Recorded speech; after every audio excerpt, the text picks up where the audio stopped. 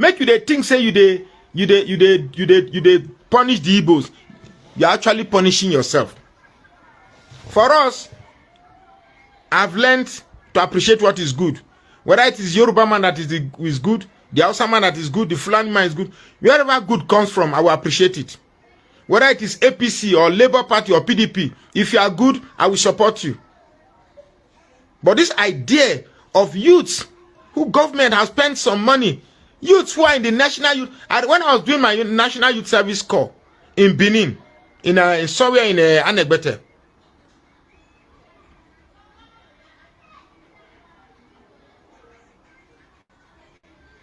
when I was in Anegbete,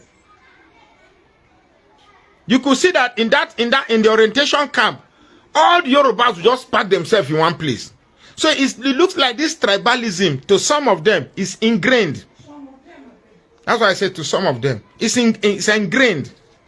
And the purpose of that NYC is such that if I go to NYC camp, I should not be looking for another Robo man because I'm a Robo man. I should be looking for an Igbo man, a Hausa man, a Fulani man. I should discover new tribes in Taraba State, in Mambila, in Adamawa, in Yobe, and interact with them. So much so that these years of interaction will cut away these tribal and religious biases.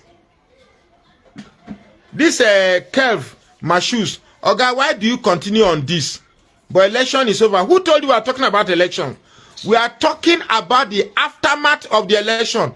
This is what you want us to believe. Once somebody bulldoze his way into power, we should just accept him for the next hour. Who told that we cannot remove Tinubu? Not with coup. Who told that we cannot have a by-election and remove Tinubu? It's just that we have a system that doesn't work. In a normal system, you can tell your senators to impeach him.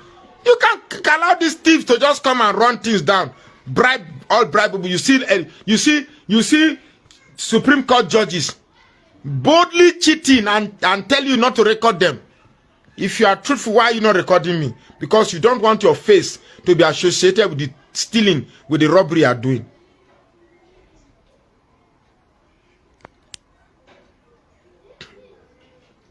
You understand me? So, I just want to say, so as a final note, I want to congratulate Dr. Alex Oti of the Labour Party and the beautiful people of Abia State for being wise to choose a leader that is setting the pace and giving the example. Please, let Tinubu come down his high horse, go and meet Alex Oti and ask him, Obo, how you do your own? My name is Magnus Soraka. I say, please follow this page and share this post now. Exactly.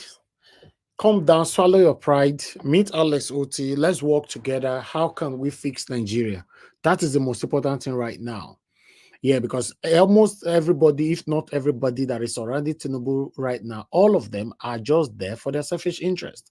Good morning, good afternoon, good evening to every one of you, my wonderful people. These are what, in fact, this Oraka's video, we need to really deliberate on it today.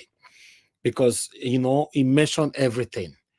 He actually talked about almost everything that is affecting us right now in Nigeria. Why and the reasons. I appreciate every one of you right there, my people. Now, God bless you now. I'm going to post out a link for those of you that want to join us. We still have one more video to go. Then we take articles.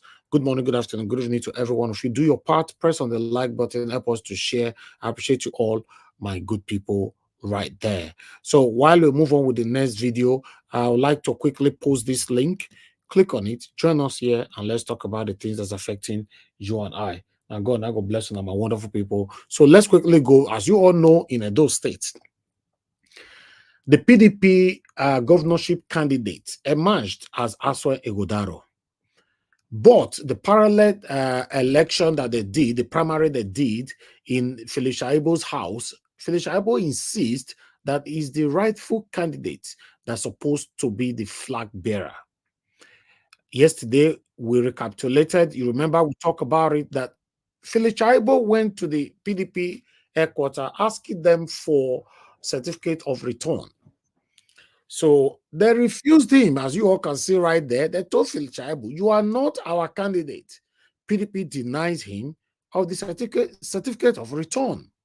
So I'd like us to quickly listen to 3 minutes of what Felicia Ibo have to say after all this. God bless you all. Who will come help you now? One from okay. National headquarters were that this afternoon. I don't see it now. This afternoon. I hope any problem. Why will you be surprised? You shouldn't be surprised. Today is 28th of February 2024, and by the PDP guidelines approved by the National Working Committee on the conduct of Edo 2024 elections, primaries, today is the day set aside by the electoral guideline approved by the National Working Committee to be the day that the return certificate will be issued.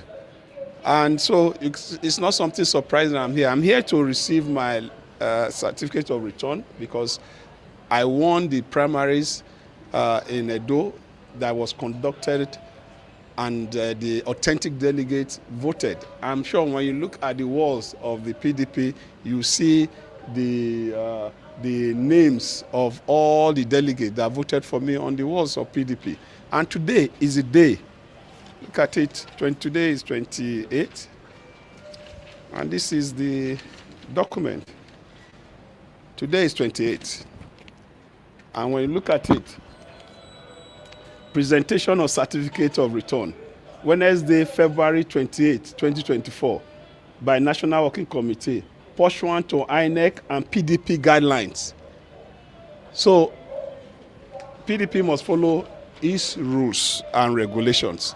And this is what we are talking about, that the processes of having the candidate has been compromised from the onset. And we ask that those things be corrected.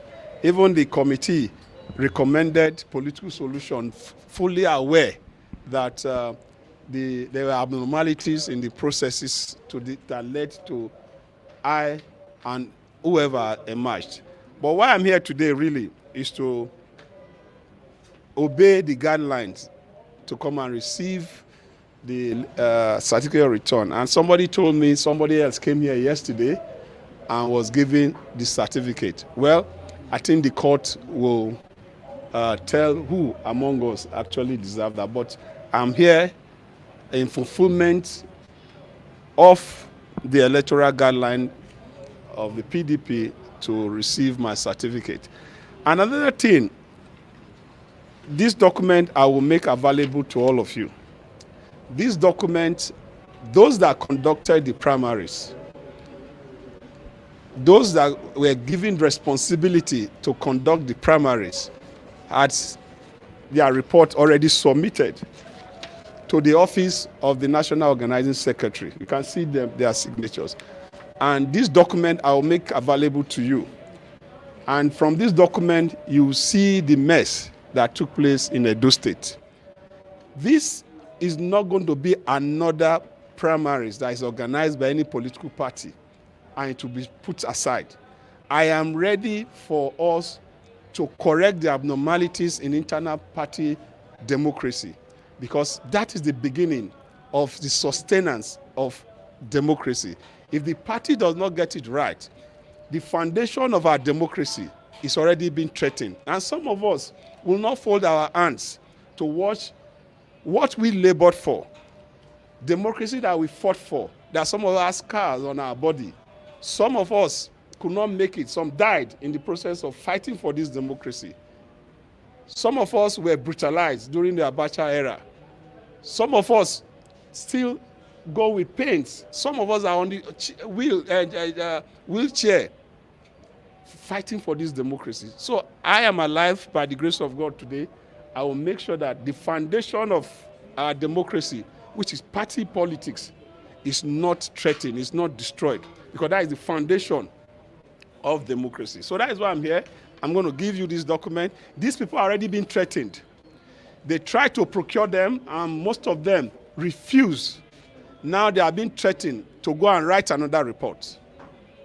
And I'll make it available to you, and you will be amazed at what this committee that was constituted by the National Working Committee what they have to write. This document, they have refused to make it public. I am making this document public, and you will be amazed. I didn't appoint these people. They appointed these people, and they are giving their report of what they saw in Edo State. And I think if PDP is serious, if PDP is ready to win Edo State, they must do what is right. So I am here, and I want to tell all our PDP members in Edo State not to be worried. We will obviously get to the promised land. Edo will be a place where we'll reset how party politics, how internal democracy can be strengthened so that the foundation of our democracy is not destroyed. All right. Thank you very much, my people. I appreciate you all. That is the Deputy Governor of Edo State, Comrade Philip Shaibu, still chasing the certificate of return. At the moment, the certificate of return have been given to Aso Ngodaro. That was yesterday, or the day before yesterday, if I'm not mistaken. So I don't know how they're going to go about that, but I believe eternally they will sort themselves out. Good morning, good afternoon, good evening to every one of you, my wonderful people. That is all we have for you guys today in terms of videos. I would like us to move on with the articles that I have for you guys so that we can start talking right now. Guys, help us to press on the like button, help us to share as well. For those of you that just joined us right now, I appreciate every one of you right there, and God bless you all. I've tried my best showcasing those that I can showcase on screen. In case I've not showcased you or mentioned your name, but I want to let you know that I appreciate your time with us today. Thank you very much, my wonderful people. Now God bless Una. Thank you. We already have a couple of people on the panel, and I would like us to take it from here. Just do your part while I'm doing my own part right now. So I'd like us to start with the first article that I have for you guys here. Let me quickly sort this out, then I put it on the screen. Guys, I'm going to monitor the likes. Please press on the like, but press on the dollar sign as well. Support what we are doing. Encourage our work here. May God bless you all. All right, the articles that I have here, I'm going to start with the central bank. The Easterner declined Tinubu's appointment. I don't understand, because this one now is trending everywhere. Everybody's talking about it. That our Igbo brother, did he deliberately deny the appointment from Tinubu, or is really busy as he claimed? You all can see right there, Nigerian Central Bank Director nominee from Southeast rejects Tinubu's appointment. All right, I'd like to quickly take this because I would have just taken the paragraph, the headline, but let me take one or two paragraphs. President Bola Tinubu had on February 13 forwarded Ike and 4 others nominated to the Senate for confirmation as members of the Apex Bank Board. Urum Kalu Ike, nominated from the Southeast region of the country to be a member of the Central Bank of Nigeria CBN Board of Directors, has rejected the offer. I'm not going to read more on this. I'm just going to leave it right there because it's everywhere. Those scatter for social media say, wow, what is happening here? Me no want to talk. I just present that for them. I know how I want to read many to this one, because I don't see different opinions on social media this morning. Everybody is talking left to right. Some people have lambasted on this man. Some people have lambasted on the government. Some people have raised praises on both sides. So the people are just talking. But my job here, I'm presenting it. I might talk about it later on, maybe after everybody have given their submission. I appreciate you all, my wonderful people. I'd like us to move on because I have a couple of articles to present to you guys today as headline of the things that's currently affecting everyone for us in our country. Please bear with me as I bring more to your screen. I have a couple of things here. I don't just want to take it one by one. Okay, let's quickly talk about the teenagers in Nigeria quickly, because this is a headline that I would like us to take for people to understand what is going on in Nigeria and what is causing things like this as well. Let me put this on screen. As you all can see right there, more Nigerian teenagers battling depression. Yaba Psychiatric Hospital psychologist reveals. Now, what could be causing all these things for children, because for me, teenagers are children, right? You know, clinical psychologists at the Federal Neuro Psychiatric Hospital, Yaba at King Gabriel, says more young people, especially those within the average of 16-year-old, are presenting at the hospital due to mental health problems. So why depression on? I don't know. I want somebody, maybe we'll have some nurses in the building later on, to tell us why children will they pass through depression, because a lot of them, I've seen a lot of them committing suicide, jumping in the water and all that, jumping from buildings and all that, taking their lives. But why? You know, I don't understand. Because anybody in this age, you know, at this particular age, 16 or before, supposed to still be the full responsibility of their parents. But nevertheless, what do I know? Somebody might be able to educate us later on this one. But meanwhile, I would like to quickly bring another one to your screen. Let's take this one. Okay, Black Panther on the back building. Okay, let me quickly accept you in. Okay, guys, please bear with me as I take my time to present all this to you. Okay, as you can see right there, Tinubu jet to Qatar for business forum. As you all know, we already talked about this yesterday, that Tinubu going to Qatar for business trip, but taking his two sons along with him. But it already come out as we talk. Tinubu, the president of the Federal Republic of Nigeria, is not in Nigeria as we speak right now. So I thought I should bring that in. Okay, I would like to quickly present this one as well. Please bear with us, my people, as I put this on your screen. Binance don't enter wahala. As you all can see right there, Nigerian security advisors Ribadu detains 2 Binance executives in Abuja, sees their passport over Naira free fall. You know, Binance don't enter one chance. So they say that then they do all these things, all this why we Naira not fit to go better for our country. 2 senior executives at Binance have been detained in Nigeria as the country attempts to curb Naira speculation to steady its free fall by clamping down on cryptocurrency exchanges. So I'm just going to leave that one right there in case you want to know more. Just go to the Sahara Report and they report this one. You know, the previous one of Tinubu leaving the country was Channels. So I want people to always know the source where we are reading from. But meanwhile, I'd like to quickly bring this in. You know, the current governorship candidate of the People's Democratic Party in Edo State, you know, Dr. Aswen Igodaro, have this to say, you know, but I might not take on paragraphs, but let's just deal with the headline as well, you know, quickly. As you can see right there, though 2024, PDP candidate promises to surpass Governor Obaseki's achievements.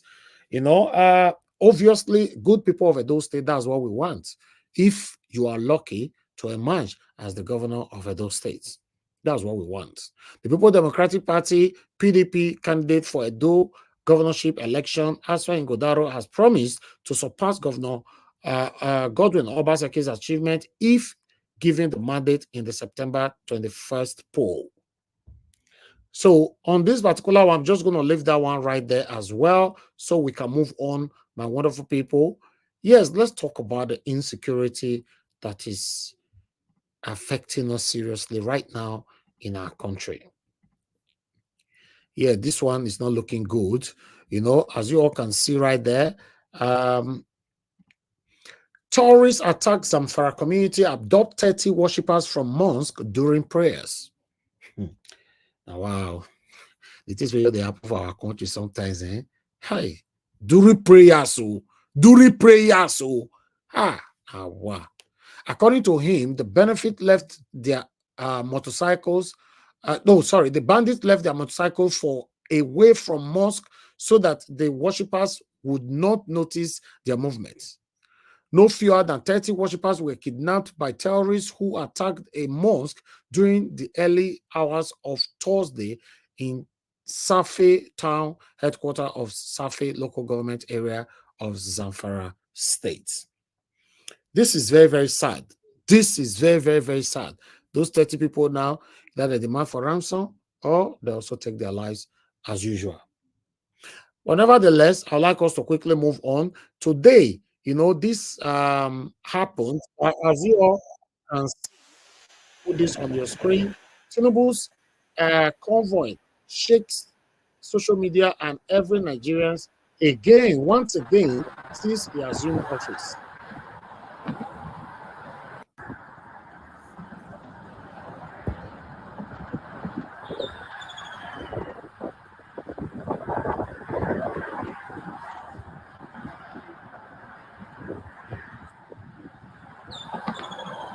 As you all can see,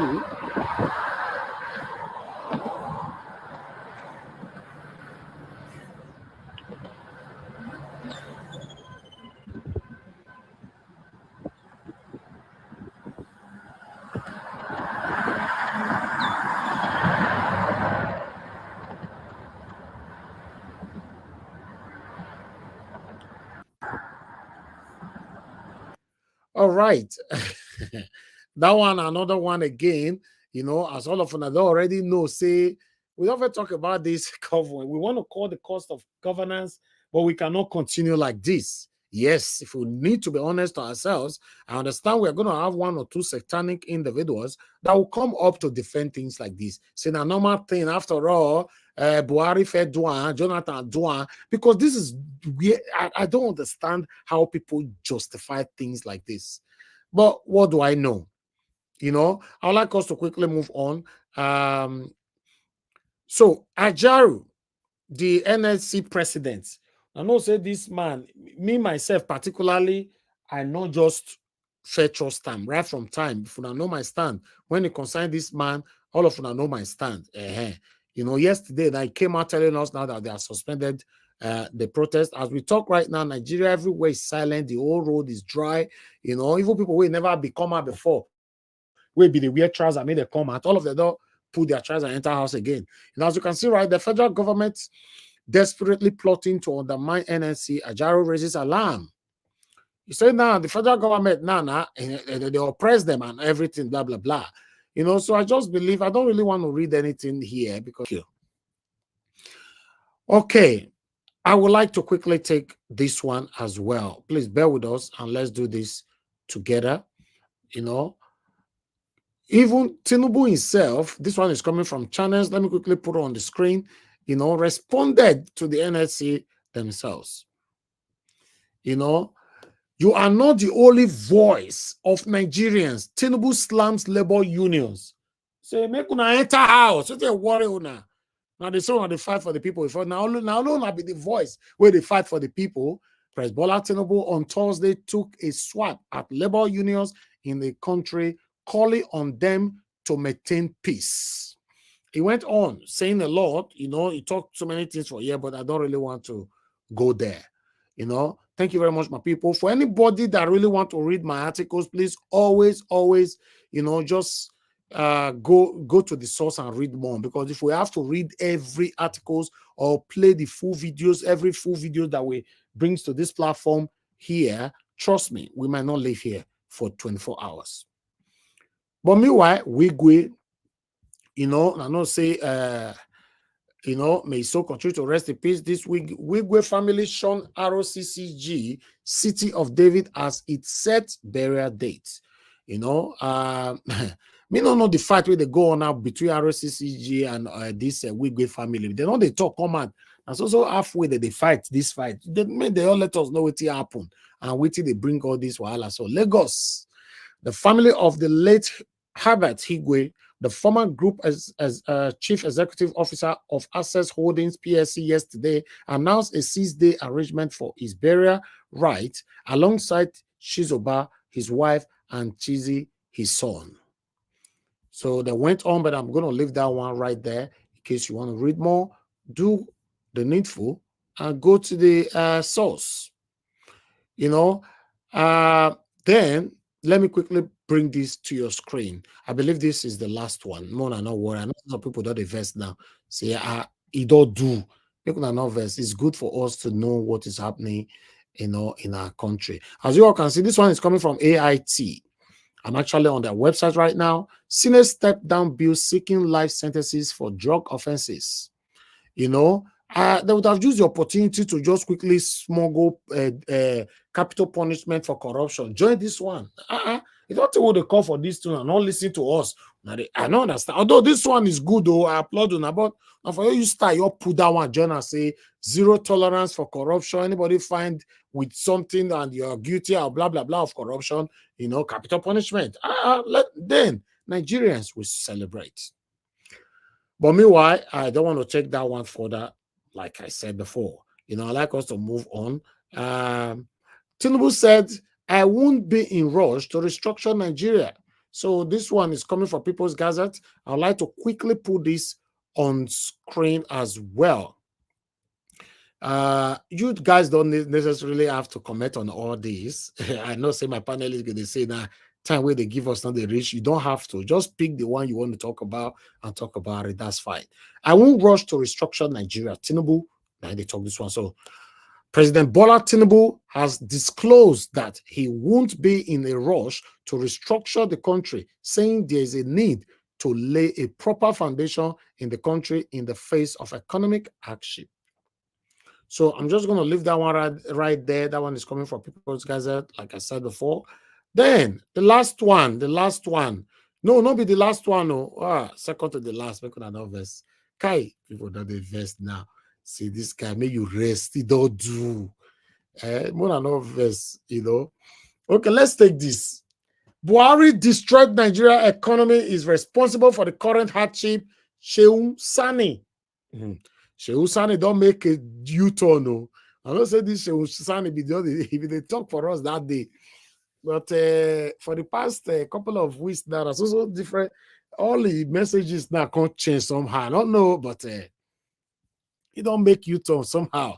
Anyway, the former lawyer representing Kaduna Central in Senate, Senator Sani Shehu, has claimed that former President Muhammadu Buhari destroyed Nigerian economy, saying the former president responsible for the current economic hardship in the country. And still yet, Buhari is not invited, So if everybody is blaming this man, how come Buhari is not in jail? Or how come they never probe him? Hey, what a country. Country where we go know what they worry us, but we're not near them. We sort them out. It's crazy, man. It's really crazy. But I have the last one for you guys here, which is my principal, Mr. Peter Gregory Obi. I'd like to quickly take this.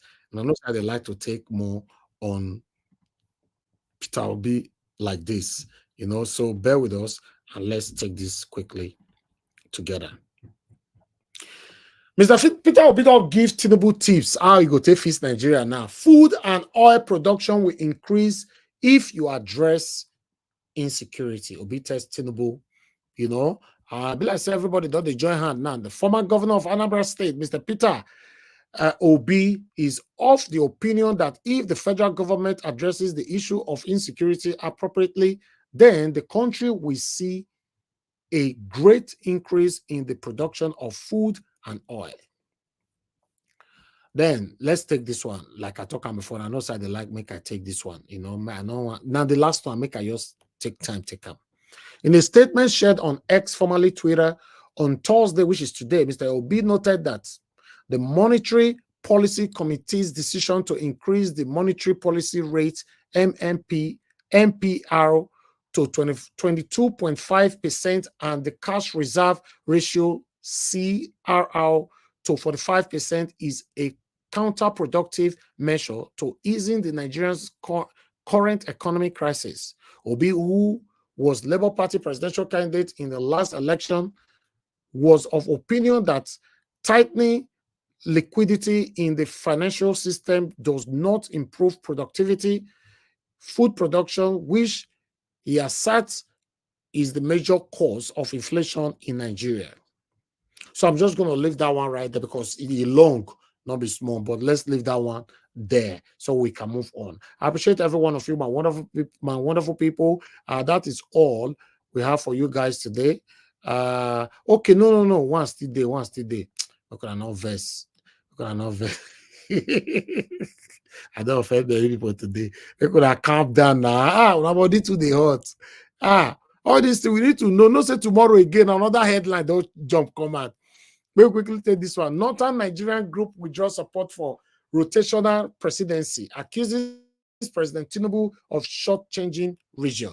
So that one did there. I don't want to move on. So I just wanted to take that headline, which my last one now Governor Oti. I promise now now we'll go around that. Although it be still there, but I promise you now this is the last one. Just understand.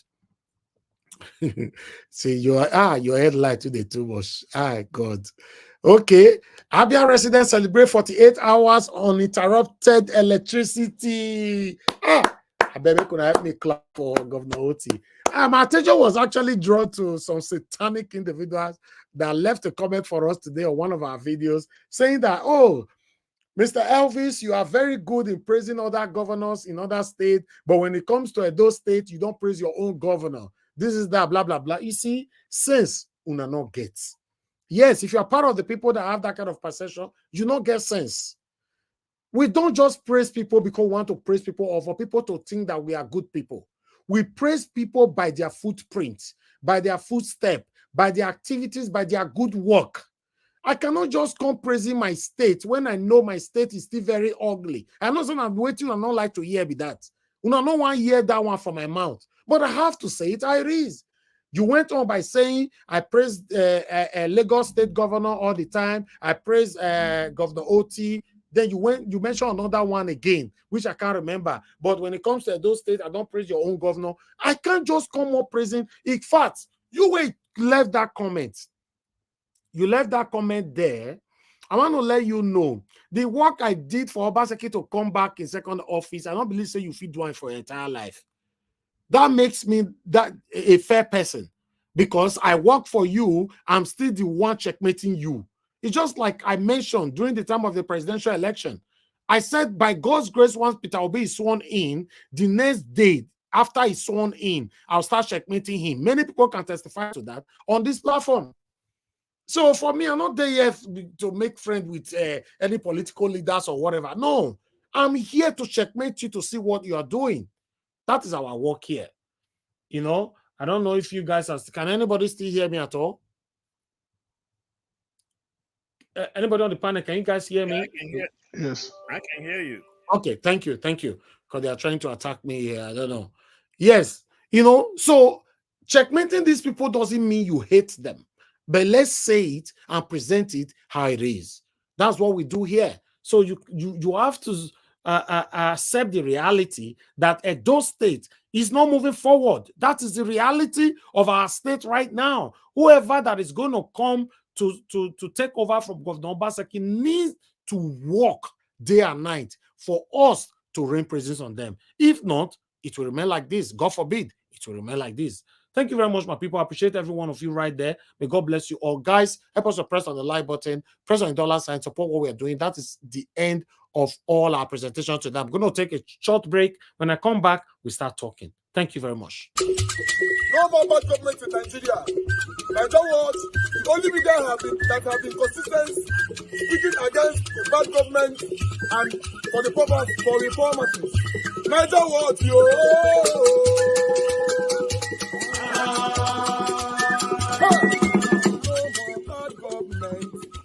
No more bad government. Niger what? No more bad government. Niger what? No more bad government. The only media that have been speaking. No more bad government. The voice of the voiceless. No more bad government.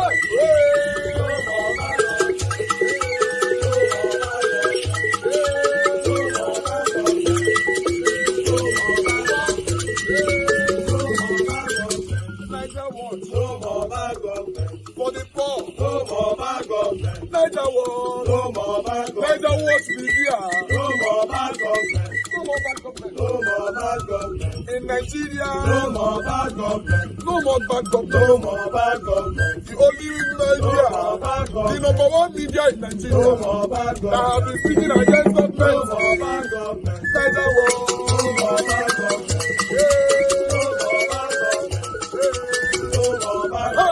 Niger what the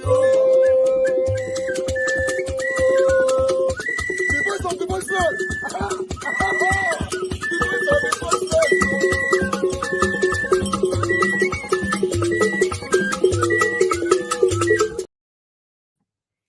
All right. Thank you very much, my people. I appreciate you all for your time with us today. May God bless you all. Continue to do your part right there. I'd like to start with callers right now. We have the first caller on the phone already. Mr. Chimize, thanks for calling in, sir. You have 3 minutes. I'd like you to talk to us. Good evening to you. Yeah, Niger Watch. Good evening, everybody. Good afternoon. Good morning. Yeah, I like what you do. God will continue to bless you for everything. Thank you, Yeah, sir. what I'm saying is the person that you know, the Jagaban, you know, the person he appoint, you know, to nominees. For me, not when things get wrong. Like some people believe that appoint them for the job as earlier, not when things are getting tougher. You start calling them, they won't accept it. Some will accept, but some will not accept. So it's left for him. He might say, "Oh no, everything already gas. That everything already spoiled. Now he want me to come at the middle of the problem to start, you know, kind of bringing. It won't be easy." You know, when you check when footballers or a team, now you bring somebody in at the middle of maybe it change somebody. You know, that person might come in to play. He won't play the way he normally play. So that's what I'm seeing right there. So right now, the issue of Shuaibu, Shuaibu was sleeping. I think he was sleeping when they are doing the election for the party. He was sleeping. So all this thing that Shaibu is doing is like, I see it as somebody. He's not serious. If you're serious, you know when the election or when they are doing the everything started. But how can you? Is it in your house? They are doing it. No, not in your house. But you went and called some people. In your house, you did what you did. You say you are the winner. How? It's laughable. Believe me, I see it as he's not serious. And for Obaseki play him Maradona. He just dribble him. So he thought, but when the fight started, he's supposed to know that it won't be easy. That's where they started last 2 years or last year. So he need to know that politics is game. So maybe he didn't play his game very well. So now the teenagers, let me tell you something, Niger Watch. See, I know what is wrong with those teenagers. Some of them are looking up to these celebrities. They want to belong. So when you go, I went to Nigeria 3 years ago. I went to this. I see so many girls out there doing prostitution, doing oshofri. You know, there are so many of them. 12 years, 14 years. I say, what is going on? So they want to have iPhone Pro Max 15, 16, the latest. So why would they not get depressed? Because they want something they don't want, something that when you grow up, then you have to work and get it. You want to get it by all means.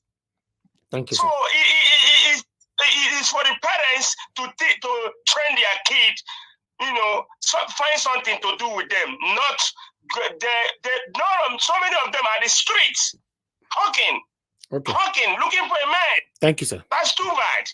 Thank you, sir. All right. Thank you very much, Mr. Shimize. God bless you, sir. Thank you very much. Okay, Mr. Ben, thanks for calling, my brother. Good evening to you. Please talk to us. Hello, Onwale Helbit. I greet you, sir. Thank you, my brother. Thank you. Yeah. Okay. I'm watching the show, and I just want to say, you're doing a great job. Our panelists, they are like one of the most amazing, panelists, on this YouTube space. I also want to say that the other day when this man called was on the channel, Machiavelli, he was very disrespectful. And any type of Dr. CM slander, any type of Mr. Jonathan slander, or Madam Luke slander, or even you, is not going to be accepted by anybody. I know we have all those people that come on the platform from time to time and try to derail, what we are doing here. But we already know them. We know them, and they are welcome. They are welcome to come and counter us on this platform. But what I know is our panelists are always ever ready for them. So I want to say thank you to everyone. So what I want to say about the headlines that you have, they say that every single time they keep saying Buhari has destroyed Nigeria's economy. Nigeria is the only country in the world where if somebody commits this type of offense or steal our money, it doesn't pay for it. The current government will not probe him. I don't understand. Every single time they're saying Buhari is the one who did this, Buhari is the one. If Buhari did all of these things, why is he not coming to answer questions? His cabinet, what happened? Has any of his cabinet been probed? Nobody has been put forward to answer questions. Mm-hmm. And every single time they keep telling us Buhari did this, Buhari did that. I don't understand. We missed a very big opportunity by not letting Peter Obi be our president. Look at what Alex Otti is doing. Making the state have constant electricity. He's following the same blueprint as Peter Obi would have done for the country of Nigeria. But because our country is filled with satanic individuals that we not want good people to rule, that's why they are where they are right now. And it will only get worse. Owain, thank you very much. I really appreciate you. God bless you, my brother. I appreciate you too. Thank you so much. All right. Thank you very much. Felix, thanks for calling in. It's good to hear from you. Good evening to you, sir. Good evening, my beloved brother. Thank you. Longest time. No see, my brother. No see. I greet everybody in the house. Dr. CN. Thank you. I greet everybody. Go ahead. My brother, I really thank you for all you are doing for the nation. Thank you. I thank the Southeast brother who refused the appointment, who turned it down. For during that time, everything take the hot. I make mention of one thing. Say, me personally, I not go do anything to take support or constitutional government.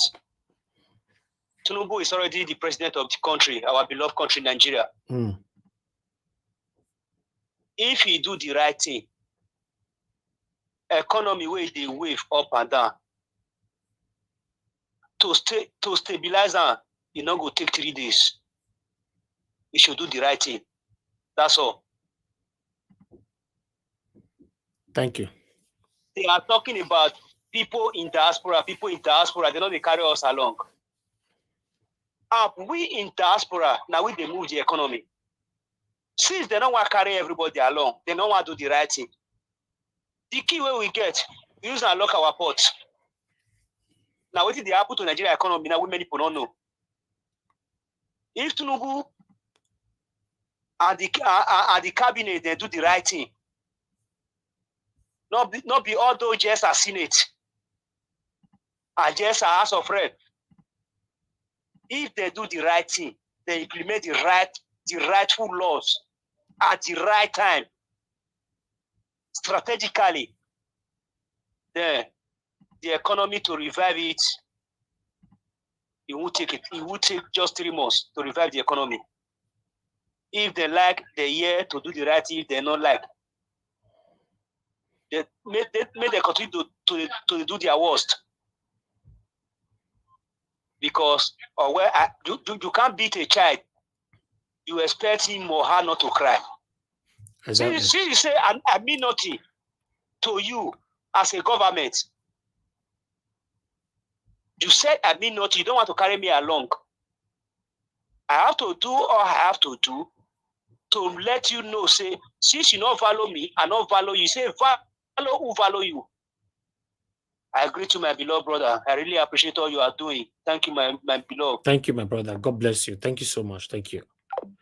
All right. As you all can see right there, I forgot to take this one. Thank you very much for sharing that, Madam Luke.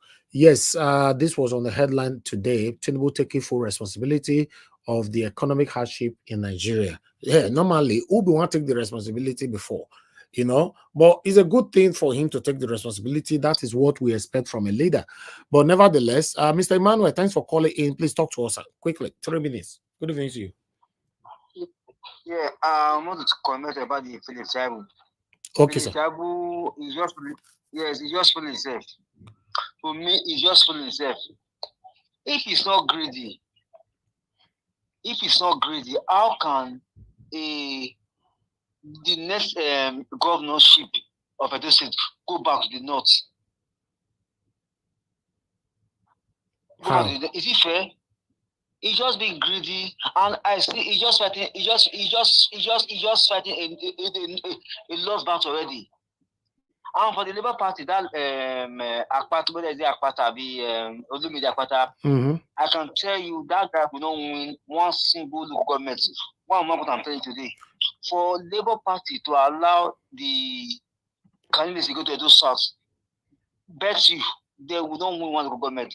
The fight will be between Okpebolo and Asun Godaro. Okay. What I say today. Mr. Emmanuel, thank you very much. That statement from you, I really have a video to tally that up. Thanks for bringing that up. Thank you very much, my brother.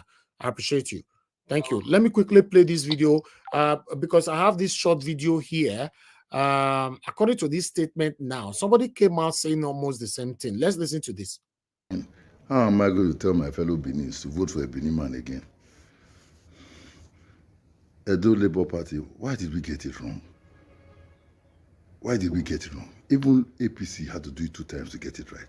PDP has gotten it right already. How did we get it wrong, Edo? Labour Party, Edo State, how did we get it wrong? How am I going to convince people now to vote for a Benin man now? A Benin man is there, 4+4, Bane, whatever. How am I going to convince my people Benin to vote for a Benin man now? A Labour Party, I'm asking you. I'm very confused right now.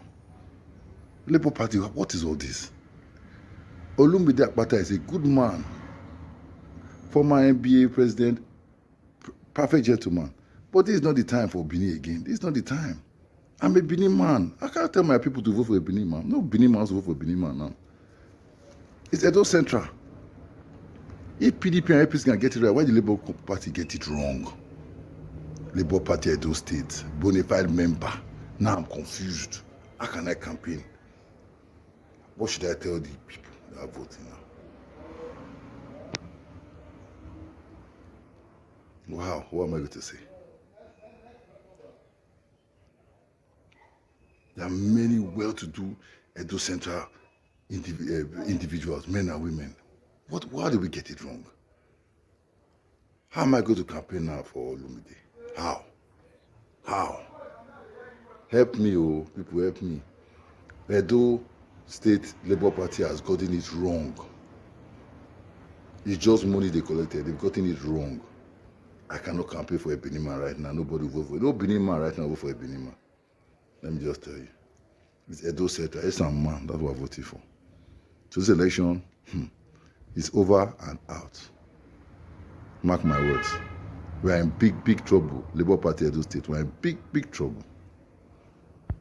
When I saw this video earlier on today, I was like, wow. Asun Godaro is a man, Ogbowolo, I don't know if I'm pronouncing his name properly, is a man as well, but Olumide Akpata Osagbovo, Edo man, and they are saying that, according to zoning, he's Benin man of him with this type, but who knows? I don't know. I just wanted to present that based on our brother. Allegedly, my brother Obaseki allegedly is playing the game behind the show. Due to how Labour Party dealt with him during the 2023 elections. He's the one using money allegedly to infiltrate. Yeah, but they are accusing Labour Party of collecting money from the wrong person or something. I don't know. Yeah, that I'm saying. Obaseki spent a lot to destabilize both. But that's allegedly. Yes, allegedly. Do you have information about that? Yeah? Yes, allegedly. What we heard. Yes, but just say allegedly. Don't just be sure. But nevertheless, my wonderful people, I appreciate every one of you. That is all we have for today. Callers, please hold on. Let me focus on the panelists for now. Let me check on my likes. It's very, very important. I check on my likes to see if I don't press this like. Currently, we have about 798 people watching us. On Niger Watch, we have about 530 there watching us. And we have only 191 likes. It's so poor. Press the like button. I be make we Kukuma go house, make we end the show, go house, go sleep. Notice I don't like to relax every evening. Press the like now. Look at my wonderful panelists waiting to give their submission. Let our voices go far now, my people. Do this for us. Press that like. Take that like to at least a minimum of 300. That would be nice. You know, thank you very much, my people. Now God bless you now. And I can see nobody don't buy me coffee today. You know, please press on the dollar sign, buy me a coffee. Now, God will bless you. Now, I'd like to call on the first person. The first person on the panel today is Madam Luke. But Madam Luke, you know I be. Whenever Mr. Alex join us with the like, maybe prioritize them because say they join us from Benin. You know, Mr. Alex, before we move on, I'd like to quickly ask you this question. Although you are not the right person to ask because you're already one of these people that criticizes the government all the time. People might think that, you know, you are unfair or you are not saying the truth. But I will still ask you because you are the only person joining us right now from Benin. If anybody watching us from Edo State, please call in to answer this question if you can. Mr. Alex, somebody actually reached out to me as well, telling me that I lied, that there's no light in Benin, that they are getting more than 9 to 10 hours every day in Benin. So I would like you to take on that. But before that, you know, the reason why, because you go answer around, but people might not believe you because you have always stand saying the truth. But if the other person watching me from Edo State, I would like to hold on, sir. Hold on, please. Okay. Hold on. So I would like somebody else to call in. You know, remember I referenced to a satanic comment today coming from one of the satanic supporter of either Governor Obaseki or one of the satanic people that wanted those states to continue to languish in darkness. You know, this is the comment right there, because when we say things, we say it how it is. As you all can see right on the screen, that was his comment. He said, Elvis, it is funny how you promote other states, but you criticize your state, mostly showing negative things. That's how you support Wike, Lagos state, then Ebonyi state, now Governor Oti. I'm not going to insult you, but you are not fair most times. Have a blessed day. You know, so we responded.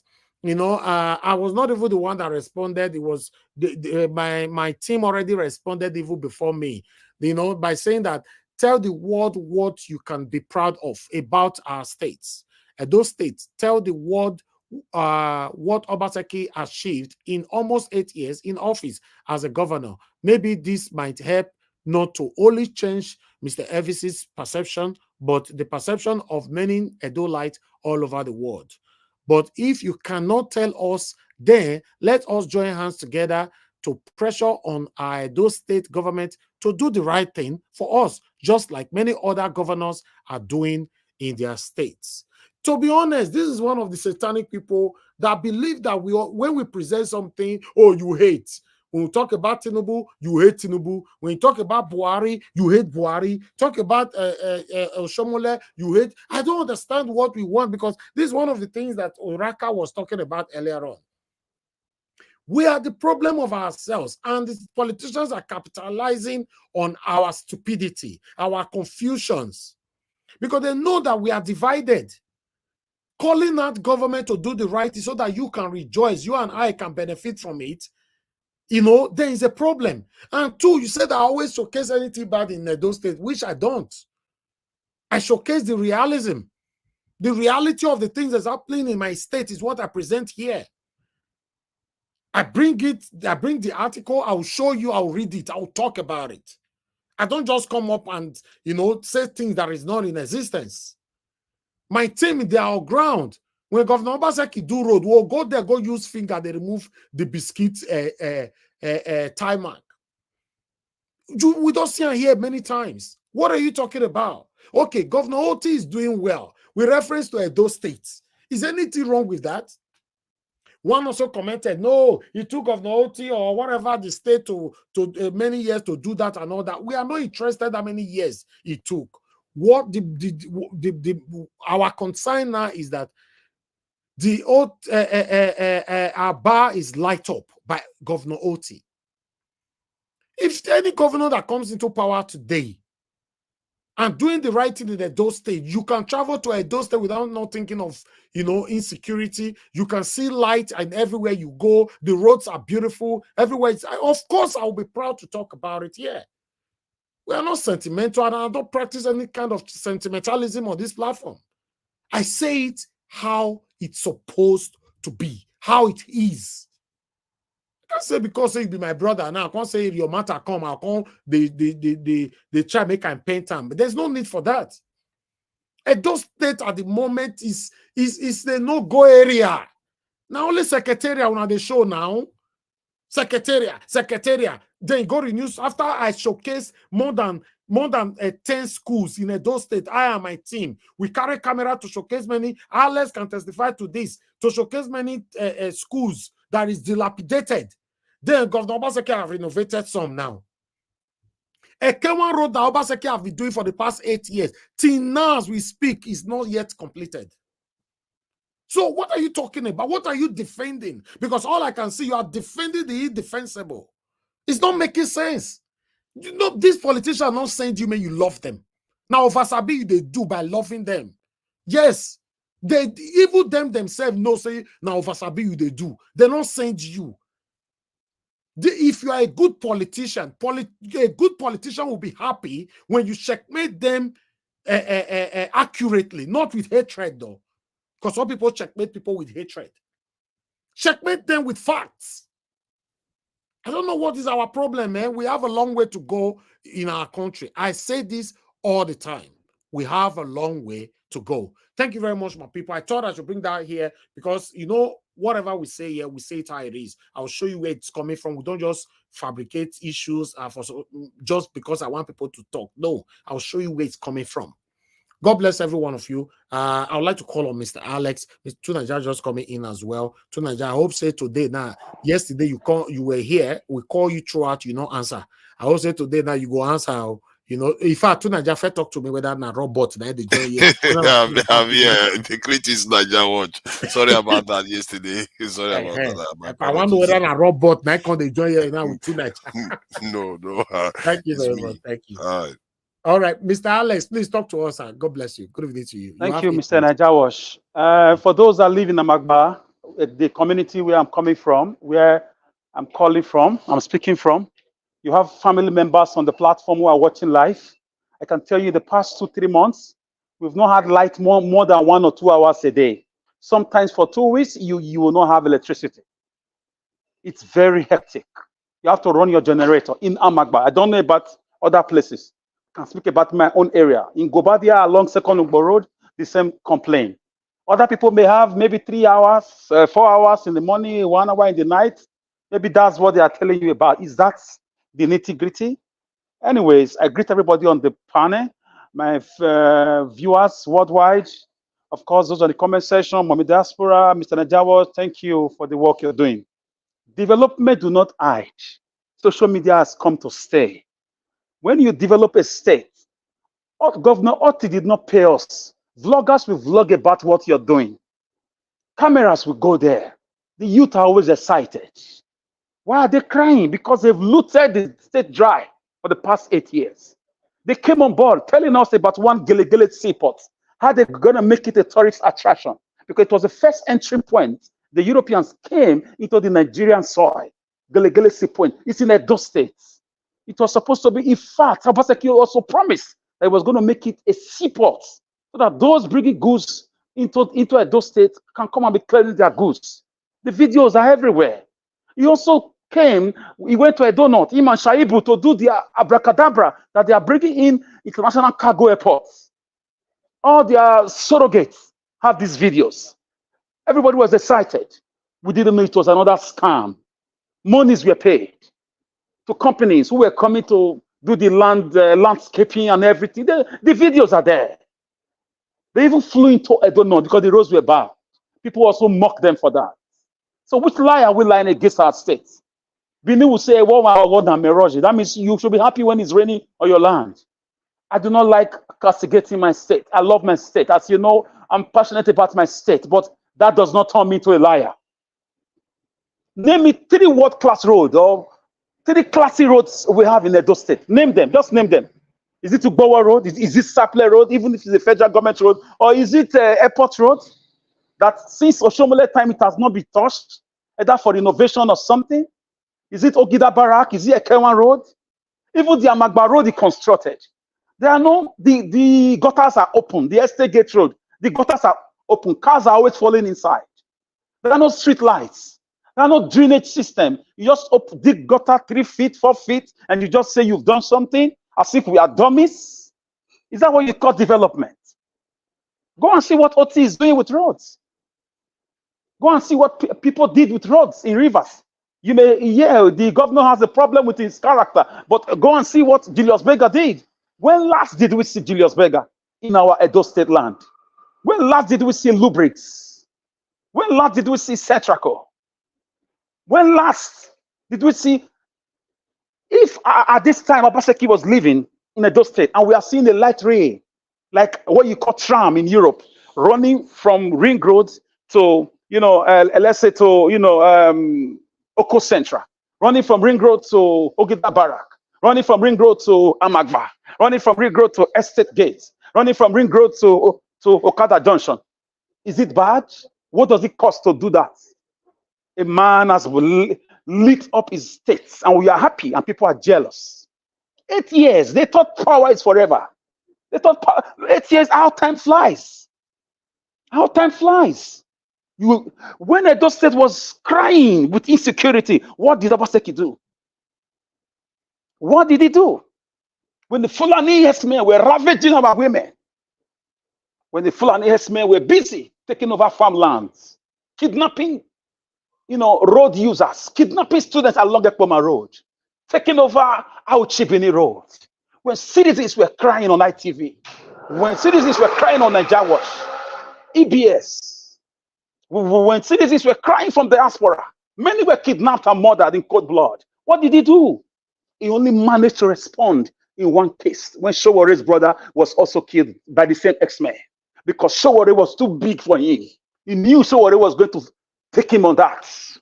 He knew Showore was ready to bring his government to his knees. He quickly released a press conference. On that, only on that, because Showore was too big a man, whose brother would die in your state and you ignore. It can't happen.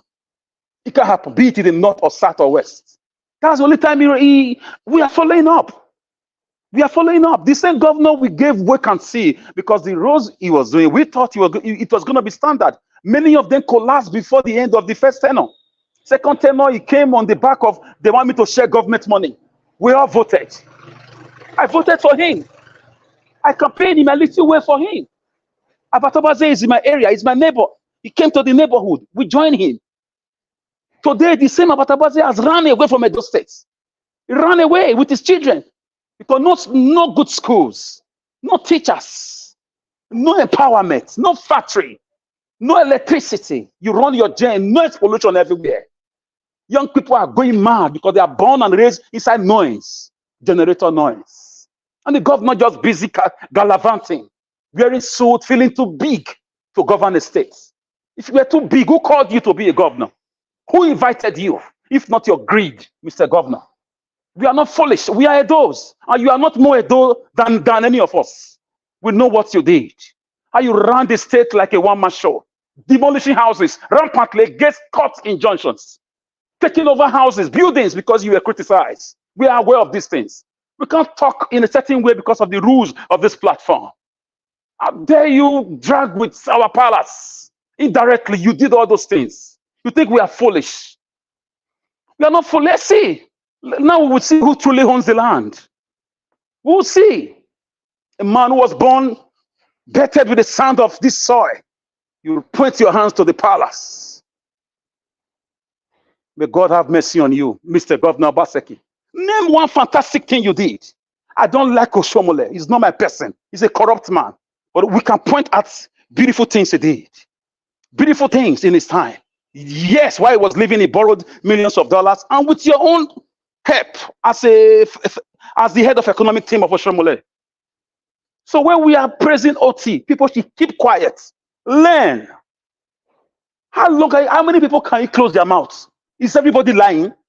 Go to the media and see how they are insulting Obaseki. We are not even insulting him here. We are criticizing him constructively with projects. We are not asking him for money.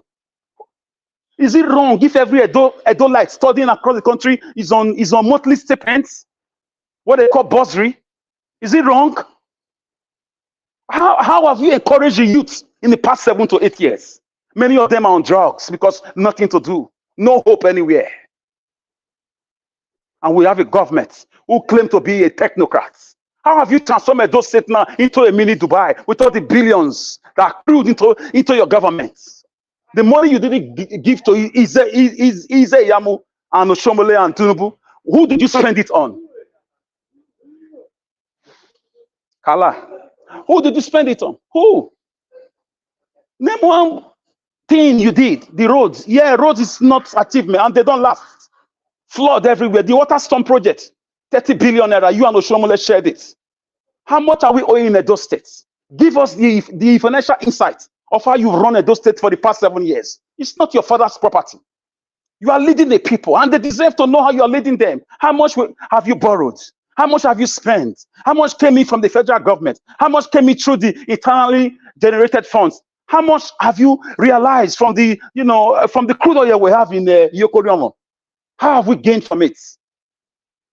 Are we enjoying and we are crying? Naija Watch, don't let them discourage you. They know he has recruited social media liars to go around and counter people who want to counter him with truth. Nobody can fight the truth. Even Jesus Christ, the truth was buried. On the third day, he rose again.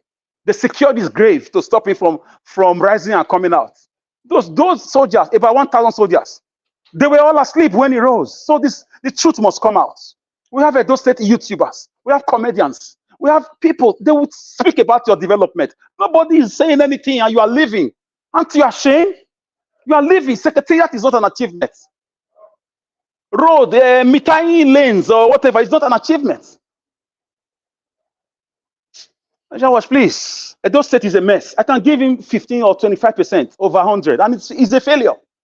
It's failure. I can't say fail totally, but it's failure. Paying salary is not an achievement. Transportation, zero. Agbero everywhere. You that came saying you want to dismantle Agbero, you brought in more Agbero upon Agbero. You are still using 2K. Meaning, when states, I think I'm hearing OT is thinking of how to copy the European standard of transportation into Abia State. Less than 2 years now, if that one also happen, you start crying. They are planning it. They are already mapping it out. How to stop all these bike and all these things and give youth job. How to attract investment, factories, production plants, just like Awolowo did it. If there is development, we will sing it. Nobody hates anybody. Nobody is paying me. APC, if anybody has given me money on this planet since I've been on Naija Watch, say it now or forever remain quiet.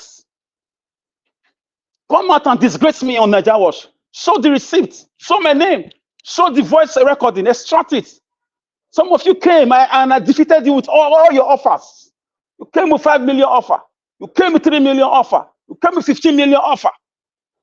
Even last time you came with 3 million offer. Say it. Give it to Naija Watch. Everybody knows my voice.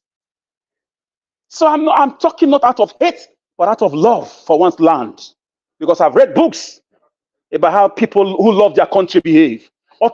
Governor Alex Oti is behaving today like this because he's truly from that land. He was not imported from Dangote. He was not imported from Lagos. He can speak his language. He can relate to market women. He does not need an interpreter to rule his people because he grew up with them. He went to school there. He has been in traffic. He has been using something and electricity will go off. He feels the pain. Not people who say they are bankers and they cannot even take care of the treasury of the states. They are not accountable. They are not transparent. And you expect they don't like to keep quiet because you are paying salaries and painting buildings, missing cement and sand and raising structures? No. The world has gone past that. We are looking for renewable energy, power plants, modern transportation system, railway system, light rail, tram. Do it for us. We can do it. The same money you are borrowing to steal, you can run these things and nothing will happen to you. Let us know why we borrowed. Don't borrow to steal. Don't borrow to loot back to those that gave us this money in your own name this time. All right. Now that, as for Ahmed Bola Tinubu, for me saying take responsibility, he should be resigning. Submit himself to be arrested. Should submit himself to be arrested. So you want him to resign? Shetima will continue. Yes. No, a by-election can be conducted. Can be done. Yes, he should be arrested. If he take responsibility, how? Okay, ask him his crime. So he knows he has done certain things that he has not told us. The monies he borrowed secretly and openly. It's just the same game they are playing in Edo State. Tinubu is playing in a bigger form, borrowing money and looting it, buying yachts. Countries are planning, building their defense system, preparing for the Third World War. Countries are coming together in BRICS. Nigerian leaders are busy called cars. Okay. The white man will just be laughing at you. So Tinubu should submit himself to be arrested. Buhari should be picked up from Daura. Daura is like a 3 streets in Edo State. It's not even a local government. The whole of Daura. 3 streets. Pick him up. Pick up that man from Niger. Pick him up. Let him come and explain why he tied road from Nigeria to Niger. Why he bought 100 and something SUVs to those in Niger. Buhari, for me, should not be working scot-free. It should not be working scot-free.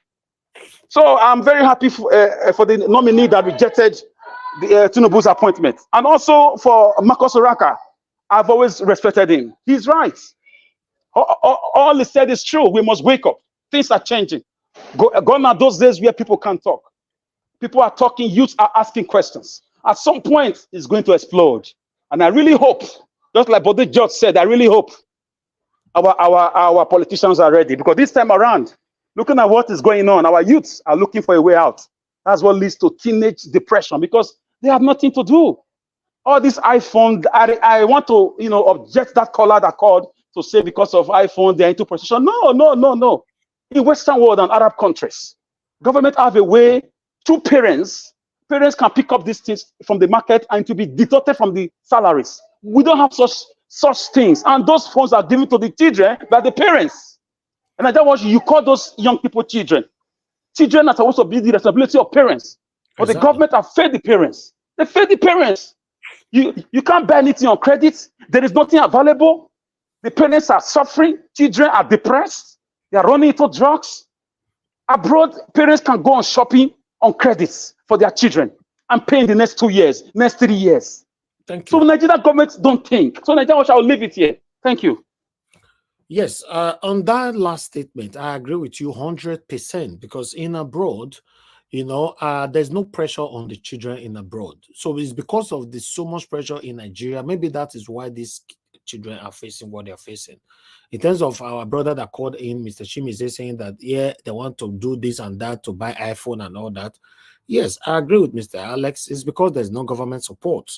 There's not any kind of support in Nigeria. We don't have a system where we can check people's credit to give them loan or any kind of credit and all that. For me, the phone why they use here right now is on, what do you call it? A contract. We call it in the UK. I don't know what you call it in your own country if you live abroad. I have a 24 months contract. iPhone 15, 24 months contract, and I'm paying for it every month. So I've crossed more than 8 months there now. So they're deducting it from the direct debit. Is anything wrong with that? No. My house is on mortgage. My car is on finance. I am not shy to say these things because the government is benefiting. I'm benefiting from the working system in the UK. So what is wrong with that? If you know you can afford it, then you take things on credit if you have good credit. But do we have those kind of system put in place in our country where people can live a better life and put things in credit? Even the houses that they are selling in Lagos, for example, Lagos and Abuja, they will say, oh, you can pay gradually. Guess what? Your gradual payment is maximum of 1 year. And there's only very, very few people that a real estate agent that give that. They normally give between 3 months and 6 months. Pay gradually. You want to buy a house of 100 million or 70 million naira, they'll say, okay, you pay within 3 months. So what are you talking about? Then how do you want me to raise 70 million or 100 million within 3 months or 6 months? So it's still not beneficial. It's not encouraging. In abroad, you get a house you want to get, pay your deposit, pay your legal fees and everything. Then you start paying your mortgage. You depend on the years that you want to go for, depend on your own pocket. So the system is working. That's why we all are benefiting from things like this. What is our Nigerian people benefiting from? Our satanic government that have been ruling us since Nigeria was created. Mention one. What are they benefiting from them?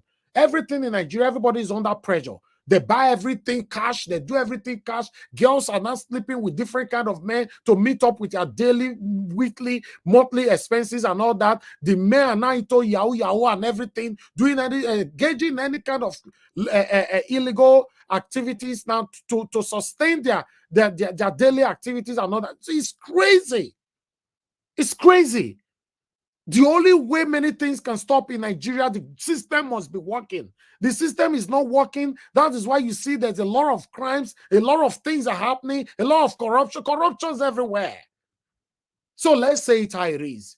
And I can categorically let you know today that 55% of those of us that lives abroad, if it's not more, every one of us are living on these wonderful credits. What is wrong with it? So it's just like, you know, it's crazy. I'll leave you right there. May not come be like say, now me want to talk the whole day today. Because if we have to talk about the things that's affecting us in Nigeria, most especially Nigerians in Nigeria, it's baffling. It's pathetic. Thank you. Madam Luke, thank you very much, ma'am, for your patience. I'd like you to talk to us. Good evening to you once again. Thank you, ma'am. Hello, Mr. Nigel Watch. How are you doing? I'm good, man. Thank you very much for joining us today. We missed you yesterday. Oh, I was in a tight corner, so I was just listening. I couldn't even type one stroke. Thank you. All right. Hello, Mommy Diaspora, my fellow co-panelists, my co-commentators, callers, viewers at large. It's good to be here again. Oh boy. The therapy continues. A big shout out to Mr. Ben, the caller, that pointed out one thing I wanted. That's how I'm going to start. Mr. Nnamdi Kanu has been purportedly been poisoned while in detention, allegedly, and that he is sick, and that he has been denied treatment. So I want to put this out to the likes of Machiavelli, who came here a few days ago and was saying that if anything happens to Nnamdi Kanu, whatever you see, you take it. These are the kind of things that purport such statements. Nobody is threatening you, but when you infringe on the rights of people unjustly, I don't know what else you expect them to feel. Going through the due process. What due process? The due process did not bring him into Nigeria with a British passport. So what due process are we talking about to get him up? These people just want this man to be in there so he can die, and they will tell us it's of natural causes. And then whatever we see, we take it. But I'm going to say only one person is not a monopoly to violence. One person is not a monopoly to madness. This government is pushing its luck on all fronts. This man is sick, even though he came out a few days ago and he looked well. But you can imagine the mental state of somebody who has been unjustly incarcerated. At least with Showore, they took his passport, but at least he still had some freedom to roam around and exercise some kind of boundaries within Nigeria. But this man has been separated from his family and everybody around him for 3 years. Is that not enough to make somebody sick? Yes, I'm saying it. If that man dies in detention, whatever Tinubu and his government and Buhari's government they see, yes, you take it. Machiavelli has said it. Whatever you see, you take it. Because this is unfair and this is unjust. And now I'm going to move to Magnus Oraka. If I were to talk about everything Magnus Oraka, with all due respect, Honorable Magnus Oraka said today, I will use 25 minutes. But I'm just going to hit the highlights.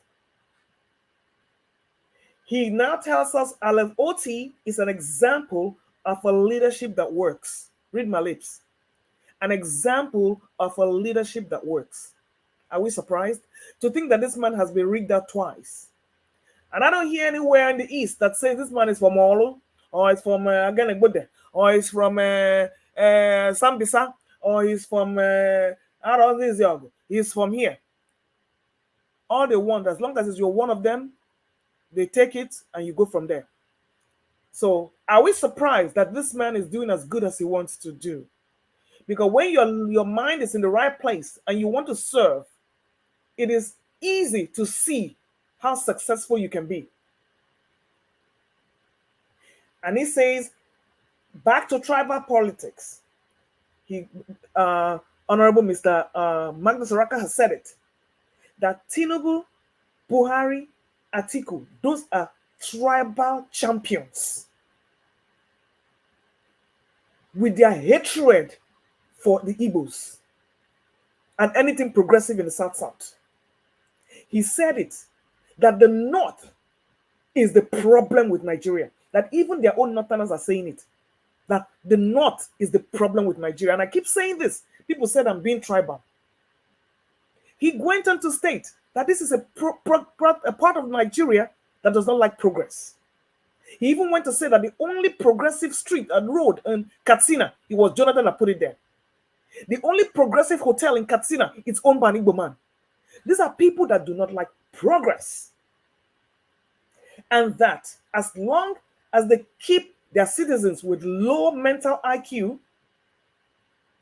they remain subordinate and they cannot think, and they can only think along tribal and religious lines. Now, if you have a majority of people that think like this and vote along such lines, what do you think the problem of Nigeria is? And the only reason that the problem with Nigeria is because they are violent.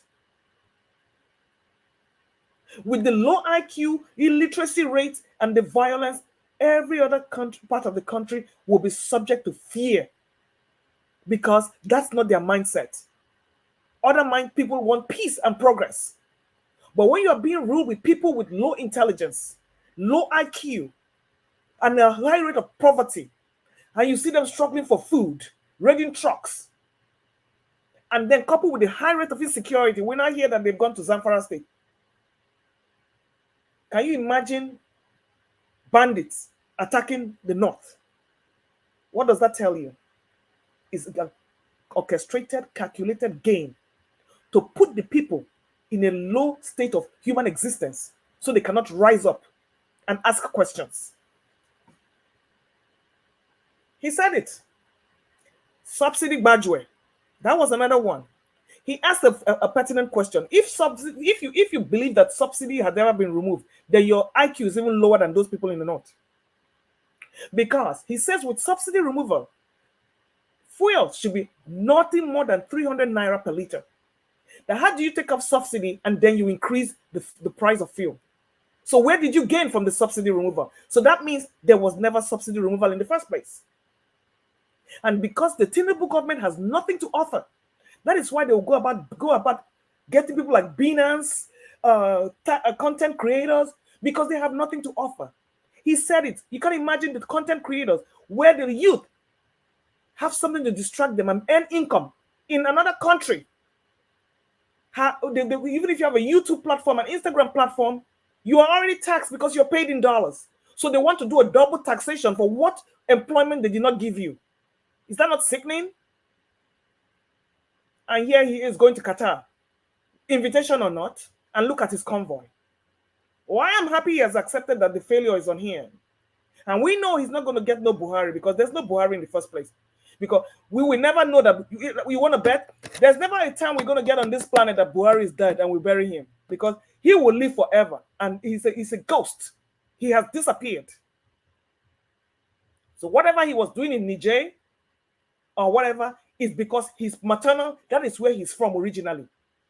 And that is why his loyalties were to Niger, and he has absolutely nothing to do with Nigeria. So what he did was come here, steal all Nigerians' resources, and transport them to Niger. And you think Tinubu is going to call him and haul him for questioning. So who did Buhari call for questioning? And so who did Jonathan call for questioning? Who did Obasanjo call for questioning? So you see, we have a chain of rogues. And it's a pyramid scheme of political banditry. So don't expect any accountability anytime soon. Still on Magnus Oraka, he said so much. A government that keeps taking and doesn't give is how you come up with teenagers that are going into drugs because they've seen their parents suffer. No accountability. I mean, no means of progress. You wake up in the morning, domestic violence. Your parents are fussing and fighting because they're poor. You are forced to fend for yourself. You are in a constant state of hopelessness from birth, and you compare it to what you see in the outside world with other societies on TikTok and everywhere, and you wonder why you are in such a mess, and you expect the children not to be psychotic. And don't forget that this thing is genetic. The World Health Organization has said it, that 60 million Nigerians have undiagnosed, untreated mental health issues. And you think it's not going to be genetic? So why do you feel that the children are acting the way they are? When you have people selling their children for money out of poverty, people on the street driving in trucks, dying under half a bowl of rice.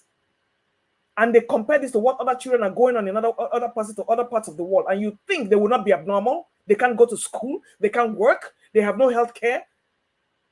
Why you think the children are not going to, the teenagers or the children are not going to be dysfunctional? Yes, he said it.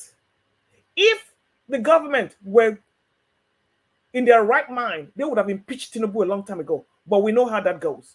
And Mr. Alex said it. There's something called by-elections. You can get rid of these people. But it's never going to happen. Just like Tinubu says, he's in no hurry to restructure the country. So the struggle continues. On the final note, Shaibu, like I said, I will say it again. I don't care about regional politics. Yes, Edo, whatever. I go with the best person. And like the man rightly said on the video, oh, Olumide is a good man and everything, but it's time to go to the Central, Edo Central. If that's what the Edo Central people want, even the Benin man has come out and said, then that is what they want to do, then that's what they want to do. But whatever the elections have consequences. So whatever Ighodalo is promising now, if he is eventually elected or selected, the Edo people would have to deal with it. I am happy that Oron Kalu Eke rejected that office from Tinubu, because you cannot take meal from your enemy. You notice when it was time to commission the plant in Abia, Tinubu did not show up. Tinubu can never go anywhere where he doesn't have an APC base. Mark you. He will send Shetima instead. Anywhere he feels he cannot use his convoy, he will not go there because he feels threatened. He will go to Imo State, but you will never see him in a Labour Party state. You want to bet? So I commend that man for not accepting that position. They can lambast him all he wants. He has the right to refuse, but you do not serve God and Mammon, because that man is his mind is in his right place. Just like Okonjo Iweala will not even come and take such a position, because they will not find it funny with her. So please, my people, it continues. Ajero and the Labour Congress, what do you expect? You notice TUC was busy saying something else on another channel. And Ajero was threatened with the NLC and he was forced to give in.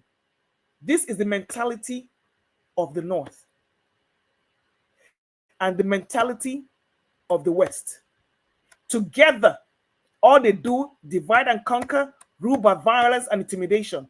No progressive thinking. So where do you think we're going to get it right? So thank you, my people. We're going to cap here and keep getting therapy only. Hopelessness is all I see in the horizon. Thank you. Wow. Thank you very much, Madam Luke. I appreciate your submission. Trust me, Nigeria issue is something else, man. Hopelessness. Did you see Engineer Francis's note? I'm just seeing it now. Okay. Thank you very much, everyone. I appreciate you all for your time with us. Yes, Engineer Francis, of course, you can go ahead and talk to us now, sir. Thank you very much. Good evening to you, sir.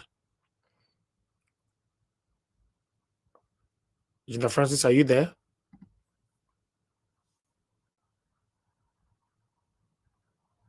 Okay. All right. His network is bad. Yeah. We can't hear you, sir. We can't hear you. We wanted to prioritize you as you have asked for, but your network is not allowing you to speak now. I can see you just unmuted yourself, but unfortunately, we can't still hear you on the show. Good evening to you. Please talk to us.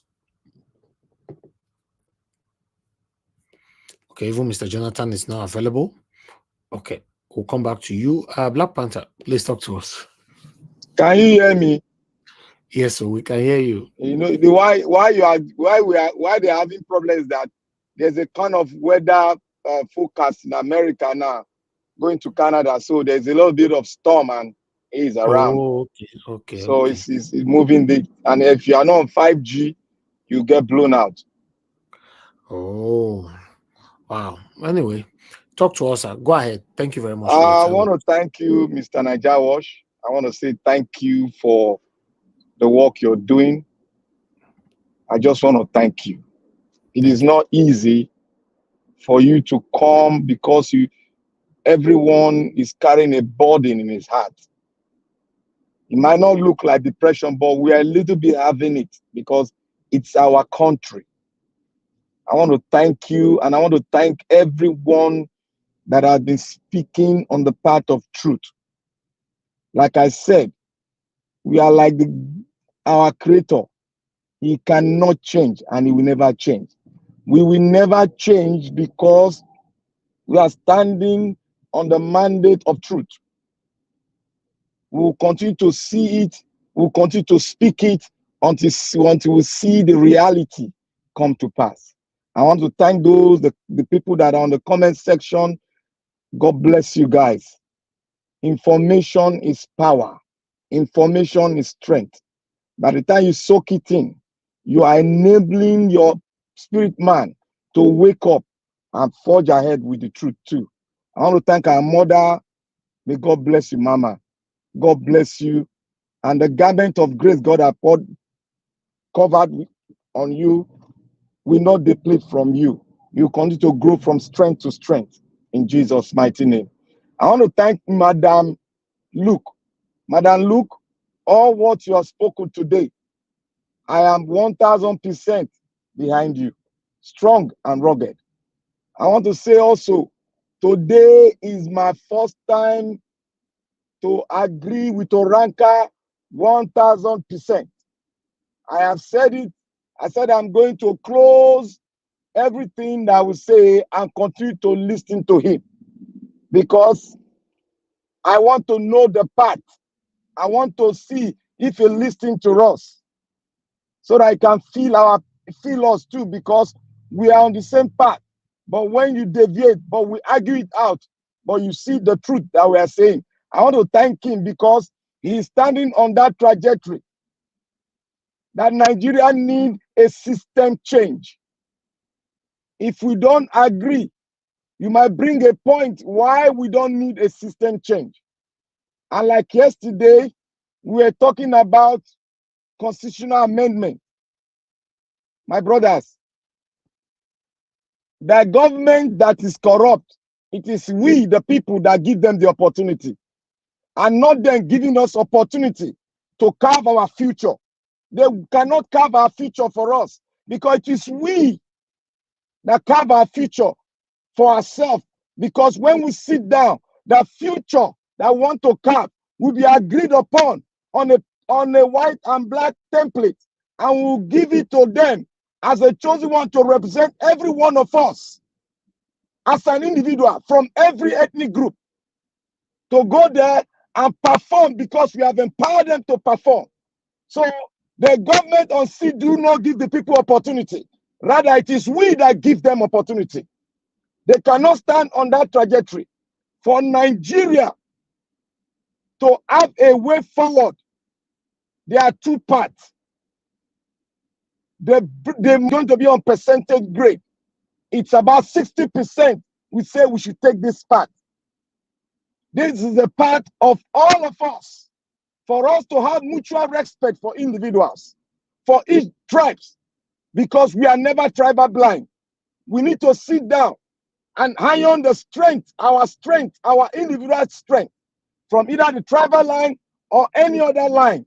If there is a beauty in our tribes, there is beauty in it. Like I told every one of you, if we cannot see the beauty in our tribe, I will give you an example. You go to India and see the way they harness the beauty in their tribe, and they are now going to the moon to put everything there. They don't need to pay other countries to do it for them. In the AI technology, they are on top. In manufacturing, they are on top. Why? Because they sat down after the British left them. They sat down and harnessed the beauty in their culture. God did not do any mistake to bring us together, but God knew where we will be. But there's going to be a crooked path. He has already gone before us. So therefore, we should cohesively take that path of sitting together and iron out our differences, so that we cannot call ourselves a great nation among multitude of nations. We cannot stand proudly and speak and say Nigeria is a great nation and is the big brother of Africa. We have done it again. We have done it before. We can do it again. We need to sit down. We need to trash that constitutional amendment out, because we have done it before. We have done, Buhari did it, and they did amendment upon amendment. What happened to your election? After the amendment, something happened again. They stole your mandate. A beavers was switched off because the amendment, they gave the power and the future of Nigeria into one man's hand, called the INEC chairman. That is never done in a developed country. It can never be done. Where the future, where one man will announce the president of the nation. No, it can never be done. In such a multi-ethnic group, every political party have to have a stake in INEC, and that is what they are avoiding. The president in charge of the government do not have a right to appoint who is going to be an INEC chairman. That is an aberration in the nation called Nigeria. And I want to go further to say one thing. Tinubu is saying that, oh, he had the responsibilities, responsible for what is happening today. He's just playing a mind game to every Nigerian. That man is not ready to do anything because he does not have the capacity to do it. And the people that have the capacity to do it, they are not there in his government. Most of the people that are in government, from his chief of staff down, they have all committed great crime in other nations before they came to Nigeria to perpetrate their evil in a new dimension. What we need to be shouting on now, as it is now, if we want another election to take place in the next, how many years from now? 3 years from now, we need to amend the INEC electoral law, that the electoral chairman does not have an option but to go digital by using the beavers only, and no option. And if anybody contradicts it, or any man or any chairman contradict it or swap it, or from any state, election is written, that election aberration should be tagged with life imprisonment. That is a great crime. If you go to the Western world, if you have a tax issue, you go against the tax law. It's like you are trying to overthrow the government. That is how we should see anybody that manipulate election in Nigeria. It should be life imprisonment. If any evidence is found, it should go straight to the High Court and judgment should be made. And one other thing we need to do, but I know this thing is going to collapse, it's going to be collapsed into the new constitution, we need to change our judicial system. Our judicial system has been monopolized. Why is it monopolized? Because the supreme power, everything about Nigeria is in one man's hand. One man is in his hand, and that is the president. He can turn your destiny to wherever he wants to turn it to. That is why we say the system we are practicing now is very dangerous. When people say we are standing on the gunpowder, that is the gunpowder we are standing on. Where your destiny is being, put forward by just one man. We have nothing. Our impact in the development of this nation is zero because our future is being teleguided by one man.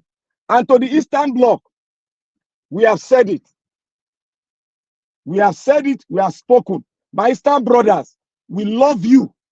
We love you because you are our brother. Anybody that doesn't love the Eastern Bloc, it's an aberration and you are an enemy to the state. Our Northern brothers, we love you. Anybody that doesn't love them is an enemy to the state. Likewise to every region. But what we need to do, we need to come together and tell these people that we don't want that constitution again. Because that constitution is the gunpowder they are speaking, not the fight we are fighting among ourselves. If we have a constitution, the military are there, they cannot defend the territorial integrity of your nation. People are supporting evil. People are saying, increase your military. It is not time to increase your military. It is time to harness the potential in us and fight back the intruders that are coming to our country. Fulanis are all over the line. Fulanis are all over the Sahel. And when they come and say they have citizenship of Nigeria, it is a privilege. And when you overuse it, the country Nigeria have the right to take you back, take its citizenship back from you. They are coming in, calling Nigeria their own. When we say the Fulanis, I am figuring it out. I am not saying the entire North. I am bringing out a nation within a nation, and that's the Fulani nation. There are 23 million in the entire Africa and 30 million in Nigeria. I am bringing them out because they are aberration to the country called Nigeria. They sat down to bring a constitution that does not take every one of us, but take 3 tribes. That is an aberration. And they wrote it there that we the people, that is another aberration. If we want to continue to go on this trajectory, I have sat down with men with like minds. I have been tutored by great men like Gani Fahimi. I have sat down with great people. I have listened to great men. There's people like Martin Luther King Jr. I have listened to them. For a great nation to rise above the summit, it has to harness the potential within them. And how do we harness the potential within us? We have to sit down and speak to ourselves. Iron out our differences, bring out our plight, bring out our anger, and then we all sit down and hug ourselves. That is where love comes from. That is where love emanates from. If you don't love your country, you can never believe in your country. These people that are perpetrating evil, they are taking advantage of every one of us because we have not come together to see the gunpowder that we are sitting upon. And the gunpowder is that constitution that was given to you. Now the question I will ask, why did India continue with their parliamentary system of government? Because that is the best system that will suit a country that have a multi-ethnic group. You don't rule from the center. You have to diverse power to the regions. That is what it is. When we spoke about it, people came up with different points that are evil, that don't have a backing. They came up that, oh, the constitution that system was a bad system. That was why the military came. That was not why the military came. The military came because the so-called Fulani wanted to take over Nigeria, and they've taken over the military. They've taken over the borders in the north. They want to conquer because their mindset is of a concrete entity. They want to conquer. That is what they want to do. They cannot take over Nigeria. If they force it, and they're going to force it, Nigeria will break. Remember my word. If they continue to force it, Nigeria will get fed up and Nigeria will break. If they don't want to do it, if they don't want us to gather, one man, the next generation, will come up and gather themselves and tear the country apart, because we cannot be together and call ourselves a nation and we are killing our brothers in the north, kill our brothers in the south. That is an aberration against a state that want to be great. Thank you, Mr. Naija Watch. Wow. To be honest, I don't know where they see your energy. Sometimes you still see me they use energy. I don't know where they see your. Thank you very much, my brother, for your submission. God bless you. I appreciate you all right there listening to us. Let us quickly hear from the next person, which is Mr. Elvis, can you hear me now? Okay, you are available now, sir. Okay, just go ahead, talk to us. Then we'll come to Tunaja after you. Good evening to you, sir, Mr. Jonathan. Thank you. Thank you very much, Mr. Elvis, and good evening to everyone. Sorry about the delay. That's fine, sir. Go ahead. Yeah. Greetings to all the panelists, all those that are on the comment section, and those that are listening. I greet everyone. We have noise on your background, sir. That Yeah. noise is disrupting. Sorry about that. I just want to start with Mr.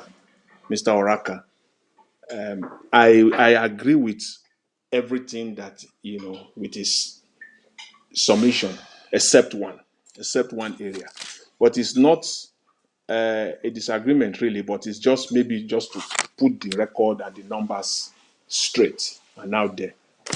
I agree with him, especially I think Madam Luke covered most of it, but there are just two areas. The first one is he said where people are asking the Abia State governor or the Abia State government, where is the money coming from? The money they are using. It's kind of a surprise to people. Where is the money coming from? Where are they seeing? Of course, the money is there.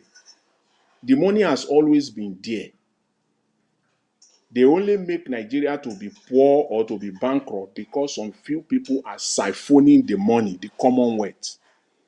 Of course, the money is coming because it is not being stolen. It is not being converted to US dollars and siphoned out of the country. Because almost all the governors, almost all of them, maybe 1, 2, max, maybe 3 exception, almost all of them, once they get their monthly allocation from Abuja, they go back to their states, set aside about between 5 to 10 billion naira on a monthly basis, and they will be looking for dollars because they can't keep the naira in Nigeria most of the cases. They are looking for dollars. They want to convert it to dollars and siphon it out of the country. So that tells you one of the areas where we are having problem with foreign exchange. It is the satanic behavior, the selfish greed of these people. Those are governors alone. Now you now talk of ministers, so you can see the kind of fights every month, the rush for foreign currency, first come first serve, rat race. Who is going to get his own naira converted to dollars first on a monthly basis? That is what they do. So if any state governor is not doing that, the money will be there. So don't be surprised where Alex Oti or Abia State is getting the money from. The money is there. As long as you are not stealing it, as long as you are not converting it to dollars, putting pressure on the already scarce foreign exchange on a monthly basis, the money will always be there. Yes, the money will always be there to develop the state, to develop the local government. You will have no issue with money. Even if the money is printed, even if the naira is printed, and you use it judiciously with it, this is the height of criminality. First, printed money. As if that is not bad enough, you will now be running to convert the printed money to US dollar. So you can see the damage. It's not that the dollar that was earned. Now you are rushing to convert the printed naira to dollar. Printed naira to dollar. You are not even going to use it in the country. You are siphoning it out of the country. So that's our problem there. So that's so my answer to those who are asking where's the money. The money is there as long as the money is not being stolen. So what I will say again, my congratulations to the people of Abia State for the 48 hours of uninterrupted electricity. I will also add, let the bragging continue and let the competition among the other states begins. Let that competition amongst them begins and let the people of Abia State brag as long as you can brag about it. Yes. Congratulations to the people of Abia State once again. So, but the other area where, Magnus Oraka, where I kind of disagree with him is he made a statement that that petrol price should be 300 naira. Please don't let us mislead Nigeria. Petrol price cannot be 300 naira again in Nigeria. Ever. It's not going to happen. Except on one condition. Every economist knows this.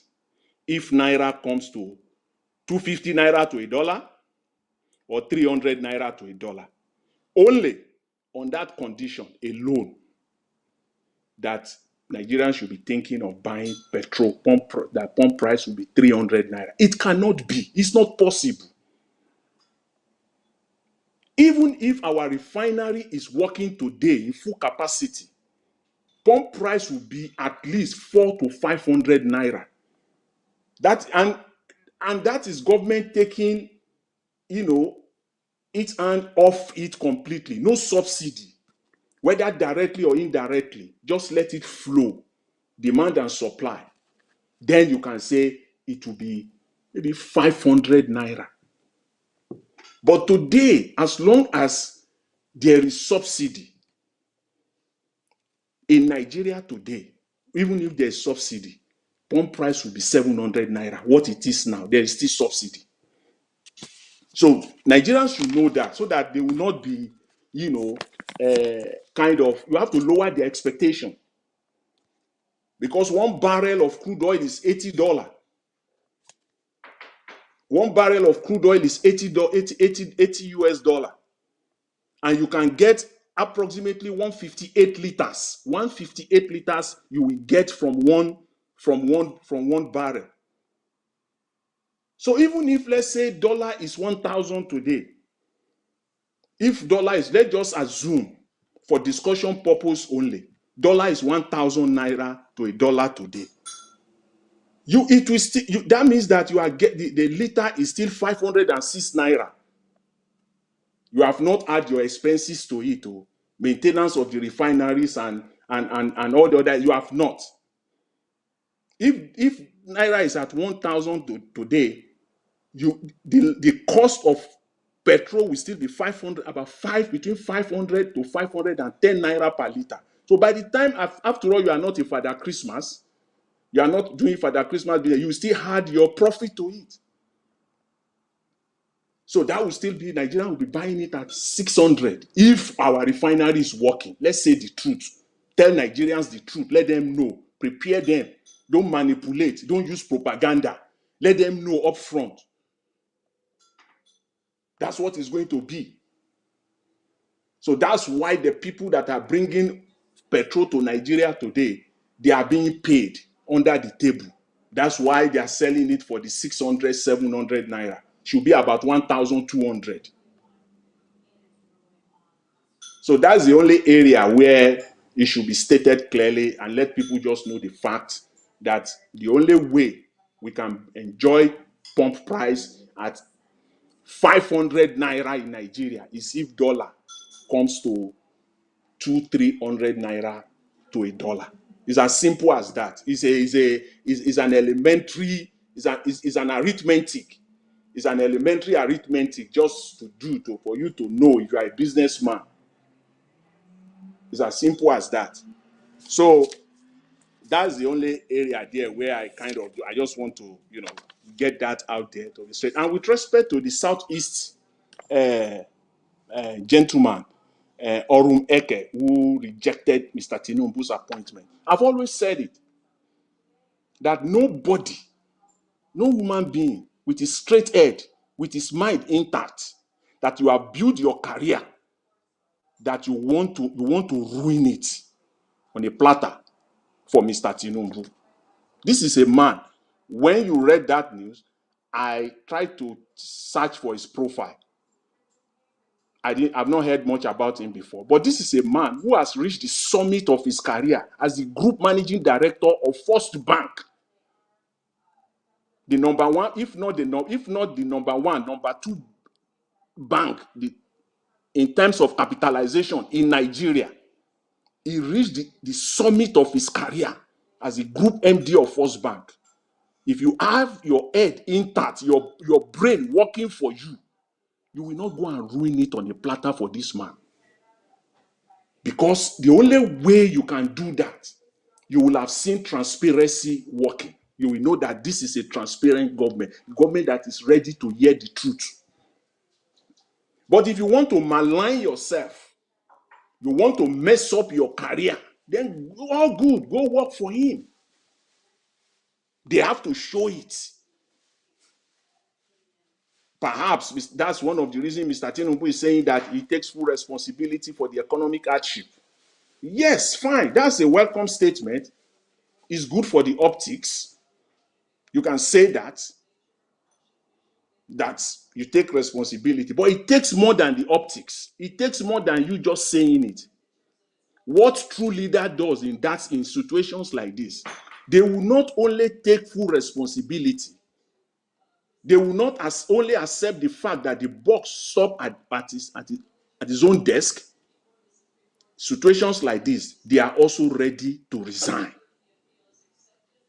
They will not even wait for it to be decimated to this point. So that statement does not hold water. That statement is contradictory. It doesn't match up. You don't make that statement also without giving specific. This is what I'm going to achieve. What are we going to hold you responsible and accountable for? Mr. Tinubu, in 3 months' time, in 6 months' time, in 1 year from today. That's what leader does. Then you will now say, I take full responsibility. And this is what I'm doing. So that at the end of that period, you will have no other option. Either to take full credit because everything you have said is working, and if not, you resign. So it's a statement for me that is empty, that is just for the optics alone. I don't see, there is nothing there. That's just what that is. And then I will just end this round with a short submission on Mr. Shuaib. I said it yesterday of the Deputy Governor of Edo State. Please go to court. There's no need to be going all over the place. Just go to court and go and sort it out. But more importantly, I want to talk to Mr. Olumide Akpata of Labour Party. Because of the video that you showed of a man from Edo State stating clearly that Labour Party made a mistake, by bringing out a candidate from the Benin extraction and not from the Edo Central. Yes, that is a fact. That is fair. That's what it should be. But Labour Party, that's not where you are right now. So for Mr. Olumide Akpata, you have only one thing to do. You have to prove yourself. Nobody is going to do it for you. I hope you know. I believe that you know this is what to do. People around you will tell you there's only one shot. It's for you to be transparent, for you to come out clean. Why? Transparency will trump sectional candidacy. Transparency will beat down any time. Whether you bring out candidate from Edo Central, if you are transparent, Mr. Akpata, you will beat them hands down. Nobody is going to do that for you. You will do it yourself. And I've had time on this platform, I stated this a few days ago. You must do what nobody has done before.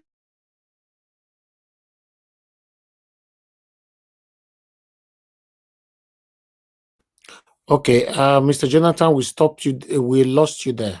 Sorry about that. I was saying that the Okay, man that, it's fine. Yeah, let me just round up. The man that came out today and stating that it will be difficult for him to campaign for you, you got to give him something. You got to give people like that. And it's not the only one. Many of them in Edo State, they love you. They want Labour Party to take charge. They want to vote for Labour Party. But now they have been shortchanged because they cannot go out there and open their mouth. Mr. Akpata, you got to give them something to run with. You got to give them something to campaign with. And that is your transparency. Do what no other candidate has ever done before, so that you will be side by side with Peter Obi. Mr. Peter Obi can come to Edo State and raise your hand up high there. You got to be transparent. Tell the people of Edo State what you are worth. Tell the people of Edo State your net worth today. Let them know. Do what no other person have done before. Tell the people of Edo State today exactly where you are today. Your finances, your statement of financial, bring it out to the people of Edo State today. Put yourself there so that the people that are ready, standing ready to campaign, to run for you, to speak for you, give them something to work with. Give them something, not just the rhetorics alone. The rhetorics alone will not do it. I will build roads. I will transform Edo State. I will do this. No, that will not cut it. Give them something to work with. Come out and tell the people of Edo State that this is me. I am transparent. This is my net worth. This is what I worth today, and I will be accountable. Mr. Akpata, that's my advice for you today. Mr. Elvis, I will leave it there for now. I really appreciate it, and thanks to everyone. Okay. Thank you, Mr. Jonathan. God bless you, sir, because we don't have enough people here today. So that's why I give you guys some time to talk. But meanwhile, I'd like us to move on. It's supposed to be to Nigeria now, but let me, Gina Francis just came in. Let me see if he can speak. Gina Francis, are you available to speak now? Yes. Can you hear me now? Okay, wonderful. Please talk to us. Good evening to you.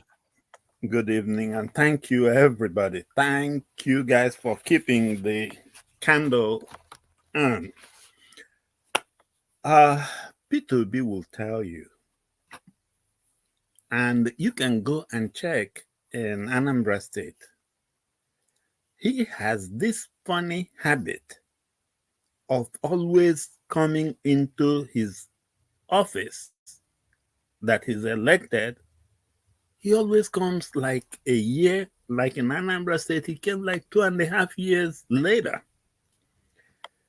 So as far as I'm concerned, I don't know where everybody's going, dropping the ball, but this is not over. I was listening to Labaja, the Chief of Army Staff, and he was talking about how great the armed forces are. And there was a statement he made that kept me scratching my head. He said that the armed forces are there to protect democracy and defend our democracy. Why I scratch my head is this man blind, or is he just daft? How can you be inside a pit and be telling somebody you want to pull him out of the pit? You are not in democracy, Mr. Labaja. That man you call your commander-in-chief is an imposter. He, as a matter of fact, let me put it this way, the way it should be. He got in there by a civilian coup, because the constitution of that democracy you profess to be defending says, I don't want all the other sides of provisions of it, but there's one provision that says, in order to be pronounced the winner on the first round of balloting, you must have 25% of the votes in the FCT. Tinubu doesn't have it. We all know. Yet, the coup started with Mahmoud pronouncing him the winner. And then the appeal court and the Supreme Court. Now, it brings me to one person that I think we need to hear from. IBB. Good evening, sir. I want to appeal to you indirectly, but at the same time, there was one question you asked, which I will leave to now. That question you asked one guy that came to talk to you. And the question is, why that you would like to know, why did he not pull the trigger? The person said he didn't know. I take you back to April of 1990, when that Gideon Okar coup took place. You didn't know it was a coup until when you heard all the shots and things happening inside there around the presidential villa. And you ran out wearing your kaftan. But when you ran out of the building, you were confronted with the gun barrel of one of those, junior staff. I'm sure you know who I'm talking about. You froze. And then he thought about it, and then he turned his face the other way, which in the military is a way of telling somebody, I didn't see you, you didn't see me. So he turned his face the other way, and you ran the other way. You know who I'm talking about now. I remember when somebody came and talked to him, I was there too, and he gave him his version of it, and that person came to you. And when he came back to us, he said that there was one question you asked, that he said that you would like to really know why he didn't pull the trigger that day. Well, I think now I have an idea why he didn't pull that trigger. Because Allah, God, has a mission for you in the year 2024. Now, that is that mission. God saved you that day because he wants you.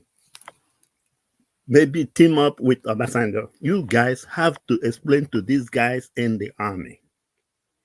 If you are defending the democracy and the constitution of this country, and you are not daft, you can read. And the constitution says you must have 25% of FCT, along with other ones, to be pronounced on the first ballot. If not, if no clear winner comes from that first ballot, there'll be a second ballot. So if that is what they are supposed to be defending, let them be defending it. But now I propose to you what I think is the way out.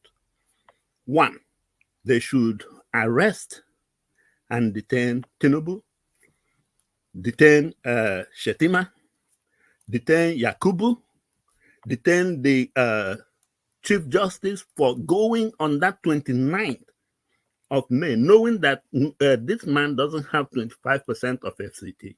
He went there and continued the coup.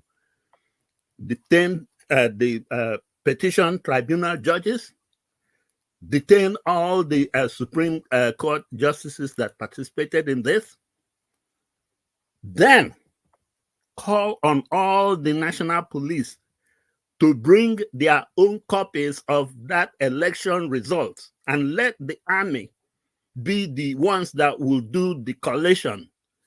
And when they are doing it, they will have party members from APC, PDP, LP to be sure they can do it one state a day or whatever number of days, but don't mungle everything, but be doing it one by one. And any police station, any police that produces election result that is mutilated, like a copy of that one in the IREV, which does not correspond with the copies that LP and PDP will present, that officer should face firing squad immediately, no questions asked. Do that and bring the fear of God into them. Then you can now call who the winner is. Meanwhile, when you have arrested president and vice president, the Constitution provides for the chairman of the Senate to be the president. You can do that.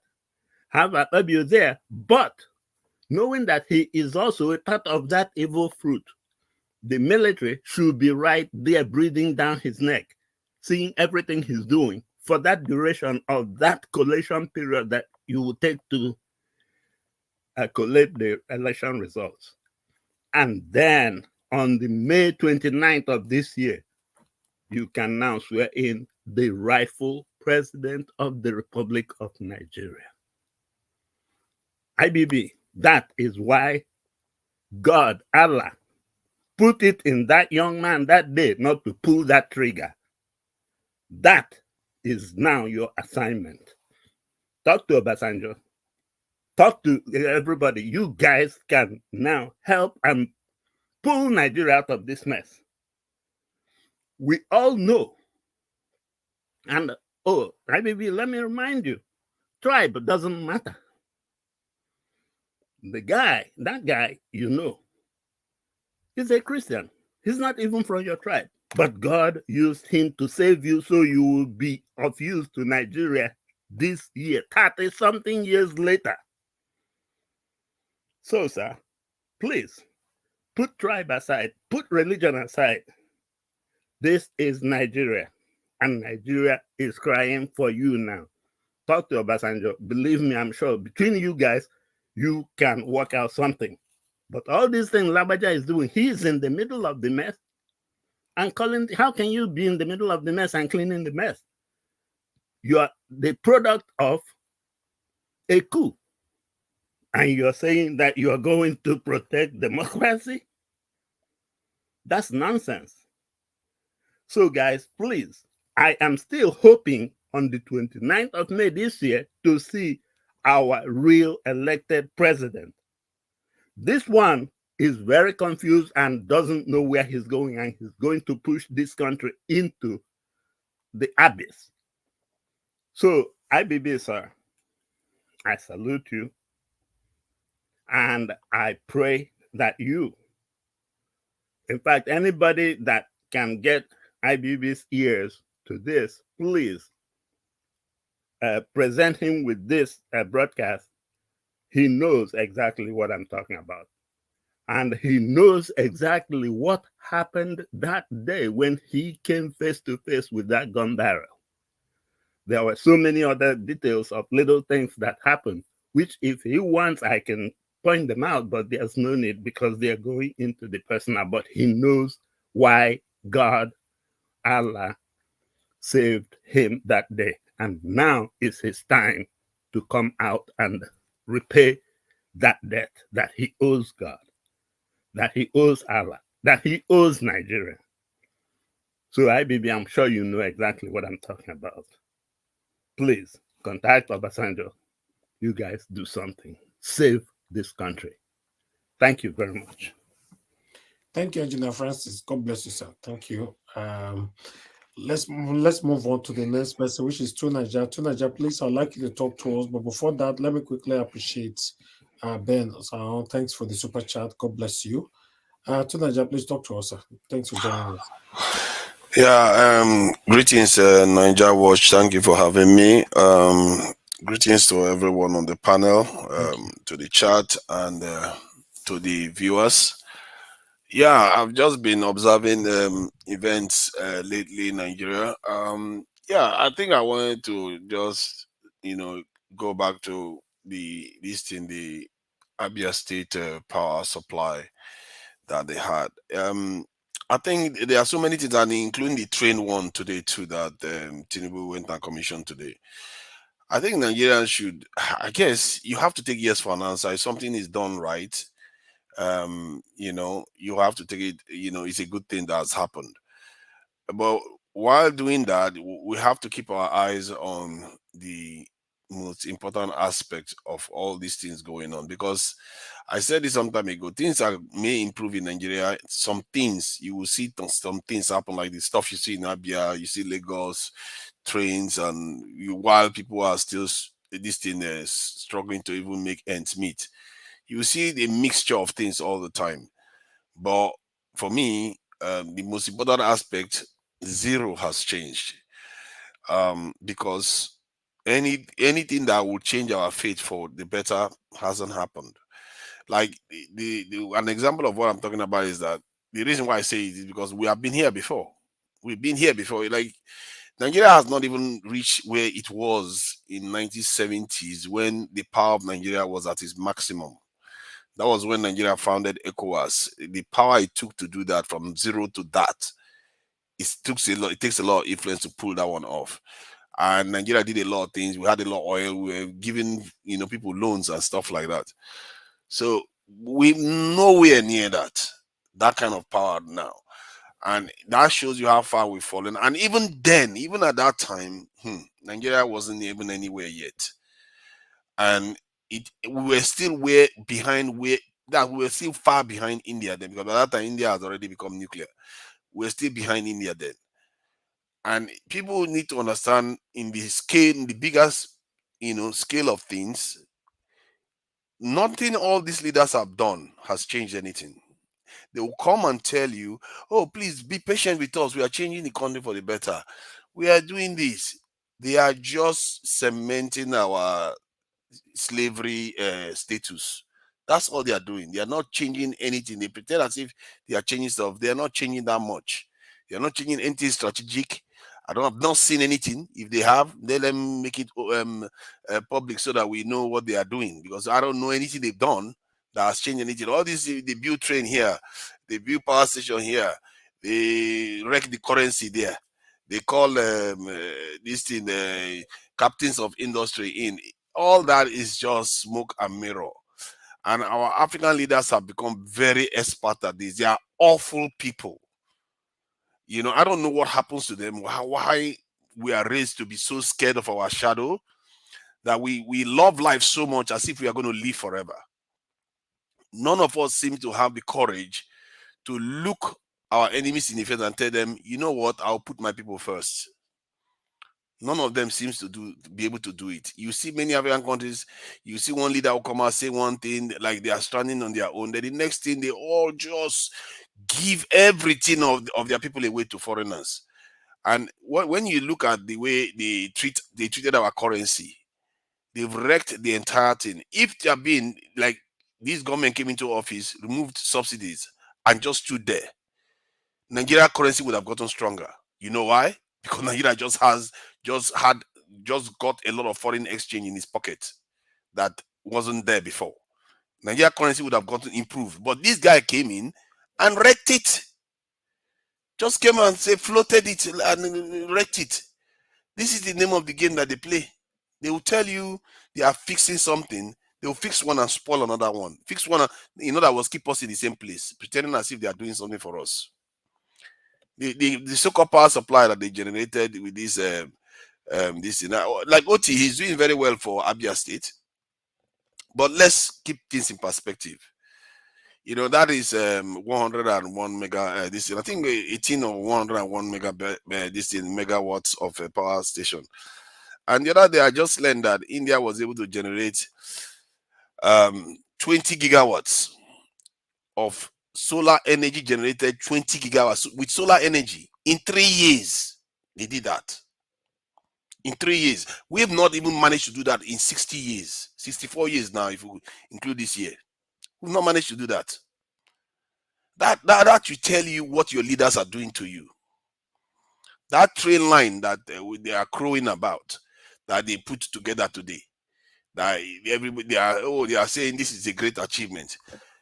That same timeline that they used to build that train is same timeline North Koreans with a small population, make no mistake, with a tiny population that just recovered from war, did something like that in 4 years, 100 meters underground. They didn't do it on the surface, 100 meters underground. That should tell you what real nations actually do when they want to do something. This is our leader. They make us settle for scraps.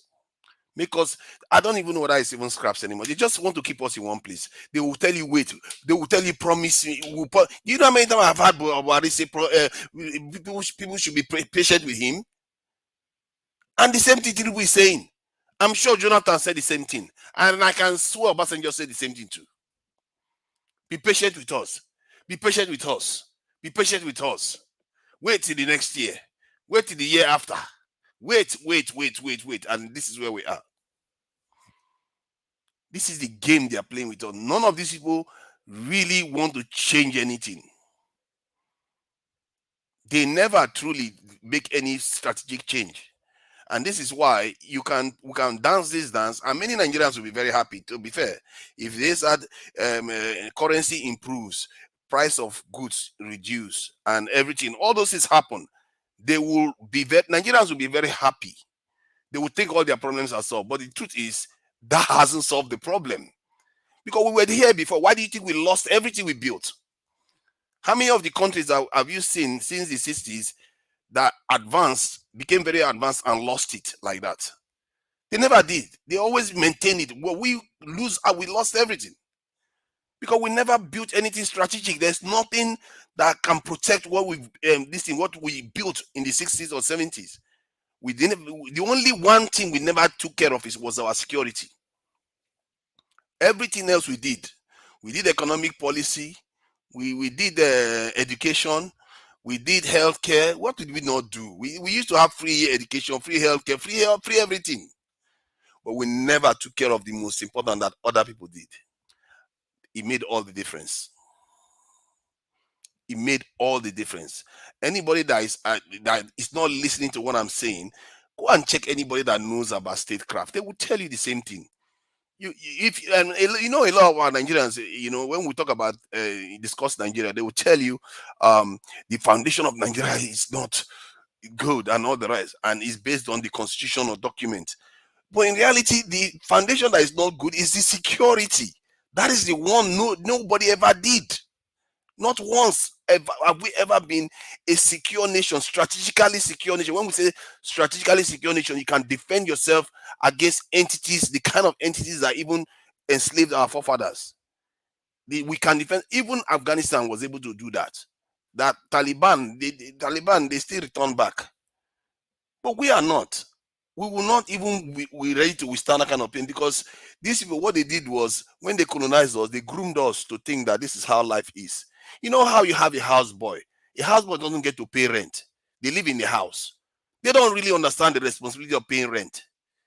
That is what our population seems to be like. We don't understand the responsibility of owning a nation. And we want to be like a nation. Anyway, we want to enjoy like other nations. If you want to, then be ready to do what it takes. You have to secure a nation. You have to take risks.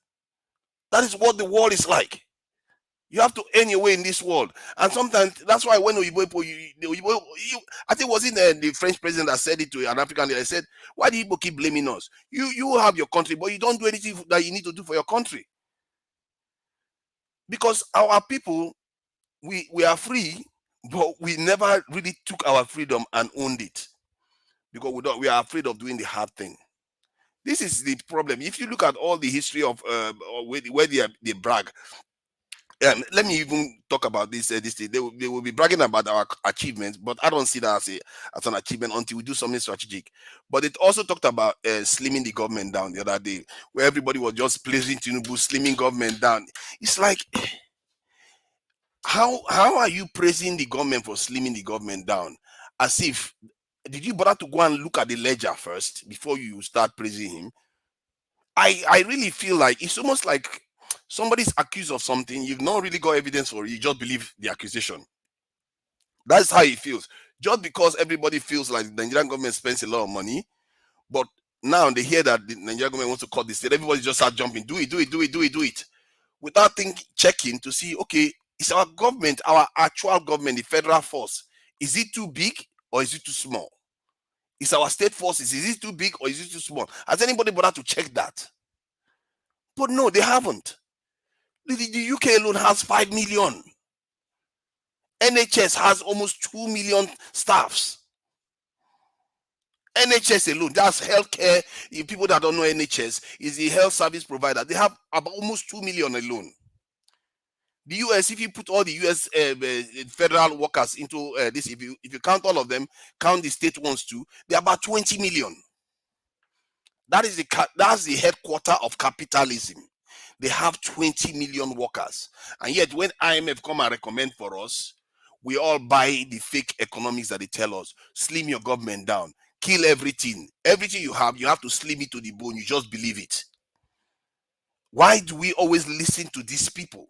And okay, let's say you are listening to them. Why don't you just check the thing that they are telling you to do? Check the data. And see why do you have such a big one and you're telling us to keep cutting our own so that we cannot offer any services to our people. In other words, slim the government down to the point whereby there is no government anymore and they will just come and take over. We have to seriously be questioning stuff. And today I was watching on TV when one man that came on, very brilliant man, he said the Nigerian government should not fire the staff, but they should remove the duplicating service. So you can't have two staff doing the same thing. That's just inefficient. But you can have one staff do one thing and have another staff do another thing. That is what this restructuring should be like. Not just start sacking people and sending people there. If anything, you need more people. That is why the state cannot run. How are you supposed to monitor the roads? How are you supposed to monitor the borders? How are you supposed to collect tax? How are you supposed to do all those if there is no federal government employees? You know, some people come on TV and say, oh, you can use AI to do it. You can, okay, you can use AI to do it. Then why are those nations that have so much AI, why do they still need more people than us? You know, why don't we ask ourselves all these critical questions? Because the ones that you say you want to rely on technology, because that's another thing our people always do. Oh, technology is the solution. Technology is the solution. But why is it the ones that have more technology than us still have more people in there? Why don't you ask yourself that question? But you don't. And they will tell you, if you want to fix your country, fix your economy. And some people say, fix your power supply. But you know what they never teach you? Security. No classroom in any school will teach you about security. Because they have polluted the way we learn. They've owned it, and our people, you have grown men, I don't blame them because they don't know. Nobody has bothered to tell them that this is the foundation of any nation. The only way I found out was just by looking at the data, seeing that every nation that has prospered, this is what they had. But they will tell you, look at HDI there. Look at the austerity measure there. Oh, look at this other one. And they will just confuse you, and we'll be running this stupid cycle round and round and round. Our nation has never prospered. Everything we are building now, if we don't do anything strategic to protect it, we are going to lose it again. And that is the single most important thing. There is no point building when you are going to end up in slavery, or when you are going to end up in a reservation, this thing, when you are going to end up being colonized tomorrow. Can I take a point of correction? What? Go ahead if you want to. Let me correct you. Nigeria was never Nigeria. It was an amalgamation, so we have never lost it before. Oh, Thank you you. never lost it. Okay, okay. Yes. The land, you see, the word is just a name, but the land always existed, and we lost it. We lost it in the colonization wars, and we never took control of it. And they groomed our leaders. The leaders that are ruling us right now, they are pally with them. They handed over to them. They didn't fight them. They were not enemies. And because what tends to happen in nations is that when they fight and throw out the enemy, because they had to fight for it, it bonds the leaders together. It bonds them together against the enemy. And that bond enables them to go and forge a strong nation. But our leaders were shaking hands with the colonizers and all the rest, and hence the bond was not as strong. And you wonder why, within how many weeks, months or years, we go into a war. The same thing happened in many African countries. It's not only in Nigeria it happened. But look at the countries where they actually fought the colonizers, like Zimbabwe, like this is South Africa. Zimbabwe, Mugabe would have betrayed his people. But the people that wouldn't let him rest are the people that fought in that war. They told him, if you dare to leave these white people there, we fought for this land and you want to still keep us as slaves in our land, we are not going to let it happen. And they are the ones that forced him to carry out that policy. But we never had all that. And our leaders, instead, they are busy thinking that we are an extension of these foreign nations. Do you know how they treat us? It took us more than 3 years begging them to buy Tucano. Even when we got the Tucano, they don't even want us to use it. They treat us like babies. And I have the point of correction again. Point of correction again. Before the Americans sold the Tucano, you are giving wrong information. I want to correct you. Go ahead now. Before the Americans sold the Tucano, it was as a result of the intel they got that the Nigerian government are sponsoring. They are behind the terrorism along the Sahel. That was the intel. That was why they didn't give them the Tucano. Okay, good. So don't spin lies here. Okay, hold on. So Nigerian government is now in charge of terrorism somehow, and yet they are funding Israel to the billions, while Israel just slaughtered 30,000 people in 4 months. How does that concern Nigeria? How does that concern you? You are saying, so how it concerns us is that we want to buy a World War II aircraft, and they're telling us that, stop it. You're not allowed to own that. You're not allowed to. You're going to hurt people with that. But yeah, they give some other person billions upon billions of dollars worth of weapons to take 30,000 lives. And most of them are young women and children. So let's not pretend as if we don't understand what these people are doing to us here. They are treating us like children. Even the Burkina Faso leader said it. That they said we should not buy any weapon that can kill people. That is houseboy treatment. The weapons that they had was the weapon that Russians left with them when they got their independence. That's the weapon. Tunaija, let me ask you a question. Please respond to it so that you can be balanced in your submission. Please, it would be nice if you can let us know at least 1 or 2 countries that are threatening Nigeria as a nation today. That those 2 countries are a major threat to the security and safety of Nigerian citizens. 2, if you can do one that is Nigerian neighbor, and the second one that is not even a Nigerian neighbor, but at least 2 countries that today they are a major threat to the existence of Nigeria as a nation. Thank you. All right. I can simplify it by just saying 2 nations. And I can narrow it down in terms of Nigeria, since we want to put it specifically to Nigeria. The Anglo-Saxon nations are a massive threat. China, Russia, this in India, they are all massive threats. How can you... Economic threat is separate. Economic threat or military threat? Which one? You don't bind it Both. together. Threats are threats. You see, If you say no, economic threat, the way you treat economic threat is different from the way you take military threat. So don't commingle them.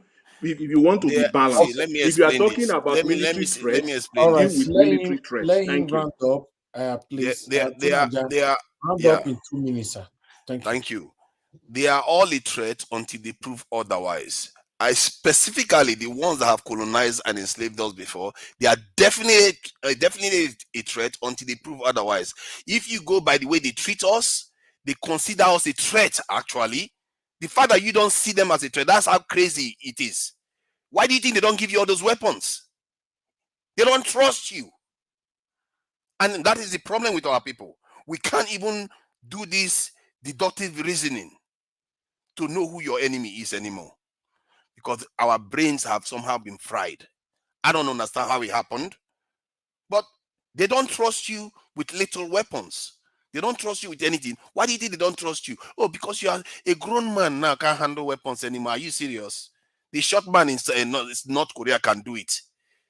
Then suddenly we cannot handle it. So they are all a threat until they prove otherwise. And this is why we as a people have to start recognizing this. We are a mighty people that have been asleep for far too long. For far too long, Fela has called us out on this over and over again. We refuse to wake up. And that question that you asked just now is very pertinent to the reasons why our people are still asleep. Because most people don't think we have enemies. They really don't believe that. Even if we have been colonized and enslaved and we never really freed ourselves, then why do you think those people are gone? It's like somebody came to your house, robbed you, did all kinds of things to your family, left. He just left. Nothing happened to him. He's still out there. You didn't secure your house. You didn't do anything. And you think that threat is not going to return. I don't know. That's not common sense way to behave. And that should tell you that there's something mentally, this thing messed up with the way we are perceiving the world. And part of it is the way they educated us. They didn't educate us to take responsibility for our nation. Right now in Russia, from nursery school, they're already teaching their children who their enemies are. Getting ready. And that's how they all behave. But we think everybody's our friend. Who told you that? They have to prove themselves to be your friend. I don't know about you. Before I will call somebody my friend, the person has to convince me that they're not going to stab me in my back when I turn my back on them. And these people are proven to you that they don't trust you. Why should you trust them? So all I'm appealing to our people is that all this progress that you are seeing, don't let it fool you until you see your nation become sovereign, secure, that you know these things that you've got. If anybody wants to come and take it from you, it's going to cost them far more to take anything away from you. That's when you know you truly have something in this world. Thank you. Mr. All right. Thank you Mr. very Ivis. much.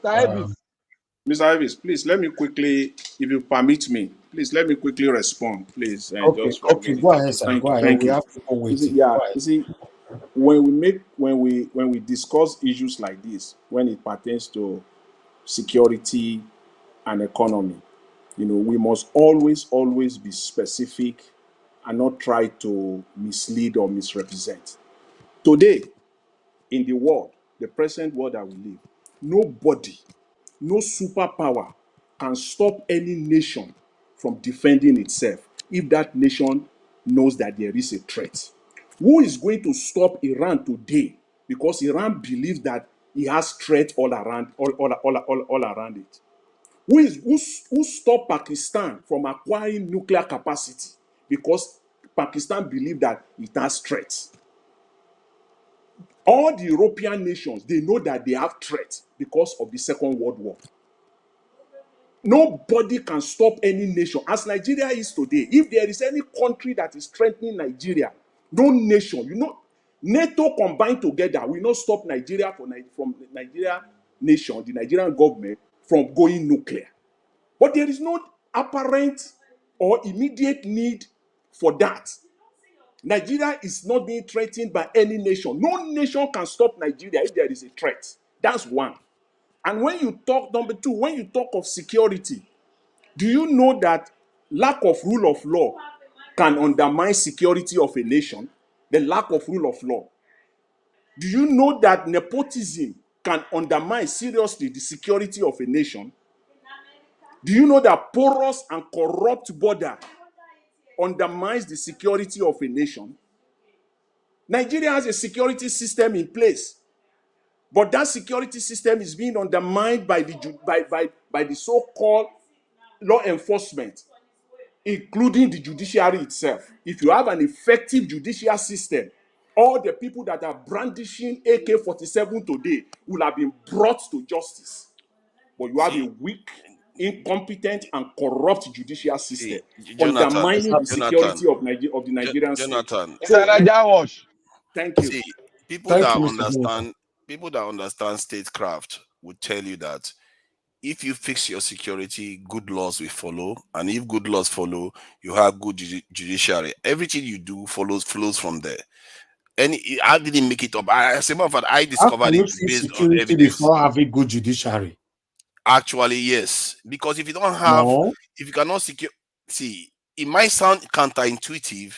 If you cannot protect anything you create, the people that can protect theirs will destroy your own, because that's how they control you. All right, thank you. Black Panther, you wanted to say something? Yes, Mr. Najawad. Mr. Najawad, I want to say this. Anytime Naija comes here, instead of it to stick to what you are saying or bring it holistically to point ground, he will start diverting issues. The totality of what he has spoken here, they are false. America did not stop Nigeria from going to other nations to buy weaponry. But America cannot trust their own weapon on a nation that had not really defined itself as a nation. That was why their intel told them that Nigeria will break up if they continue in this trajectory. And he made mention of Israel and Hamas. My brother, go and sit down and learn history. What brought about Israel, Egypt, and Lebanon in a war? Go and listen to it. Don't come here and say America sell weapons to them. Who produced the dome? The Iron Dome. Is it not Israel? Israel sold the Iron Dome to America. They gave America more than 10 pieces. America gave them back during this war. So my brother, don't just go and learn, I beg. Thank you. Are you saying that you don't know America is funding Israel? Go and learn. That's a bilateral relationship. It's a defense pact. Go and learn, please. I recommend the same for you. Elvis, to check the data. Mr. Elvis. Yes, sir. The last time I checked today, don't come here there and was no in your presentation.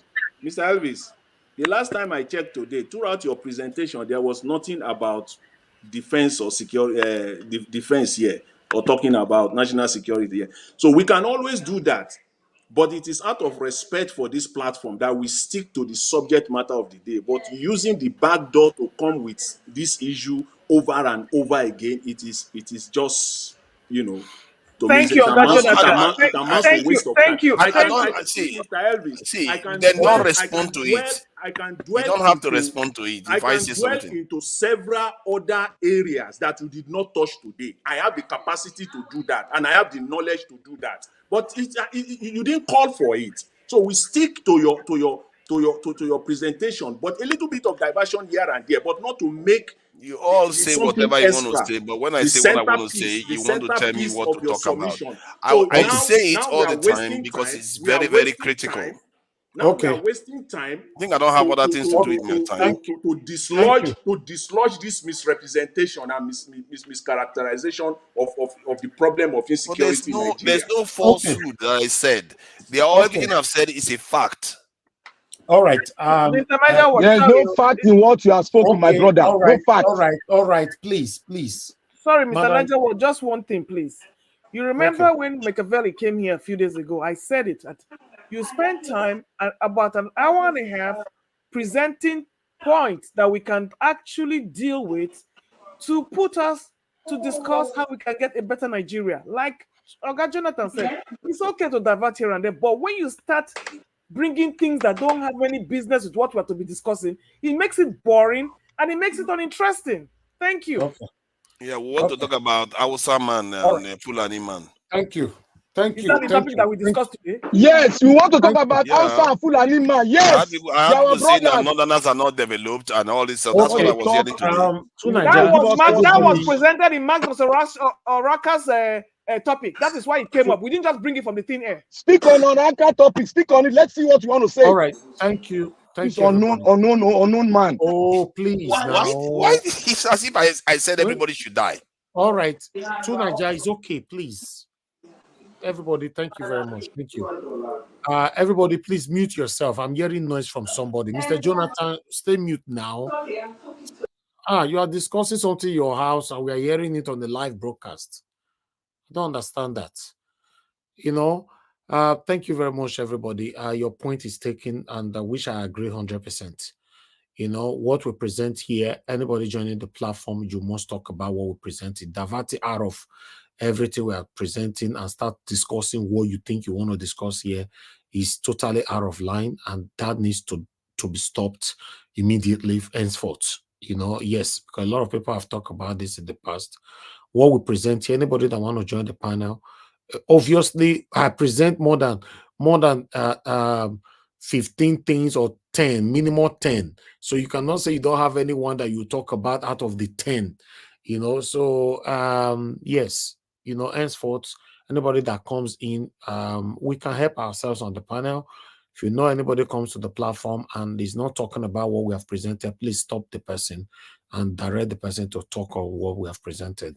You know, if you are waiting for me to do this alone, most times, you know, it might not be easy for me. So let's work together. But I did talk about what we presented. After my summary of what we presented is what they are attacking now. I talk about the power plant, the train station, and all those things. And my summary was that none of them will endure, and they are attacking me. If there's no security, like that. yes. That's fine. That's fine, Tunaja. That's fine. You know, everybody's entitled, and you can divert if you want to divert, but don't let your diversion supersede the main topic why we are here. You know, if you overshadowed it, then it becomes a problem. You know, we can divert a little bit and come back again to the main topic of the day. God bless you all, my people. We have other people on the panel. I'd like us to quickly hear from them. We have Give Us a Mandate. You're joining us right now too, and God Concern is there as well. Give Us a Mandate. It's good to have you on the show. Good evening to you. Please talk to us. You have 8 minutes. Thank you very much, Mr. Helvis. Good evening to you, to the panels, everyone in the comment section. We will say thanks to Mommy Diaspora for opening the door. I think so you lock the door, you come to where they keep on inside Amagba River. But thank God say we get spare key. Thank you for all that you do. We do appreciate the platform and all everyone coming here. Greetings to the panelists with all due respect and just to sit or stand on the existing protocol. I greet all of you now. Well, on the open that was presented today, I think it's so interesting to see how things are unfolding or playing when it comes to the issue of Nigeria. Nigeria actually has become, well, if I may call it a crime scene where things happen and nobody is held responsible or accountable for anything. I think I was watching earlier, maybe the CBN governor talking to foreign investor about investment portfolio and all of that. And I think he was well captured by Mr. Jonathan, right? There are no rocket science when it comes to governance and investment opportunities in countries around the world. The only thing is that when some things are not properly put in place, or the things that are actually in place before, if they are being removed, then things are bound to be destroyed.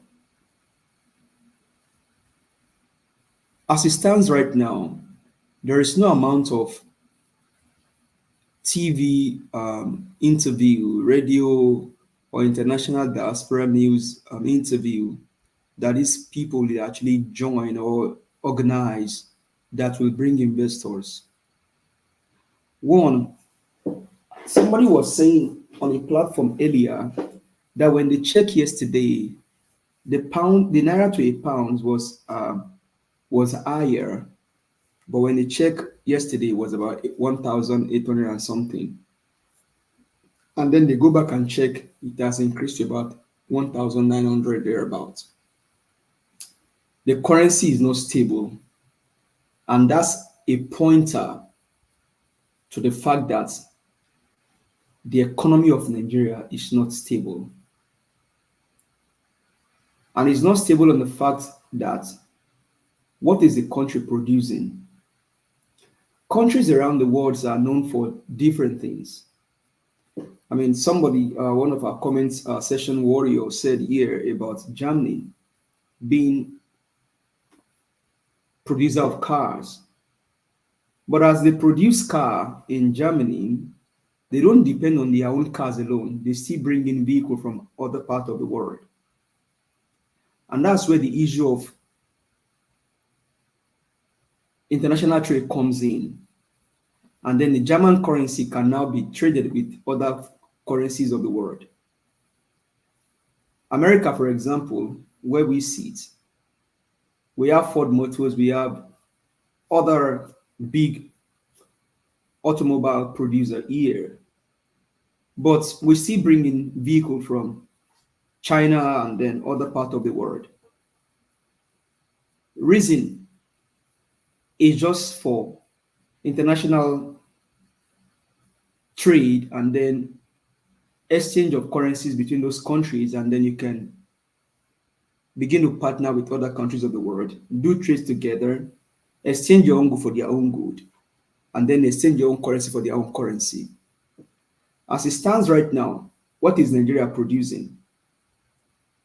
Basically, I can tell you for free that what Nigeria is producing is insecurity, banditry, Boko Haram, corrupt politicians, looters, and buyers to respect the rule of the platform. That is what Nigeria is producing. And which country of the world will buy insecurity or buy corruption? Nowhere in the world you can sell insecurity or corruption. Countries of the world will not buy from you looters or buyers. They want to exchange with you real goods and services that can benefit lives. If Nigeria is actually doing well and the leaders actually know what they are doing, innocent motors can be traded in the West African or the African entirety sub-region with other African nations, because the government itself would have helped Innocent to showcase his own goods and services to other people or other countries of the world. So that way we begin to gain ground and then we begin to make money from this showcase and all that. But the government itself does not even know what it's doing, and so they cannot help their own people. So insecurity is there, poverty is there, lack of trust in the government is there. And that's why the economy or the currency will continue to go down, and then the people are being impoverished because the government of the day does not even know what they are doing. They cannot implement simple physical or monetary policy that can benefit the life of their own people. But rather, all they do is printing currency. If China was printing currency today, I wonder if they will be the largest economy, so to say, one of the largest economy in the world. If US was basically printing dollars, or we just say, if you need money, go and print dollars. I wonder if US will be one of the largest economy in the world. But no, they engage their people, both farmers, workers, and everyone, into real work that can end up into real production of goods and services. that can benefit human life. In China today, you can see they engage their people in real activities. They can soil their hand, they go to farm, they go to factories, they go to different places just to go sit down, produce things that can actually impact on humanity. But in Nigeria, the government engages on people into security and into banditry, into terrorism. Because the last time I checked, the vice president, as it stands today, is the head of the Boko Haram. And who are the Boko Haram? Who are the bandits? You can answer that question yourself. So these guys are there, clueless, don't know anything to do, and they cannot do anything. All they are just there for is for themselves and for their family. Now, Obi now talking about production. It is not far-fetched from all that he said during his campaign. You have to produce. And why do you have to produce? Is for this kind of situation that we are in the country today. Imagine if Nigeria is producing food. Would there be shortage of food? Or would there be food insecurity? No. But today now, as it stands right now, Nigeria is not producing, and that is making them to even import toothpicks. Toothpicks. It will be surprising to you that Nigeria now will end up in the long run importing gari into Nigeria, because other places in the country, in the world, now use technology to process gari, and then they can even ship it back to Nigeria. Malaysia, I mean, they came to Nigeria, got the palm oil and the palm kernel and all that, went to Malaysia. Now we now have oil in different shape and form. In different shape and form. That is what people do. Countries that actually sit down to ask themselves questions, how to better the life of their own people and get their nation to stand in the economy of the world. Then to Shuaibu, it's so interesting to see that they can issue him certificate of return, basically on the fact that they see him as not the one elected. But was the election even done? But I mean, it's PDP. I don't have much for them. I have a concern with Akpata. Mr. Akpata, should he be listening tonight? Please get in touch with Alex Oti. Study his manifesto. Learn from him. Because if we are able to get Edo State to be won by LP, then the two states can form a partnership, or now we can better the life of our people, take our youth out, take them out of poverty, and then begin to align them to how they can better their lives. Give the two people good lives, better road and light. Thank you very much. I yield the floor. Thank you. Thank you, Give Us a Mandate. Thank you very much for coming in with that solution. Thank you. I don't know. Is anyone blocking my comments? I can't see my comments in the chat session at all. Is it? Why? Yeah. I don't know. It's not coming through. I don't know. But can you comment? I can comment, but I can't see it. It's not showing up on the chat. Yeah, your comments. The last time you commented was 9:30. Yeah, he's here. You said Roland Gabriel West said. Is it not you that put that there? Yes, but I did comment after that multiple times and it didn't come through.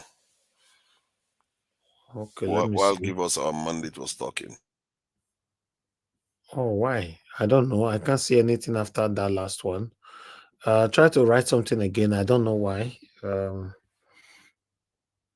Maybe, these I've people just done that again and it's still being blocked. Let me see if I type something else. But as long as if you were put on timeout, you can't type at all. So that means okay, it's coming through now again. I don't know why it's come through. It's like if I type, yeah, there are certain things I type, it comes through. Other things don't come through. Let me see. You said testing. Your testing just came on. Yeah. So I don't know. Remember, we have lots of satanic people, watching yours as well. So anyway, the next one, anytime I paste it doesn't come through. I don't know why. I think is YouTube issue, not us. Okay. Either YouTube or the satanic people there. They are watching us. We know them. Nevertheless, I appreciate every one of you. Before I call on Oga Consigned, I saw a comment earlier on from Grand asking of Olumide. Yes, you remember the last time Olumide was banned on this platform, although we are forgiving him. You know, on this platform, I don't like people coming here, giving a submission, and at the same time targeting somebody, attacking individuals. I don't like that. If you hate anybody, go and fight in your living room or fight in your community. Don't use the opportunity to come to Naija Watch and start pouring the fight here. I don't want that at all. I'm not that kind of person, and I will not allow people to portray that here. But I don't have anything against anybody. Olumide is one of us. You have a very good submission. It's just that he cannot control his temper sometimes. And when you cannot control it, or rather you can't take instruction, that, then it becomes a problem. So let's respect individuals' opinions on this platform. Even though you want to correct them if they are saying the wrong thing, you don't have any single right in disrespecting them at the same time. You're not disrespecting them, insulting them just because you want to correct people. It shows the level of your kind of person, to be honest.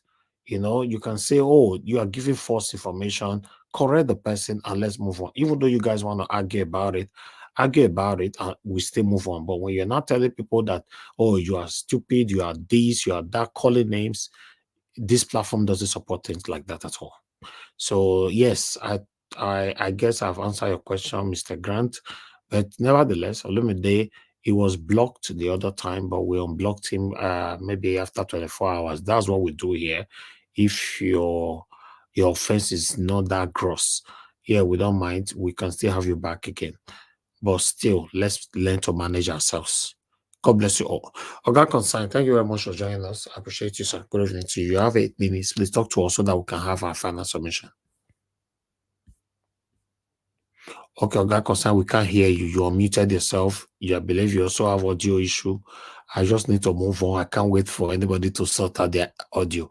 So I'll come back to you again later, sir, because we can't hear anything from you. If somebody start talking and you don't start talking, I'm going to mute you, because I noticed that happens sometimes. Once somebody's already talking, you not be hearing somebody where you call like 8 years ago, not be saying, hello, okay, I'm here. What did they happen? All right, anyway, my people, I God bless you now. Mother Luke, thank you very much, man. Please give us your final submission, 4 minutes.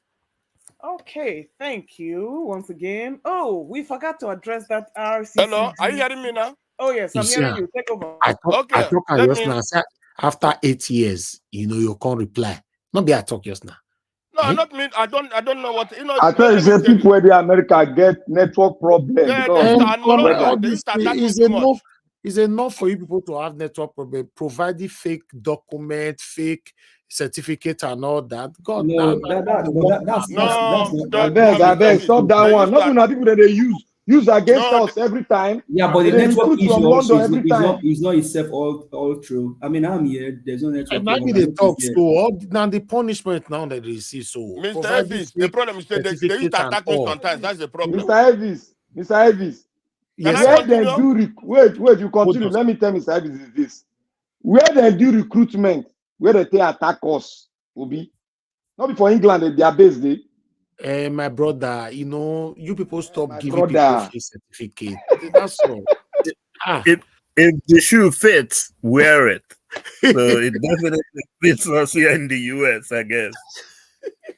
All right, Oga Kosai, talk to us, sir. Thank you very much. You have thank you, Dr. Elvis. Thank you all the whole panelists. Madam Luke, you are good with your submission today. I was even hailing you, sending you this thing, Thank you. And others, Mama Diaspora, all of you, God bless all of you. I can't see all your names here now. Mr. Francis, and so on and so forth. Yeah. Give us a mandate, Jonathan. Well, I want to begin on this.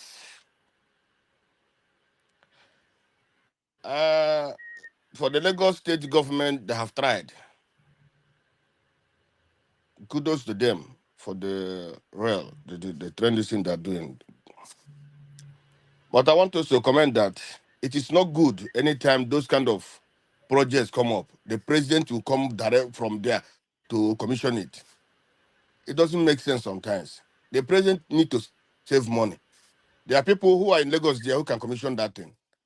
If they make another 5 kilometer project, he will come again to commission. Only the money to commission that project will even be able to get another of that train line. So sometimes it doesn't make sense. You know, Nigeria is a big country. In other country, other client, it doesn't happen. You see? Then, and the president was also yesterday, I think yesterday was in Ondo to commiserate to the family of the late governor, Akeredolu. And I watched where he was there this morning. I watched in the news this morning. You see, it's unfortunate. The day he came to power, he said he removed the subsidy. But I think the most important thing was to restructure the country first. Because when he restructured the country, it will help everybody in Nigeria. But he didn't say that. What he said that he give him time to restructure the country, which he's not going to do. Because the powers that be will not allow him to do that. But this subsidy is punishment to people of Nigeria. But if he has restructured the country first, the Nigerians could have benefited from it. That could have been the best way to start. But instead, he's postponing that one, you know. And I tried to find out, you know, what the governor was saying, no, that's one of the chief was saying, we support you, we'll be with you, whatever you are doing, this, that. But I want to say Yorubas have good people. They have intellectuals. They're not seeing where the country is going or where the country is heading to. They are in good position to advise him or even to ask him, brother, if you cannot be able to do this, why not quit? So that the country, because Yorubas also love Nigeria. If people cannot go and start protesting for food and that, but not protesting for better things. Judiciary is in this area. They're not even talking about that. Nobody's talking about that. People are being quiet today in Nigeria. Nobody's talking. How can a country like Nigeria, they cannot disarm the Fulanis, which Buhari gave armed. They're supposed to disarm them by now. That's the most important thing in Nigeria today. They're supposed to disarm the Fulanis so that the country can move forward. Why should everybody be afraid in this country? People in the north are afraid. People in the south are afraid. People in the southeast are afraid. People in the southwest are afraid. People in the south are afraid because of only one people. And that's supposed to be the major thing that this government is supposed to do, but they're not doing it. And for me, you see, there's one thing he said, the future will have no pity for those who possessing the exceptional privilege of being able to speak the truth, take refuge in mutual indifference. The more you support evil, whether you're an elder or what, you continue to support evil. You see bad things, you don't say it. Your future.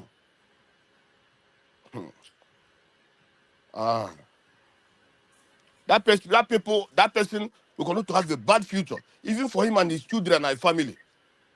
Because the only thing that makes somebody is to come out and say they speak the truth. No matter whose us is God, you have to come out and speak the truth. If this person is going and say, tell him, please come back. This where you are going is not the right way to go. You don't die because of that. Today, the people are being provisioned today. Why are the borders closed? Why there's borders in the south, south, and so on. Why are those borders closed? Why can't you open the border so that food can come in, so that people can have food to eat? These are the most important thing Nigeria is supposed to do. It's not leaving the people to continue to die in hunger. People are not supposed to die in hunger. While you close the borders, you're not even producing anything. Where's the rice pyramid that Buhari said, the APC said, the APC that are APC, criminal APC? They said they have the rice pyramid. They're not nothing today. We don't see anything today. And the borders are closed. And we are not producing. That is pure wickedness. The judiciary is in disarray, and nothing is being done about the judiciary. People supposed to protest against the judiciary. People supposed to protest against all this killing. That's what the people supposed to protest in Nigeria. People supposed to protest about the Senate that is consuming the money of the country. Not doing anything. That Senate is not doing anything for the country. They are not. That's where the protest is supposed to be. Even when this election, the way it went, people supposed to stand, everyone's supposed to stand up, not saying this man supposed to tell us to protest. No, that's the protest we're just supposed to have. Because they know, I said it yesterday, and I say it again. Any day somebody say I hate Nigeria, that person will go hang in the tree. Because if Nigerians love Nigeria, if Nigerians really love Nigerians, if Nigerians really love Nigeria, they're supposed not to allow APC to rule again. Even by crook or by anyhow, they come in. People supposed to stand up and say, no, this cannot happen. Because it's very, very bad what is happening today. Now, those that we can't find cement now. Cement is very expensive. People cannot find food to eat. If that this government was not in power, my brother, things supposed to improve by now. Things supposed to improve. Why is Buhari, somebody arrested here? Why is Buhari not being arrested? Or even questioned? Buhari armed the Fulanis. Buhari gave the Fulanis the money. How many billions he gave them to buy ammunitions? But today, the Fulanis are going about killing white people in Nigeria. Why is Buhari not being questioned? All the home ministers that work with him, all of them scattered the money of this country. But today, nothing is being done to him. And when people come out and say, Buhari government, this Buhari government was also Tinubu, this APC government. The worst of it is that the same APC government is questioning their APC government, their counterparts. That's the problem of the whole issue. Somebody coming to claim I'm responsible, I know you're responsible for who? The ADM of Griffith State that said, if Tinubu fell, hold me responsible. Who's holding responsible today? Tinubu, after ruling, he held him responsible. What are you going to do to Tinubu? Buhari said, hold me responsible. What are you going to do to Buhari? Nothing. That somebody come out and say, hold him responsible. But that doesn't make sense for me. What makes sense is that as we are there, do the right thing. You structure the country. That's what the Fenifere, all of them, Sasa, they were saying. Let's restructure this country so that the country can move forward. When this country is restructured, everybody will benefit. It benefits everybody. If this region is not doing well, the other region can do well. If they are not learning, the other region can learn from the other region. That's how the country can move forward. You can't put all the powers in one place. And if you think that the country can move forward, it can never move forward. It's difficult. Why the industries that say that the country can move forward? And we don't see it. What did this vehicle? This thing they say they bring nothing. The student loan, nothing. Oraka was talking about when he was even with $7 you buy cow, you buy goat. That is the truth. But today, with how many thousands, you cannot even buy that goat. The rice is at a high rate now. They got everything. All food production is high rate. So how will people survive when you close the border? When you are not, even the naira, the money they are talking today, the currency today it goes down, tomorrow it goes up. How would the people come and invest? How would people be able to get the dollar and buy things they need? It's difficult. The people are suffering. My own problem is that Nigeria is not supposed to suffer in this way. Nigerians are not supposed to be paid every day in this way. No matter whoever is buying anybody in Nigeria, that is supposed to stop. And by keeping Nnamdi Kanu in the jail there, that's another mistake this government is doing. You don't need to. Everybody say release this man. You're not releasing him, and you think that the country will progress in that way. You think that, but the most important thing to do in the country is to make peace with everybody. If that the time Tinubu can make peace with everybody, with peace the country can move forward. But without peace, no, it can't move forward. Injustice brings down a country. Nepotism brings down a country. When you have peace, when you have justice, when there's no nepotism, my brother, even in your family, when there is no justice in your family, when there's no peace in your family, you can't move forward. You can't. There's nothing that does that works. So when you are thinking that treating these people bad, you're treating these people good. Those people that you are treating good, they are not even. When you see it, you have 10 children, you are treating two good and others bad. Yeah, it doesn't move. Your country, your children the family cannot be in a group in addition to progress. Thank you, my brother. Thank you, to everybody. All right, Oga Concern, thank you, sir, for putting your voice out there today. God bless you. So let's have our final submission, my wonderful people. Madam Luke, I'm going to start with you. 4 minutes, ma, please. All right. Thank you once again. Happy family. Oh well, I forgot in the first round going that to talk about the RCCG Wigwe family saga. Yeah. So apparently, the family members are giving the RCCG a cold shoulder concerning the burial of the deceased family members. I think is the parents and the umunnas and all the people that are there. And I read somewhere that apparently there was a lot of loan that was given to RCCG, and the loan was not repaid, was not going to be repaid back.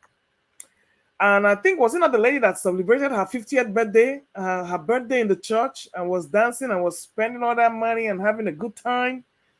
So I believe there's some kind of bad blood there. You know how it goes now, that anybody that owes you money, if you buy, you are the one that is responsible. So I don't know what the beef is between the family members and the RCCG members, but they were I found it strange that the RCCG people were the ones announcing the burial and all the arrangement. I don't know how that was going on. So I don't know if it was arranged before he passed, that was what was going to happen, because I know some family members, when they passed, it was that church that handled everything. The families just came as guests, actually. So it's kind of interesting. It will be interesting to see what actually went down between them. And then that AIT submission that you gave, that the Senate was going to step down that bill for drug traffickers, I thought that was just an overkill. And I went ahead and I looked up the current stipulations concerning the penalty for drug trafficking in Nigeria, and I thought it was pretty fair. What they had have so far on ground, but just passing those other bill again just makes it look like it's redundant work, because they should be actually talking about restructuring. So there's nothing wrong with what they have right now. So presenting that bill again for just life sentence for everybody, I don't know where they're coming from with that. So I really don't know. But I think what they have now is sufficient, because it covers that up to life imprisonment, first offense, second offense, if it comes. So they have a more humane rule to deal with drug traffickers in Nigeria. So this passing of this bill, I believe, is just a waste of time and overkill. And then the increase will be submission about the increase of the NPR not being effective. That is another expo for APC and Tinubu if they really want to make things work.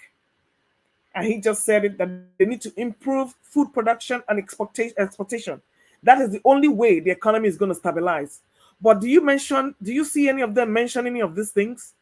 So I'm not really sure what plan Tinubu has for Nigeria. I'm not exactly sure, because he just feels that he's just going to coast his way through to 2027, and he's shutting everybody. But look, dollar is coming down now. Are you aware? What is making the dollar come down? Is it the printing of the naira?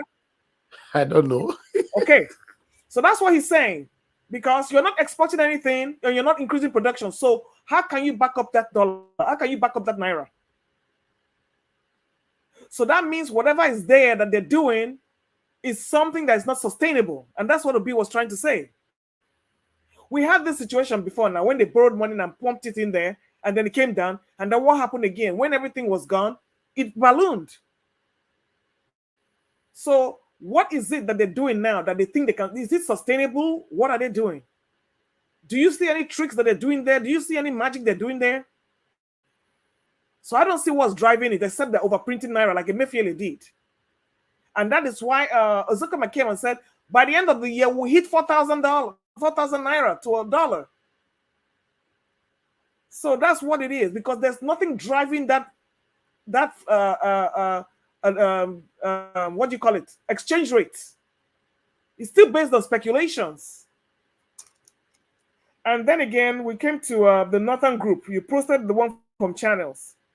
The Northern Groups, they are now against rotational presidency because they feel shortchanged. I don't know where they were coming from with that. You know, in Edo State, they send rotational presidents, governorship. Now it was rotational when it was the time for Yaradua and Buhari. Now they're saying no to rotational presidency because they're not feeling shortchanged. Why are they feeling shortchanged? I don't know. They have governors. They had Buhari for 8 years and didn't do nothing for them. So my question is now, why are they feeling shortchanged? Yes, so I'm saying it, Mr. Tunaija. I know you don't like to hear it. Madam, look. Yes. Before you land, let me tell you one thing. Let them cry till Jesus Christ come. Thank you. Continue with that rotational. Thank you. So now it doesn't favor them. They are crying. So what does that tell you? The problem in Nigeria is from that northern Nigeria. I will keep saying it, and I will keep screaming it, because with all the numbers they have, and with all the powers they have, nothing good has come out of their region. They can't even help themselves. They have the power, they have the numbers, they have the violence, they have the guns, yet they cannot help themselves. Is it not a curse? And that same curse is spreading down the whole of Nigeria.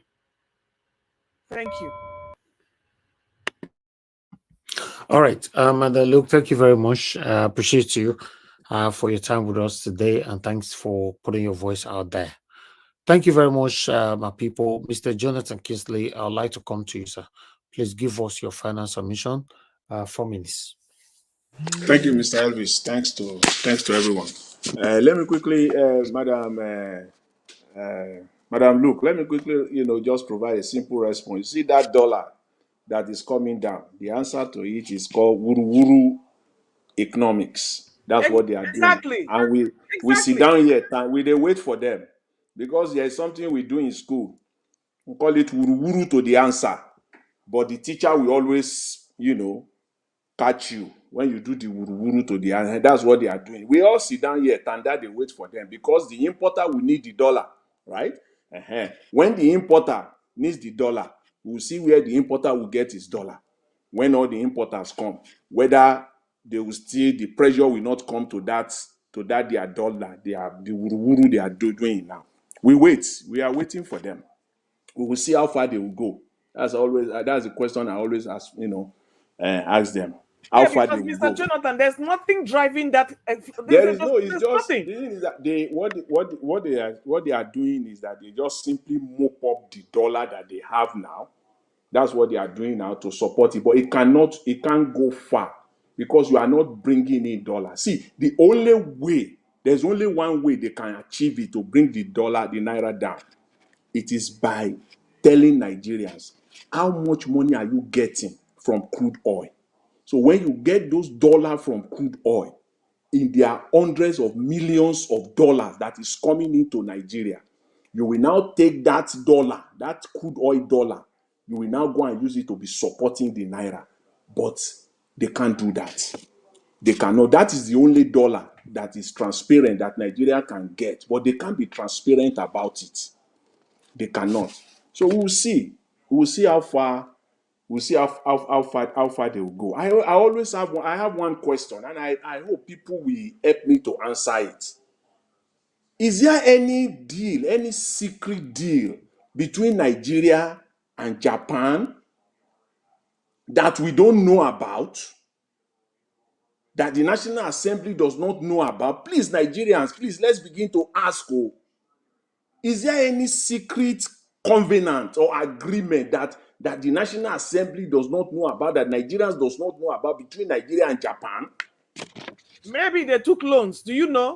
What is it? What is the problem of Nigeria? Because give us a mandate. Ask a question. What is Nigeria producing? If you are not producing anything and you are exporting, at least you will protect what you are, you are importing. At least you will protect what you are importing in a way that it will benefit your economy. So what is stopping Nigeria today from telling Japan or Nigeria, come tomorrow? Even that policy should have been yesterday, last year. What are they waiting for tomorrow morning to announce and say, we ban Toyota unless Toyota is being assembled in Nigeria? Honda, you have to be assembling Honda in Nigeria. Kia, assemble in Nigeria. Mitsubishi, you have to assemble it in Nigeria. Is there anything stopping them? And they are talking of they want to bring employment. How do you want to do that? This is one area that you can generate minimum 5 million. Close your eyes, like 5 million jobs, direct and indirect employment. So is there anything stopping them? Do they have any covenant with Japan? I don't understand. Even if there is trade imbalance, at least those vehicles will be assembled in Nigeria. They will employ Nigerians. They will put some of those money they are making, they will put it back into the Nigerian economy as well. They are not going to be living in Japan. They will be renting houses in Nigeria. They will be buying properties in Nigeria. They will be using Nigerian roads, transport here and there, buying petrol in Nigeria. With that money that we are making, at least there is something. So what is stopping Nigerian government? Who are these people? With the central bank chairman, the finance chairman, the finance minister. We are putting this out there because it's painful. It's painful with Nigeria at this stage, and you say you want to get things right. This is something that you can do like that right away. What is stopping you? Can't you come out? Mr. Jonathan. Yes, yes. You know what is stopping them? Ask them what is the economic plan and the economic policy of the Nigerian state. Ask them. They don't have. Is it? Are you trying to stop Inoxin or other automakers in Nigeria? Because you will have to tell Japan, if you are going to sell 1,000 Toyota in Nigeria, we also must sell 250 Inoxin in Japan. Even though it is not balanced, but we will start from somewhere. What is wrong with these people? Can't you do that? Can't you? That's another way to create jobs. That's another way to put some steam and some energy into the Nigerian economy. That's something that you can do today, and Nigerians will begin to have confidence in you. What is stopping you from doing that? Rather, you'll be sending Felix Moka to all the mainstream media to just be spewing out rubbish and defending the indefensible, defending the appointment of a youth corps as federal minister. Can't you just do this simple thing for crying out loud? Stop Nigerians from buying Toyota. Stop Nigerians from buying Honda. Stop Nigerians from buying Kia and Mitsubishi. If you bring it to Nigeria, it is 500% import duties. We are not going to stop, but bring it. Dear, bring it. It is 500% import duties on Toyota. If Toyota wants Nigerians to be buying them, come to Nigeria and open your assembly. That's how you bring in the so-called foreign exchange you are crying all over the place for. I don't know. Please let somebody tell us. Maybe there's one secret arrangement they have with. I don't understand. Anyways, Mr. Elvis, I will leave it at that. For now. Thank you very much. I really appreciate the opportunity. Thanks to Thanks, everyone. Mr. Jonathan. God bless you, sir. Thank you very much. For me, I see the Bala Blue, how the dollar till they come down. I was asking myself, how are they doing this now? But like you said, let's sit down and watch. We'll see how it goes. I appreciate you all, my people. Black Panther, please give us your final submission. You have 4 minutes. Najawo, thank you very much. Assuming I have enough time, I would have done a lot of things here so that we all get the information. You see what is happening in Edo State. I want to say it now. That man came out to ask a question, though the question looked like fundamental question. How will I tell the Edo people now? That guy speaking there, he has already sold out. He is not a labor As long as you are not a labor person that have a new insight about the new Nigerian state, I condemn you. Fine, I don't want to hear anything from you. He's not a labor person. He's either a PDP man or APC man. Now, the voice that we are hearing, okay, now, we want to take from the other part of Edo State to balance it up. What they are doing now is they are trying to make use of the advantage of the generality of our thinking, our prophecy, that which is good for us to take from that side because to be unfair. They have not took advantage of it, rig their internal democracy, and bring us to devil, for us to choose between two devils. That we cannot go and meet the Edo man and tell him that it is not a matter of bringing somebody from that side now. The thing these people are doing is they want to bring in their stooge that will protect their investment and their witchcraft in what they have done and planted in Edo State, how they have stolen the money. They want to protect it with an APC man who turned PDP overnight. That is what they are trying to do. But we are going to explain to the Edo people, if you refuse a man, if you refuse the better people, and you want to take from a man who you people have spoken against, and the man now went to the path that you said you want, and now pick a man as a godfather, that is not worth that to sit on that position. Because if you sit there, you will continue to feel, like he said, I'm going to continue from Obaseki regime. Agbado said, I'm going to continue from Buhari. We are going to have pro-max of this governor living. We are going to have it in Edo State. If we cannot learn from what happened in Nigeria generally, we are going to learn in the hardest way so that our brain will reset. Now, what we are finding is a political revolution in Edo State. We don't bloody care whether Labour Party bring somebody that is Labour Party bring somebody, say the person, you know, they do this, the person he come from. We don't want to know. We want somebody that means well, have a concrete plan on how to develop Edo State, on how to harness resources, on how to bring industry, create room for industrial revolution in Edo State. We have our farmland, we have our oil palm, we have a seaport, we have so many things that we have our history. We can harness our culture, and that can be a way of selling it out to the outside world and earning in dollars to the Edo State. So we need to look very well. We don't want somebody from these two generational cores, APC and PDP. We don't want anybody from them because they are trying to protect their interest, their witchcraft interest in what they have created, the empire they've created.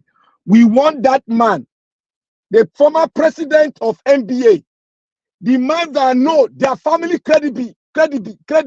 their family credibility is there. You know their family. Go and look at their history. Go and look at the history of the man.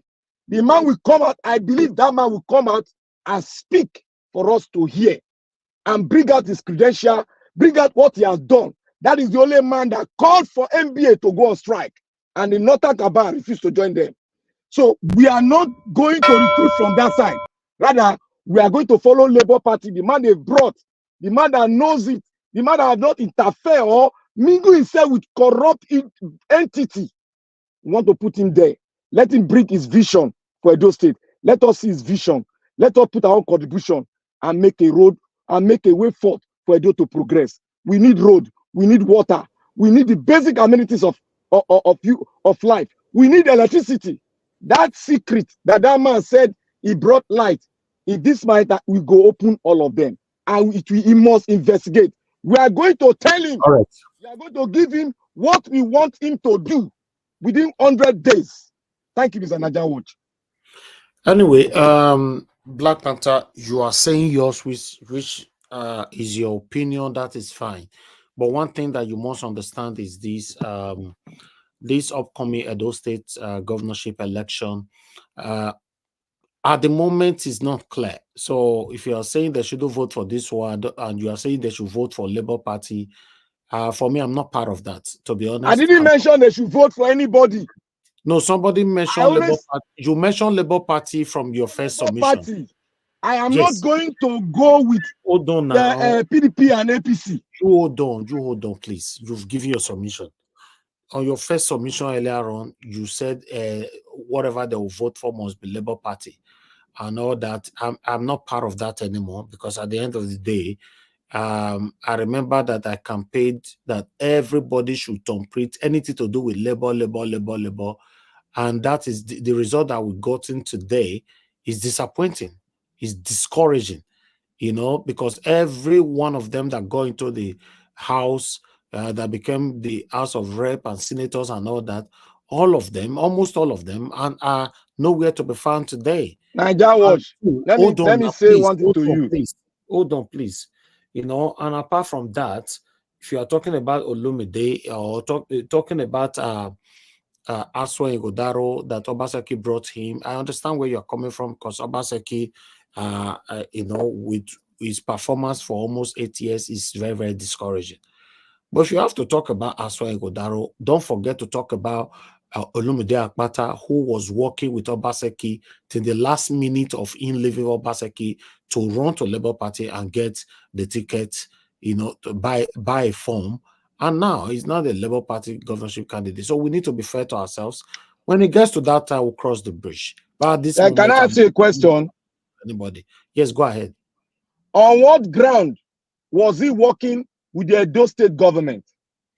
I'm not interested. He was working with Obaseki. You are saying, if you want to ask the same question with Aswa Igodaro, I'm not here to advocate for anybody. Aswa Igodaro also worked with Obaseki, on the background, like the same way Obaseki was working with Oshomole, in the background. So all of them have worked with Obaseki. So if you are saying it, let the people know the truth so that they can choose wisely. We shouldn't bring all this labor. I know where you are going to. And if you know where I'm going to, just I know where you are going to. We are not going to rub neck with the people that have pressed our neck. No, that would be an unwise thing to do. Just say it, so that it doesn't look like there's something. I am going to advocate for Labour Party. Whether you say you know where I'm going to. Where I know where you are going to. Where? You are saying you are leaving it to the Edo people to choose. Okay, if that is what you are doing. No, what I told you before that you are entitled to your opinion and your freedom of choice, but for now, I'm not going to reduce myself to how it happened in the past. I tell everybody to hit labor. Many of them have become a nuisance today.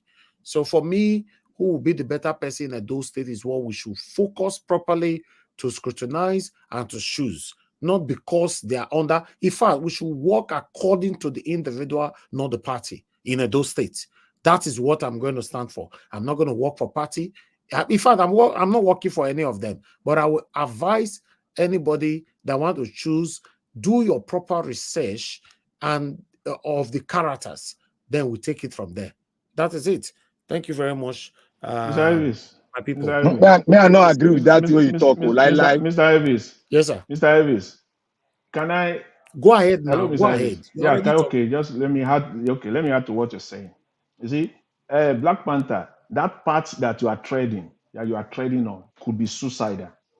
In other words, the same thing that we did for the Labour Party people, that they were not scrutinized in any way at all. We just thumbprint, ask people to thumbprint for them. You are trading the same, at least at the minimum. I am not going that part. Did you understand what I said? Okay, fine. But at the minimum, you should check this man out completely.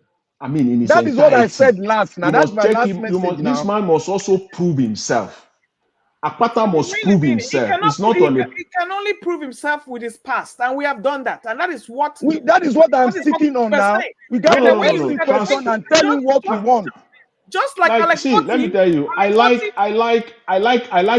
like the man, Mr. Akpata. I like him. In fact, All right. to be Okay. mild, even to be mild, I like his I dance. I like him, but see, no we problem. must. The man must be Alex Otti was in scrutinized. another party before he joined Labour Party. Now Peter Obi was in PDP. Abao, is it not so? But you will always have to have a stepping stone, and at the end of the day, you have to stand on your own. And we have looked at all the candidates.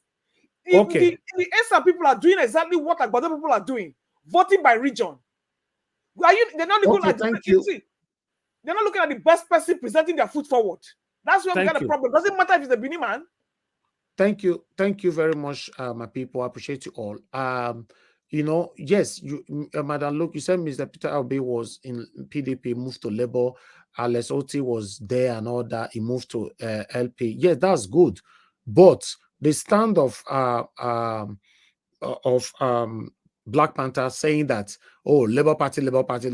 We are not talking about. You were saying, yes, what you were saying that triggered me to come in is that Obaseki cannot produce somebody for us, which I agree. But if you are measuring that, you must be fair. You know me, I hate biasness. So you must be fair. Obaseki produced Olumide Akpata. He produced Aswa Igodaro. Say it how it is. Yes. Mr. Naja Watch. Well, let me give an example. If I were a friend to Buhari, then I opt out of him because there's something, maybe there was an ideological difference which I've not made known to you, and I went to a party that will make me free and actualize my goal for the people, for my people. Then because I'm attached to that man, and because of Labour Party, the party that just come in, that have not been in embodiment of evil nor corruption, they are now say, make una look at the person where the former thief they produce, more look at them very well. And the former the APC where they finish us now, more look them. I know that I don't plug that I come out. Forever to explain yourself, sir. Just go. If you are saying something, please be quick. You know, I don't want to. The only party we should scrutinize, the only party we should dig deep into the personality we dig deep. Labour Party and the rest. On your own now. Labour Party and the rest party. Black Party is not I'm about not shouting. shouting. Start your digging. That's what I'm saying. We are not going to put APC and PDP on the table. Simple. You know, yeah. That's my preaching. No. You can't say that. You can't say that. For me, anybody have his own choice. My own choice. Exactly. Don't use the word we. You cannot be saying at the same time you have your choice and be using the word we. How many of you inside that we? When they spoil them again, now expect me to come and talk. No. Don't be using what we talk about. Don't use we. How many of you is in the we? I am preaching this. I am not on. I will never be on the fence. I will speak straight. Don't be on the fence. I'm not be on the fence. Say one person and bring this. That's what I'm saying. Don't be on the fence and don't drag we to your we. Use I. I'm not on the fence. And choose your candidate, and that is fine. As for me, anyway, I don't tell and say me myself, I'm not going to talk for this matter. Because for me, they ever even born that person. The effort I put for Peter Obi, I'm not going to give out to anybody again. To be honest, I'm not giving it to anybody. Everybody come here and talk about your candidates. Anybody you want to vote for them. You know, that is it. You know, and anybody that is talking on the comments there, Mr. Elvis, you are wrong. Do I look like your slave? Do I look like your slave that will be here, be campaigning for one candidate and another? Where are all the House of Rep that we campaigned for? All the talking we are talking, how many of them talking? Please control your comment section or what you are commenting, or I'll block you on earth and in heaven. You think it's easy to be here every blessed day? Then somebody got to the power and start embezzling money for themselves? Do we look like fools? Do you know the work I put in here to make sure that all the Labour Party and Labour Party House of Rep and Senators to get to that power they are holding today? What are they doing today? Are we going to continue to be blind Because say that Labour Party, you are not checking the character, the person in question. I was supporting someone with my platform before Mr. Peter Obi moved out of PDP. I did my own research of Peter Obi before I started supporting Peter Obi. I convinced all my followers here, please. I know so everybody don't choose what they want support. I beg, all of us will put our car for reverse. Let's support Mr. Peter Obi. They listen to me. Mr. Alex is listening to me right now. Madarita is listening to me right now. All of them were supporting different people and many others. Oga Chris is also listening to me as well. I'm not here to be stupid, to choose people stupidly. People that will get there now, they'll start doing whatever they like. Then we don't have to wait for another 4 years to re-choose again. Anybody that wants to choose anybody, you are entitled to it. Don't use we. Say I. Then people will understand. If Mr. A come, I'll give him the platform to also say I. If B come, I'll give them the platform to also say I. And apart from that, how many of these satanic, all this Labour Party in the House of Rep today that you've seen on this platform since they got to that power? What is all that? Do you know how many people that have lost their lives since the last election? Do you know how many people that is dying in starvation right now? Nobody should push me. If you choose to be blind, I can never be blind. And if you choose to be stupid twice, I can never be stupid twice.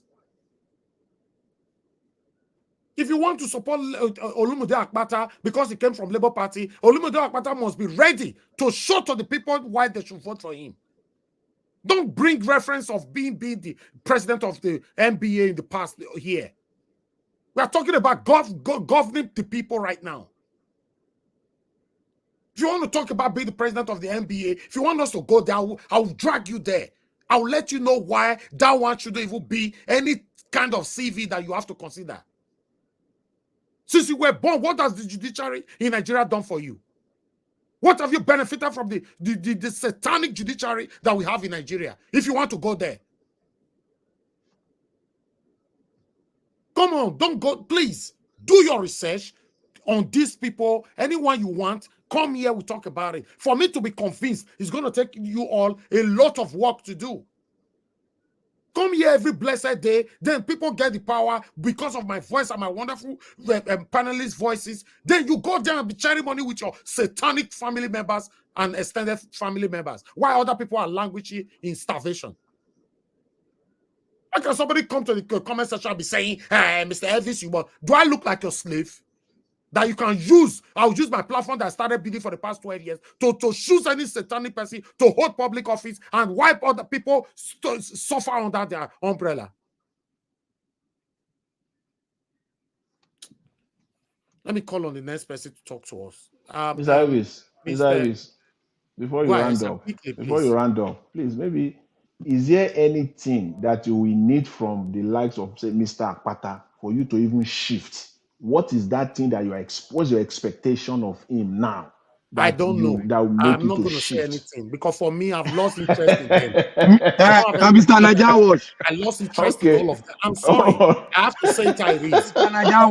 Thank you. Please, Thank you for talking now. So everybody your can be talking at the forthrightness. same time, please. I've lost interest in these people. I've not created no single time for myself since April 2022 till now. You'll be telling me to do it all over again for somebody I don't know? Come on. Please. But Mr. I did it for Governor Obaseki. I regretted put on it. your efforts like that again now. But we're not even going to do that. But Mr. Naija Watch. Who we support. And it's not, you don't have to support anybody. And we're not going to put any weight behind anybody like we did for B. That's not exactly. All we are saying exactly. is that I'm suffering. I'm playing here to be here every single day. Can you do it? Can you do it? Whatever you are doing in your life now privately, can you do that thing every single day? So I will just wake up and I'll do anything for anybody. Tomorrow now, when you are calling them, they don't even pick your call anymore. When you're inviting them to the platform, they don't come anymore. They will not be forming busy. You call somebody, you go and reply, you write person a message, go and reply you after 1 month. Say, I was busy. What are you doing? If not because these guys are satanic.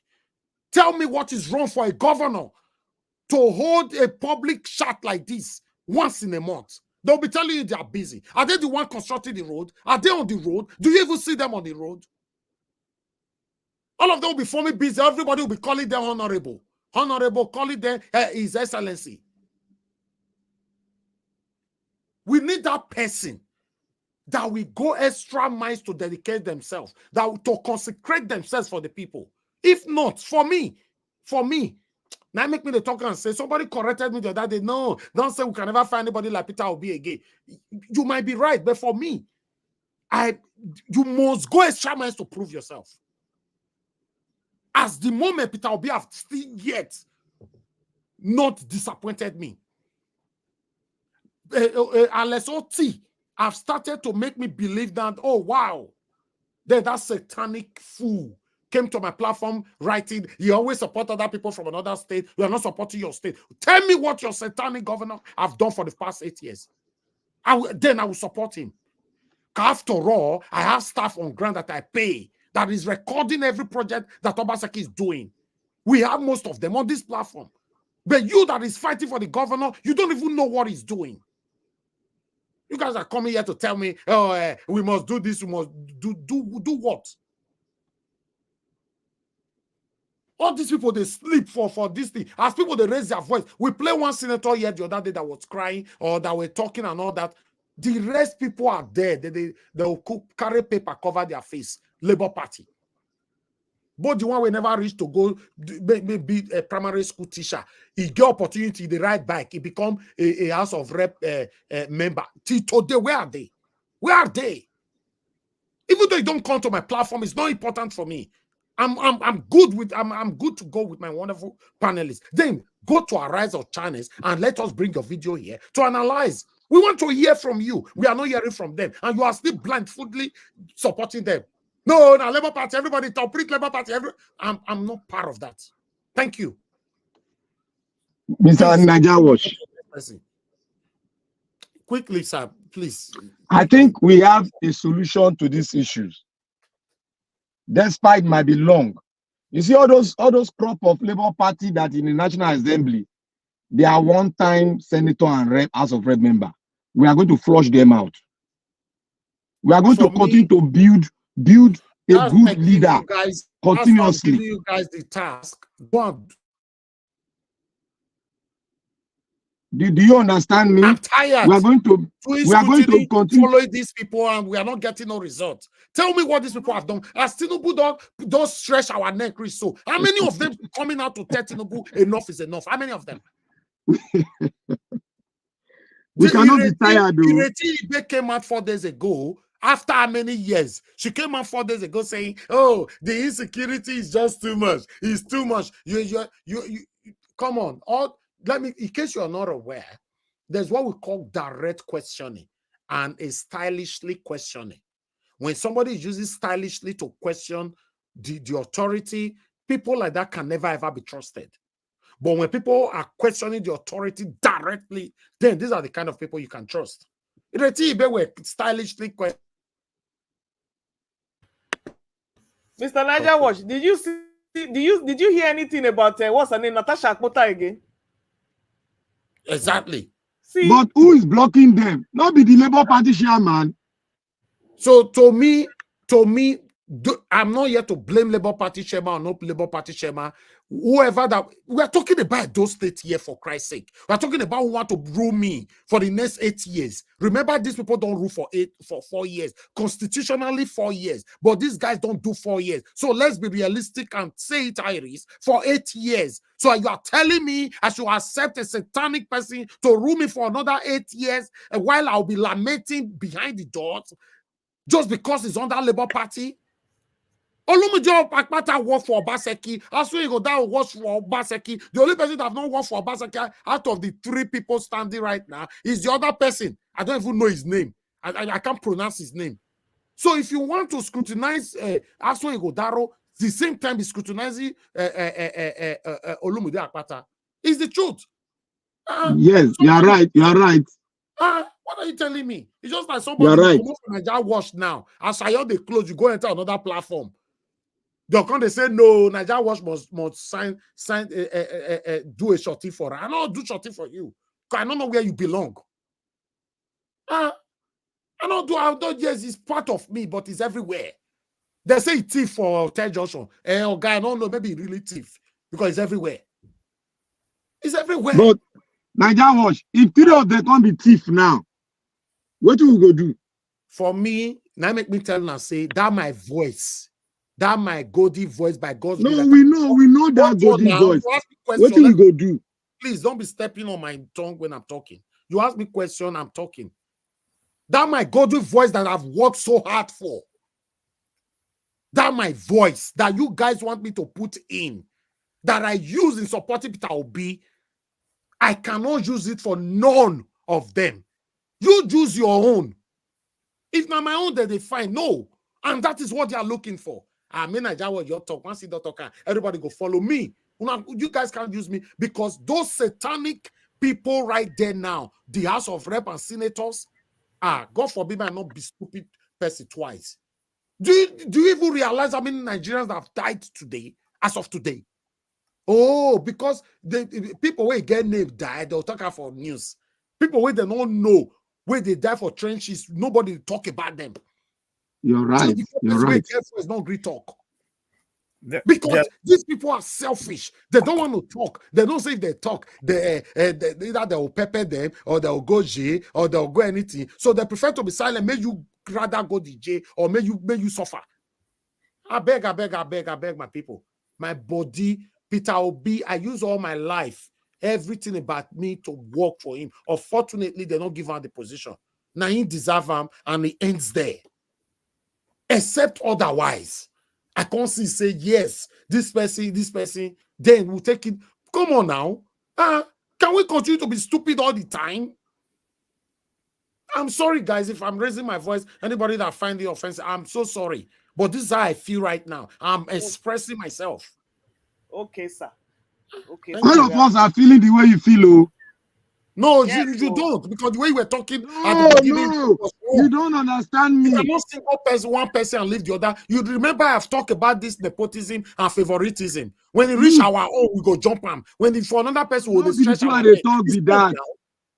I am standing on the premises of the past event of those two political parties. Exactly. I am not standing that you must vote Dakota. That is why I made mention of Labour Party and the rest. Exactly. But you know, guys, there's something Abo Aziz raised on the comment section, which is true. Remember, through all this campaign period, Oti kept telling us that he will do like Obi. He is the only candidate that said he will be like Obi, and he is. And he is. Because he talk him, may Akpata come swear Papa and Mama life first. That he goes swear him. I beg you, listen, let me quickly pass this on to everybody.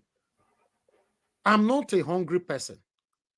And by God's grace, there's a way I was brought up, and by God's grace, no politician go fit buy me. No politician go fit buy me. There's nothing like that.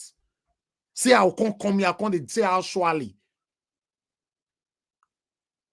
Do you know the people that is suffering now for the sake of these people that is in power, they are not speaking for us? How long? Okay, let us you say that you'll give me 50. Peter Obi give me 50 million. How much be 50 million for Christ's sake? Ask yourself, my people. How much be 50 million? With the economy that we have today, can 50 million still build a house of Is that in dollar or in pounds, please? In Naira. Oh no, that's off the table. Oh, now not be that they give them all those hungry social media commenters where they support them. Now those money 5 million, 10 million, 2 million. Now that they give them all those rubbish money, they will lie. People will die in the process of their lies, and that is it. Tell me, what do you do with this satanic money? No, come on, guys, come on. Edo State my state is so dear to me. If I can do it for other people, yes, I will hit my chest. For some of the way they talk, say, you're supposed to Obaseki. No, of course. I will always say it, but I regretted it. I will say it. When I can't deny, I not support them. My platform played a major role for Obaseki coming back in second time in office. But you have to say it how it is. I regretted it. But Peter Nigeria Obi is Watch. the first person I've dedicated everything about me for. Unfortunately, these people don't let us reap what we suffered for. Today, now, for all they say, everybody for all they travel to Nigeria how you like. They do everything for Nigeria how you like. Establish your businesses how you like. But look where we are. Look where we are. Does it look like a joke or we are joking? Sometimes we smile. The smile will not pass our mouth. If you look at it holistically, are you really, really happy with the way Nigeria be so? Go ahead, sir. Quickly, let me call on Nigeria to Yeah, talk to us. but you remember when we were talking about Edo state election, I set up a template here. And that template that I set up, I will still follow that template. So I'm not just standing on the premises of say, oh, this person, because already I know what these other two people will bring forward to me. They cannot play any other card, but the card they played before. They will continue from their predecessor. Exactly. Do you know we have to extray other people. I will use this opportunity to tell you all that I'm going to invite all of them. And yes. Answered me, hold on, sir. Who answered me and come here, and you guys have the opportunity to ask the person question. You know, my hold a better chance than person will not come at all. Because person will not come at all already get your plan. I want it to zero. Now zero will give them. Exactly. Zero. So I will prove it to all of you. How many of them? Maybe when I notice I advise some, I not advise some. I will invite 3 of them. We will do our part and see how we can bring them here. Ask them questions. That's the best I can do. I'm not supporting anybody yet. Until if anybody where you invite, raise shoulder. No worry. This bomber to bomber. This platform. Now zero will go give them zero. No partial zero. Nigeria, please talk to us. Final submission 4 minutes. Thank you, sir. Okay, Nigeria, you are not there. Gina Francis, please give us your final submission 4 minutes. Thank you, sir. Thank you very much, and thank you, guys. As we discuss this Edo issue, what I will say is, well, I guess it would be a general advice. Whoever wants to gain or win the hearts of the obedience, just show us how close to P2B you will be. Don't worry about every other thing. As long as you are not corrupt, you are not stealing, your friends are not stealing, we can work out the other things, but show us who you are. Who was it? I think it was Maya Angelou that said, if someone shows you, tells you who he is, believe him. Don't even wait to find out. So show us who you guys are. Well, thank you on that side. On the other side, Obasanjo, Baba, I remember in 2008, there was a case with Yaradua where the Supreme Court of Nigeria ruled that 25% of the votes from the FCT is a must on the first ballot. It must be conjunctive with the most number of votes and the 2/3 of the states. That was the ruling of the court for the first ballot. If no winner comes out of that, then we go to the second ballot, and then they can move that 25%. That is the governing constitution of the country today. Sir, based on that, what we experienced on May 29th last year, is that not a coup? How can you guys retire and enjoy your retirement in a lawless country like this? Please, I know you guys have stretches and buttons, But whatever, come out and explain to Nigerians if that is a coup. And advise your military boys, if they are not going to help us protect our democracy and the people come, for them not to even venture, come out. Because what they are doing now is that they are acting as if they are just a mob. They are not after law or justice. IBB, please, hook up with Baba. You guys do something. But by May 29th this year, let our real president be sworn in. It's very easy. Just put all these guys in house arrest and do the collation yourself. Let the military do it.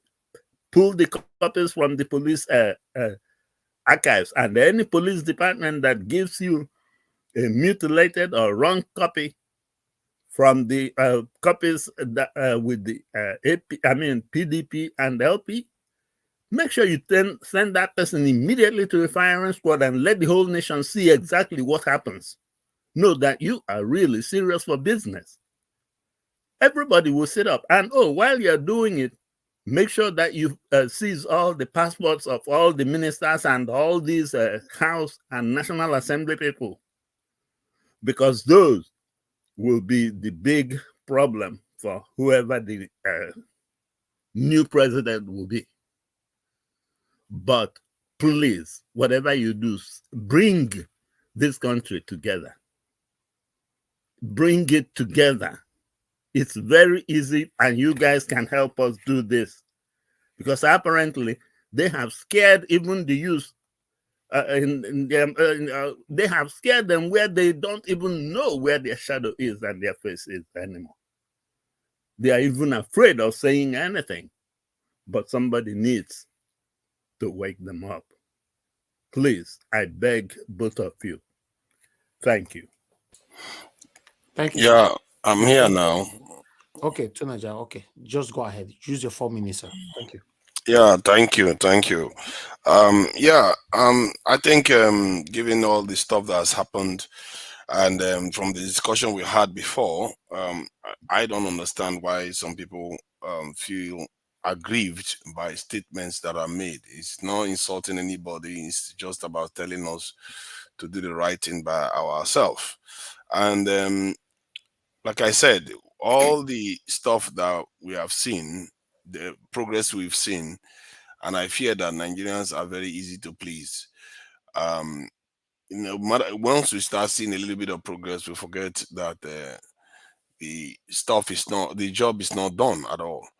And if I'm to go by some of the reactions that I got just in the earlier submission, that is this is disturbing. I really find it disturbing. There was this fellow black man that did a psychological analysis on people. Felt that when people reject certain things, that when you have been oppressed for so long, you become, it leads to a form of mental disability, whereby it needs actual acknowledgement and treatment. But that said, that is on a different basis. We all know the problem of the country, and we all know that the country needs to be in a better place, and it's not happening anytime soon. And I'm one of those that believe that the people themselves don't realize the way they need to hold their governments accountable. They don't necessarily push for change the way they should, and sometimes that is all he needs. It sounds simple, but because it's counterintuitive for crowds to behave like that, they don't do it. If you want to hold your government accountable, hold them accountable. Like when people started protesting on the streets and started making demand, they started shaking. They started promising this, wait for us, please, give us chance. And people have, that is nothing. People have not even been focused yet.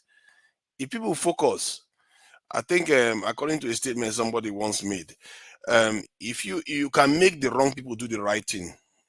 If you are focused and you put pressure on them, they may be the wrong people, but they will do the right thing by force. And you have to believe that. because it's happened in so many scenarios and in so many ways. Even in Nigeria, it's happened. When they put pressure on the government to do the right thing, they do it.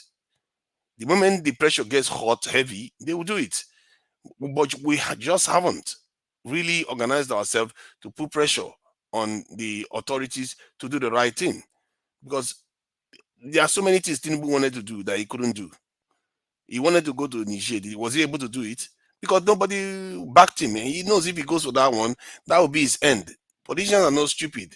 Leaders are not stupid. They know the thing they like most is to survive and enjoy their money. So if you put pressure on them, they are going to do the right thing. And I want to go back to something that happened. Somebody said earlier on. I really wish we try to respect each other a little bit more. All sections of the country, we have to. If you cannot respect your fellow members of a nation, then you wonder why your nation cannot function. You can't be part of a club and want just to you create division in the club and you expect the club to prosper. It's not about whether you don't hold those opinions, but you have to treat everybody with courtesy. To think that you are the arbiter of wisdom is a mistake. It's a serious mistake, and everybody is doing their best. Like people now on the platform, they have their own opinions. Yeah, I'm not going to kill you for your opinion. I just disagree with you, and everybody is having on their own journey. That's how life is. Nobody is in the same place. I'm not expecting anybody to see everything that I see, and this is how you have to respect other people. You don't know, life. Just thinking that you are wiser than other people is a dangerous mistake. You don't always know why they do what they do, why their society is how it is. They may be looking at you thinking that you two are like that. But if you don't respect each other, you all cannot function. So we have to learn to respect each other in this country. Thank you. Thank you. You didn't talk about, we're discussing about those states. You didn't talk about that. You just jump back to where the one that is talking about Tinubu, the other one, nobody holding him accountable. He was talking about Babangida come and do this, Babangida come and do that. Right. I don't know why No I'm problem. the only one that does that. Okay, that's fine. Let's move on. Thank you. I would like to call on Guy Consign. If you're there, sir, please give us your final submission, 4 minutes. Okay, you're not available. That's fine. Okay, I think everybody have given their submission, right? Yes, I would like to quickly respond to Madam Nena.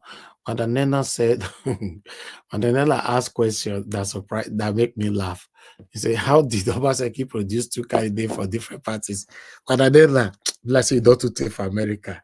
You know how this thing they happen. Hey, now Nigeria with day, things are happening. Things are happening in Nigeria. But nevertheless, this is why I said, if you guys are looking at anybody, look at character. Yes, look at the person in question. And I also saw another comment there. I don't know, I think I missed it from Chidima. Chidima left a comment earlier on. I wanted to respond to it, but I lost it. But nevertheless, everybody tried to get my attention on that comment section.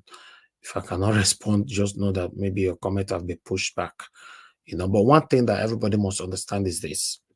It's tiring when you are supporting something and at the end of the day succeeding. If you have succeeded in what you were supporting, but there's no results. Yes, just like supporting Obaseki and my state is still backward. Till today is painful. Supporting all the Labour Party reps and senators, and with the current hardship in the country, they are not saying anything. Everybody are protecting their own interest. It's very, very painful. Yes, it's painful. Nobody asked them now to come and pay, because if we even ask them to come and pay us, can they pay us? Do you know how many obedient in Nigeria, both home and away? They cannot, but just do the right thing. By the way, what are we even asking for? What are Nigerians asking for in Nigeria? It's not much. It's not much. For these people, they are still not giving it to us. Then the amount of the tired person, man. To be honest, the amount of the tired person. Like I said, the best I can do for you people is to invite them here. You have the opportunity to ask them questions on your own. Then we'll take it from there. If you are calling me to put my voice in, I will not. Yes, Chidima, yes, I remember your comment now. You were saying that Mr. Elvis, please say you are supporting. No, hold on. Let me just put it on the screen. So, Mr. Elvis, say who you are supporting and stop playing games. That is insultive to my personality. And I want you to let this one be your last time you comment this kind of rubbish, or I'll block you. I don't, in case you don't know me, I don't work based on somebody that follow me for 20 years old. Yes, if you want to work on that, I will show you the people that follow me for so long that breaks the rules of the platform. Today they are not with me anymore. I stand for what is right. Comment like this is very, very insultive. Because in fact, for you to write this comment, that means you don't trust me right from time. You don't supposed to be here. Yes, if you don't trust me, you shouldn't be here. Because I've given it all. Everything about me is what I've given on my platform for the past 12 years. So if you write this kind of comment, that means you have doubt in my personality, then don't be here. You don't need to be here. Just go to those APC people platform where you know that they are not truthful. You know how to scrutinize them, insult them properly. This is your last time. If not, you'll be blocked on earth and heaven. And I'm not interested in whoever that is behind that useless comments. Thank you.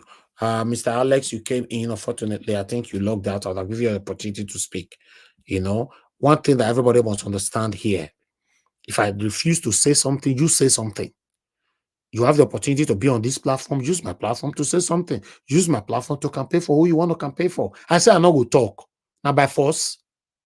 I don't want to say anything, but my platform is there to help you promote who you want to promote. Elvis.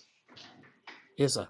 Yeah, that's your concern and your the way you reacted or you are reacting is one of Hello, the is anybody down. there? Yes, Yeah, General Francis, please. it's Somebody is talking. I have to mute you, is sir. Thank you. yeah. It's one of the downside and the danger of democracy, which is we surrender our rights to a man or to a political party, and once he gets that power, because you have surrendered your right, everything you have to that man or to that political party, and they can just do it that is why you have to be very, very critical, very, very sensitive before you choose, because what essentially when you thumbprint that day on election day, what you are essentially saying is that I have given you my rights. Exactly. You can show up tomorrow and say you want to block my streets. You can show up tomorrow and say you are bringing down my house. And once they get there, they'll not be forming big boy for you. So that's why I always say that they know they speak. Yeah, Mr. Peter Obi did what nobody has done before. Labour Party is supposed to be causing chaos, argument every blessed day in the house, every day. Which is he say verify, go verify. Let Mr. Akpata do the same thing now. Say go verify. This is this. Go verify. Give him the chance now. They are all coming out to campaign, right? Yeah, they are coming. Yeah, that's what I'm waiting for. I don't know why all this. November still far. They are going to campaign. We will hear from them. Not November, madam, na September. Okay, September. Yes. We still have time. I am trusting that Peter Obi will hit the trail with Akpata, and then with that we can hear what they have to say. But we still have to bypass INEC. So all this one we're saying that might not even yield fruit, because INEC and whoever gets to INEC first is the one that's going to rig the election. So all this one we're doing now, we're just airing views and just cloud chasing, or should I say cruising. So at the end of the day, it might not even be to us, because we know that people don't vote in Nigeria. Simple. To be honest, for me, maybe you never know. Maybe at the time of campaign, one of two persons here might be convinced to say, now this person I want support. But this trait of we must support also person because the person is from one particular party. That is what I want to try to change now. To be honest, yes, because if Peter Obi move come off for Labour Party today, now today that the same today you will hear about Labour Party for my mouth for here. In case you are not aware, that means me mentioning Labour Party is not because of Labour Party. I'm mentioning Labour Party because of Peter Obi. So Mr. Peter Obi, no face like Madam Luke your talk now. More see how Peter Obi want to present Olumide first. No, see. Mr. Peter Obi never talk anything about you don't say here Olumide don't they together, they don't talk anything yet. So you people, you have right to select. It's too early now. It's too early. Exactly. So everybody do your thing, support who you want to support. Now you know, but you don't really drag me. I don't have that strength now, please. I don't have that strength now. It's discouraging with what we've been passing through since last year till now. It's discouraging now. Is anything wrong? Say every day they play different videos here. Please, can somebody correct me? How many House of Rep members do we have? Uncle Elvis, I bet we have to move past that because we come 37, here for hope. 37. We have Can to you come imagine? Here, we have to come here for hope. Oh, please don't. See, as this man don't come for labor now, I might have the ginger because he's giving me hope. Because I've looked at all three and it's the only one I see at least. If he brush and small, may do something. If you give up hope, what do you want make us make we do? To be honest, I don't know what to say.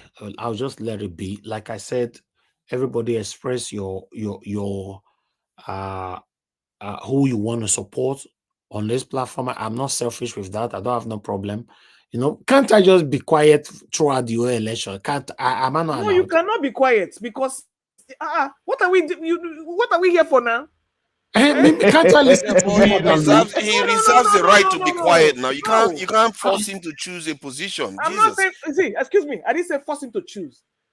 At least keep an open mind and say, okay, this is how it is. This one looks like this. Mr. Tunaja, sorry, Madam Luke. Mrs. Tunaja, Mr. Tunaja, please, if you don't have anything to say, just sit down, just listen. What's wrong with you? Just sit down, listen. Look, he reserves the right not to say anything. Let me tell you, Mr. Tunaja, he has the right. Mr. Tunaja, he has a right. Now you want to bully the No. You see, Mr. Tunaja, pessimism sometimes is dangerous. Because when we come here today, we were only I come here, even if I see one positive thing in Nigeria, I celebrate it. But as soon as you hit on OT, you brush it aside, you're not impressed. This one. It's very, very depressing. We need to move on. We need something to celebrate. Please, Mr. Najawo, this is what I'm advising you to do. I did say that we should take yes for an answer if something good happens. Tunaja, hold on. I get where you're coming from. Hold on. On this one, I think this is the host has a right to remain silent. Maybe he doesn't trust anybody. What if he goes and supports somebody and the person goes and Tunaja, Madam Luke, Tunaja, it will favor you if you keep silent. I'm telling you the fact. It will favor you. It will favor you because it will favor you to keep silent. It will favor you. Let me give an advice. Internet connection. Let me give an advice to Naija Watch. Let me give you an advice. I don't know what he's talking about. Naija, let me give you an advice. Let me give you an advice. Give the advice now. Leave to Naija alone. I want no. I did on the head in case. You know, I want to give you advice. I want to give you advice. It is better you don't stand at the back of any candidate, and it is also good for you to scrutinize the candidate so that the people out there, your state people, will see them and they will make the right choice. You can't abscond for it. You can't abscond from it. Okay, you know what will we do? What we'll do, please let Madam Luke be the lady chair. When she come, we'll be listening to her. Now you be the chair. Now you be the chair. Now you not be wrong. You not be wrong. No, sir. You not be wrong. Now you be the chair. But Naija Watch, Naija Watch, escape, lie. Excuse me, guys. Naija Watch, you already said you're going to invite the candidates. Yes. So there's no need rushing to hell right now. Let's wait. Let them come. We will hear them. Then people will start making their decisions and opinions. So people will still make their decisions with all due respect. Because those of us that have done our research, we already know. So we're not just waiting. Naija Watch, you are going to ask questions too. because Yes. you be a do like. No, you not be wrong. I spend my whole question? time. You go going ask there question to too. listen, You go to look at ask. all of No, them. wait till concern No, concern let me know. it concern you because you be a do, okay. You not be a do person. You go. You are stay for England. No come out again. Stay there. The one where come out. Fekare Stay there. give you now, wait till Black No, Panther, you no come England again. wait, Stay wait there. till they, wait How we till they expect come. What if Niger he's Watch not to sure do? of any of the candidates? Maybe he's waiting to hear more. Hey, Tunaja, sit down and listen. No, We know the psychology where we dey play here. Tunaja, sit down, listen. Don't Oh know my about God, the politics. Black Sit Panther, down. I don't know why you just keep going on. I really don't Listen understand to you us. sometimes. You have not made an impact since on Edo State. You are Why is it now? literally telling somebody to take a position on down, something that listen. they feel they shouldn't yet. Nobody said take a position. We said keep an open mind and examine everybody Keep equally. an open mind. Did he say it's not Socialize keeping them an with open us. mind? No, he just said he just wrote all of them off. Said no, 0, 0, 0, 0. No. If he did that, then that is his opinion. Then we don't. No. Go Why rest, would you Tunaja, not go accept rest. that? It's not What his kind of opinion. Ojoro is this one? Angry. Somebody Tunaja has is their own angry. opinion and you're telling them not to hold it. Niger Watch is angry about the political atmosphere in Edo State and Nigeria in general. That is what can make a man. So That am is what I. can make a man make that kind of decision. He has a When right you- to it. So am I. He has a right to it, but he has a right to figure out who is best for his own state. Yeah, but what if he doesn't think any of them are best? That's why he gave them 0-0. Then let us continue. Let us continue with APC now. Let us continue with APC in Edo State. Finish. You are the one that have opinion. You should have your opinion. You should have other people to agree Niger, with you. sit down. We are not in Cambodia. Sit down. Listen to Edo people. We cannot hold our It's arms. like bringing Cambodia into this now. You are behaving like them now. See, you are the one trying to. Somebody gave you his opinion. Don't You are saying you know no. the passion? You have to Don't take you a know side. the passion between you and your state? Don't you know the connection? What are you saying? I understand, but you can't make him take a side. What if he goes and takes a side? The person turns out to be a disaster. He's not taking a side. So. Are you trying to He's not taking. ask me We to are not. take a side? Look, we are not going to take a side. We are not taking any doesn't side. like any of them. We are going to screen them according to what he has said. Anyway, I'll just hold my comment anyway. But that's hold your fine. comment. Not talk. I beg. Hold your comment. Let's round up.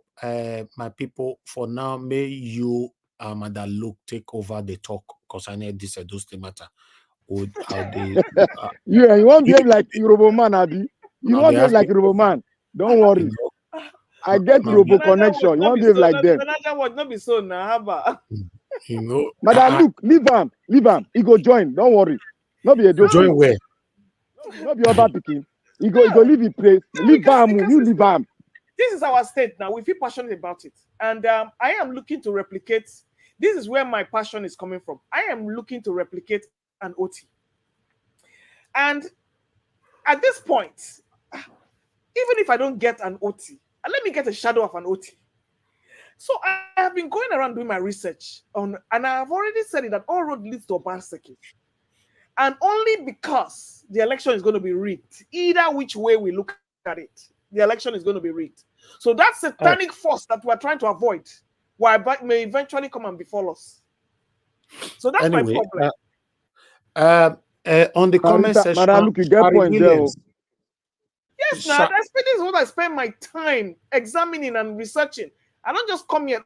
That's why I stick to the points that Mr. Niger Watch because I like to research topics and I like to make sure I am informed. Because at the end of the day, all this one we are doing now, satanic, when we have to contend with INEC. Okay. Let me quickly respond to Shari Williams. Shari Williams on the comment section. If you don't mind Black Panther, now you don't know. Black Panther, they come here, they hide for back of door, they watch to Nigeria here every day. He say, me go sit down. Tell me whether to Nigeria they stand. Me go sit down. He go sit down because you don't know Edo State. You don't even know Nigeria. Just leave him alone. Remove your hand for his waist. Leave him. Leave him. He distract me. All right. Ladies and gentlemen, at this moment, by God's grace, I'll do my part to present these people to you. Then, when they come here, no ask me question after they don't come. Ask them question. Not be me. I'm not a candidate. They come here. And another thing, joke apart, let me quickly put this on. If you are listening to me, or those of you that are going to play back this video, my guest must be respected 100%. Any kind of question that is directly or indirectly disrespectful is not allowed.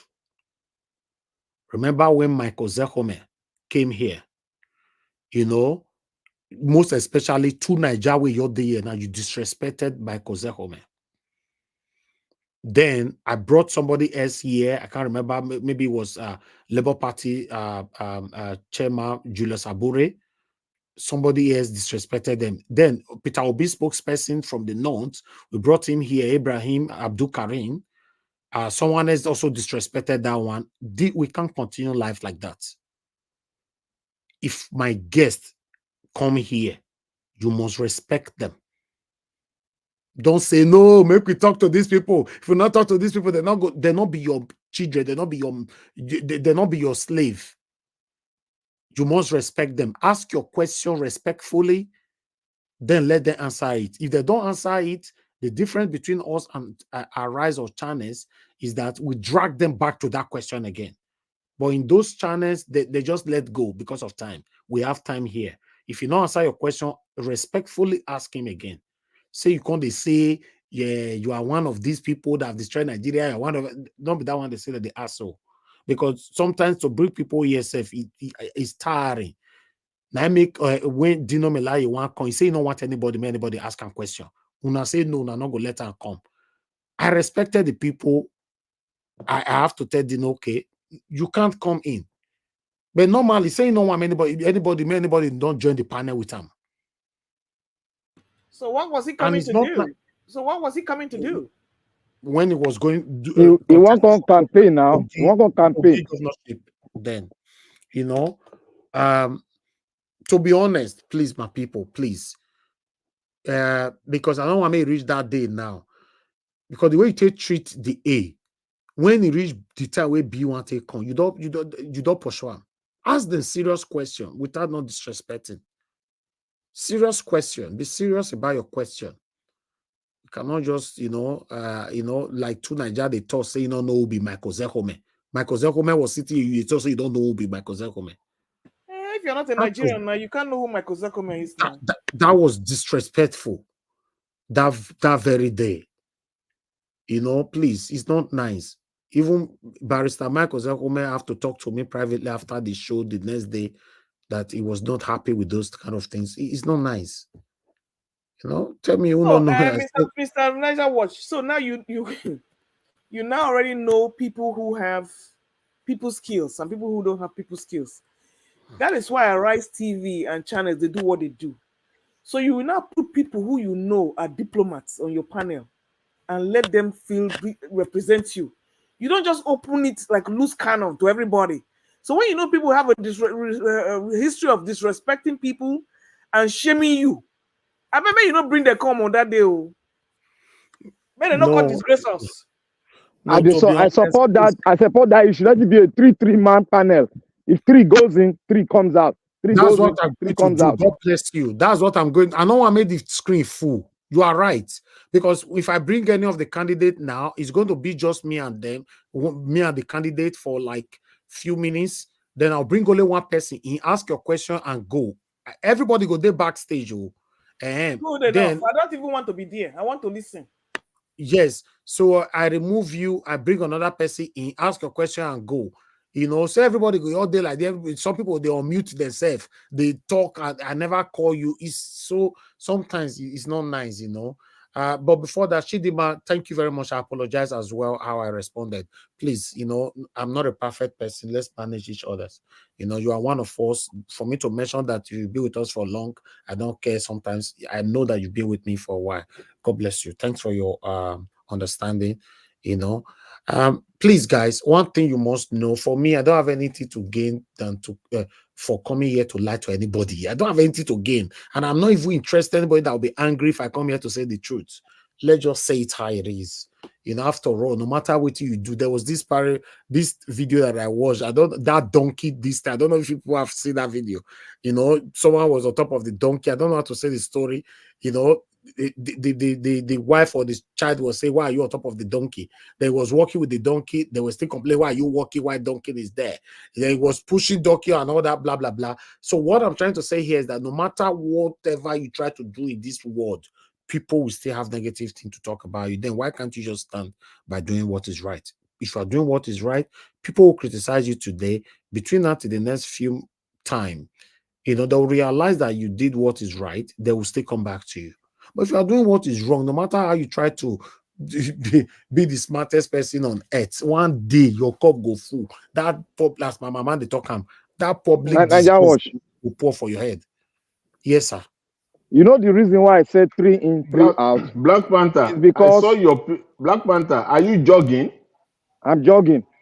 The reason why I say it is that I make the flesh muscle for here. You want to beat everybody. if I do England, I'm gonna fight 2 Nigerians since now. You said I play at the play. I No, play. I you don't go fight to Nigeria, England. I go meet them for in place. I dey tell you true. Me are the stubborn person. No make you know that one. That one a sure banker. You see why I say 2, 3 in. Sons and daughters are stubborn. You see why I say 3 in, 3 out. You will bring in 3 for the panel for the guest to be comfortable, and he must be able to answer the question in a very good way. And if the man that asks the question is not comfortable, that he has really exposed him so that people can see him, he can do what? Always raise up our hand. One thing you must also understand is this. Ask a question. I'm going to give only 2 minutes, and that your 2 minutes is done. So remember when no, that's what we have. Depend on the time my guests have. Michael Zekome have been here twice, and he talk and say now only 20 minutes he wants spend. He end up spending 2 hours, 40 minutes here with us. Because some people want, see him your fair use, or God see him your fair use like a 1 hour take present first. Good. he can't call like go do me go do whatever. Even the man go cancel all the appointments down there. God. Then Michael Zekoma, you're the shake head put. Say yeah, right on. Oh my God. No, please, let's be serious when it comes. This is those states. If you want to ask questions, don't worry, we'll work on that. Let me stop it right there. I appreciate you all, my wonderful people. I'll continue to do my part. Now, where my sense reach, I they talk reach, and now where my power reach, I they do something reach. So present it for you. Then you can choose your choice and take it from there. Just leave me alone. If you want people to lay on that you want to look up to people like Madam Luke, Black Panther, Mr. Jonathan, they are here. Make me still free, make I look on from distance. My people, now we'll join the court. I appreciate every one of you that came to the panel today. I appreciate you, Madam Luke, always. Thank you very much to Niger. I appreciate you. Thank you very much, Black Panther. I appreciate you, Mr. Jonathan. Thank you very much. Engineer Francis, thank you very much. I appreciate you. That is our grandfather right there. Engineer Francis, I see him as a grandfather to every one of us here, because he's always there in his age. At his age, he's still fighting every day for us, for you and I, for us to have a better Nigeria. I wish we have, lots of elderly people like this that is doing this for us, but nevertheless, let's continue to push. God bless you, sir, for us. May God continue to give you good health and long life so that you can continue to put your voice out there for us all. I appreciate every one of you, my people. Those of you that came in that already left or got consigned, thank you very much. Give us a mandate, Mr. Alex. God bless you all. And those of you that called in, God bless you all as well. Some people were calling in just now when we're talking. Unfortunately, after 10 p.m., it's hard, except it's an emergency. I know they like to pick call again, I beg, I see some of them, they call just now, if you know you really have something to say after 10 p.m., just click on a link and come in, say what you want to say, and then you leave. Say maybe come open call. Maybe people come to call in at this time. No. Like I said, after 10 p.m. does not affect my panelists, My panelists can talk to the next morning, but it's only calls. I'm saying that after 10 p.m. I don't want to pick calls. I appreciate every one of you, my people, on the comment section today. I'd like to quickly appreciate only one person super chatted me today, which is Ben Osahon. He was giving that super chat in respect to acknowledge to Nigeria in the building. Ben Osahon, and God will bless you. I appreciate you once again. I appreciate every one of you right down in the comment section, starting with Mother of all Mommy Diaspora. Thank you very much, Mommy. I appreciate you. We love you. And I personally, I'll love you forever. Thank you very much for all you do. Thank you very much, Oga Chris. I can see you right there. Thanks for your encouragement always. Ray Abua, thank you very much for being there. I appreciate every one of you right there. Abu Azi in the building, always here with me. Thank you very much, sir. I appreciate you. Thank you very much. Who is right there again? Martina Obasi TV was with us earlier on as well. Thank you very much, madam, for passing by. God bless you. Thank you. About today, Bakari, I can see you right there, but I'm not sure what you were writing. HHJ, I don't know what that means, but nevertheless, seeing you there, I appreciate you. Thank you, Kenry Ba or Bay. Thank you very much. I appreciate you all. Tony Africa and many others. Eva Line, Chidima, Uru, thank you very much. I apologize once more again. Thank you very much. Everyone right there. Now God will bless you now. Shari Williams and many more. Thank you. Simple cooking. Thank you. Madam Nena, thank you so much. I appreciate you all. Now God will bless you now. Oh, I got a super chat from Dr. Alexander Gomez. Thank you very much, sir. Make I use it to enter transport go house. Now God bless you now, my wonderful people. Thank you very much, sir. You are listening to us. Yes, my people, we're going to continue from where we stopped today. Tomorrow by 6 p.m. by God's grace. Continue to do your part, share our videos, like our videos. For those of you that are going to play back this video later on, please always do your part. Not your place. Say, Madalu talk well or she not talk well. Black Panther talk well, you not talk well. Nigeria was talk well, not talk well. Once you don't listen to wait till we talk well or will not talk well, press on the like button. Some of now your go like that. It's not nice. Just press that like so that talk where you say we not talk well, other people feel still listen. Of course, you say we talk well, or the talk where you say we talk well, other people feel still listen. So we not talk well. So let the voices go far. Press on the like button. Help us to share. If you are new to Nigeria Watch or if it's your first time to Nigeria Watch, please subscribe to our channel. Hit the notification bell so that we can interact like this together whenever we are live. We do 95% of live on this platform than uploading. There was a time I was actually considering stopping this live and go back to uploading again, because it's very easy. I can't look and say the people that we're attached to can go hard. Some people not only say I not go talk for those things matters. So now people want to eat me just now. People like Madam Luke and Black Panther, they want to finish me. I say, I want to do this one. Because you see, you know what I do? Just watch. I go carry you out. They watch now. Just leave me. You don't take the responsibility. You and Madam Luke, you come here, people will ask you questions. That's all. Me or they here, how they listen. That is it. I beg. One day you go vie for governor, so you better start to prepare your grant now. My brother, me your day are not following all those on politics where people don't say you are the upper hand or they look for how they want to take by you. I'm not following the Nigerian politics. I beg. I'm here to put my voice, but I don't need any political position. Go come in a special squad. Come guide you. Don't worry yourself. I beg. Tell me, I go come in. Nigeria politics, they are too desperate, man. They are too desperate. But nevertheless, tomorrow, please, let me quickly put this on. From tomorrow on this platform, for the next 1 month, please, I want to beg everybody, do this for me. From tomorrow, for the next 1 month, I want us all to be consistent in writing on the comment section, #free Nnamdi Kanu now for the next 30 days. In fact, thank God say tomorrow be first. Wonderful. Wow. I had to plan this. From on the 1st to the end of March, every day on this platform, I beg. I know say if you be people who hate Nnamdi Kanu, just help us do this one, I beg. Freedom is everything to everybody. On the comment section, I'll be monitoring it. If you know write, even though that once you write down for the whole day, that is fine. But once you just come in, The time we first tell me, say, Nigeria Watch, good morning or good afternoon, God bless you. Just write another one, follow her. Hashtag Free Nnamdi Kanu now. You know, let's take this, let our platform do this for a whole straight 1 month. You understand? You know, let me see, let me put it on the screen, you know, so that you know how to write it in case you are confused. See, I'm for that screen there. All together, Free Nnamdi. You just put it hashtag Free Nnamdi Kanu now. You know, from tomorrow on the 1st of March till the end of March, let's do this. And I strongly believe that Bola Ahmed Tinubu will release Nnamdi Kanu. And that my belief, I know if it cut them short. I don't know why I get the belief, but I strongly believe on it. So let's do this together, my people. My people, we've come to the end of this broadcast.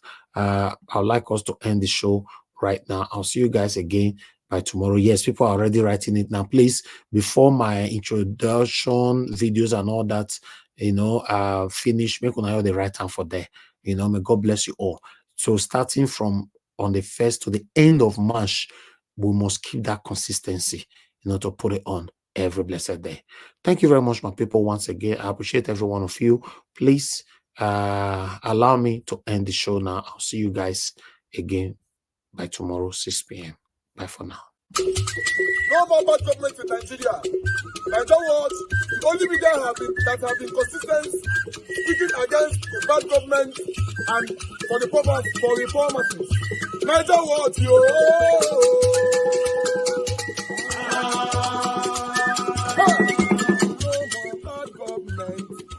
No more bad government. Nigeria Watch. No more bad government. Nigeria Watch. No more bad government. The only media that have been speaking. No more bad government. The voice of the voiceless. No more bad government.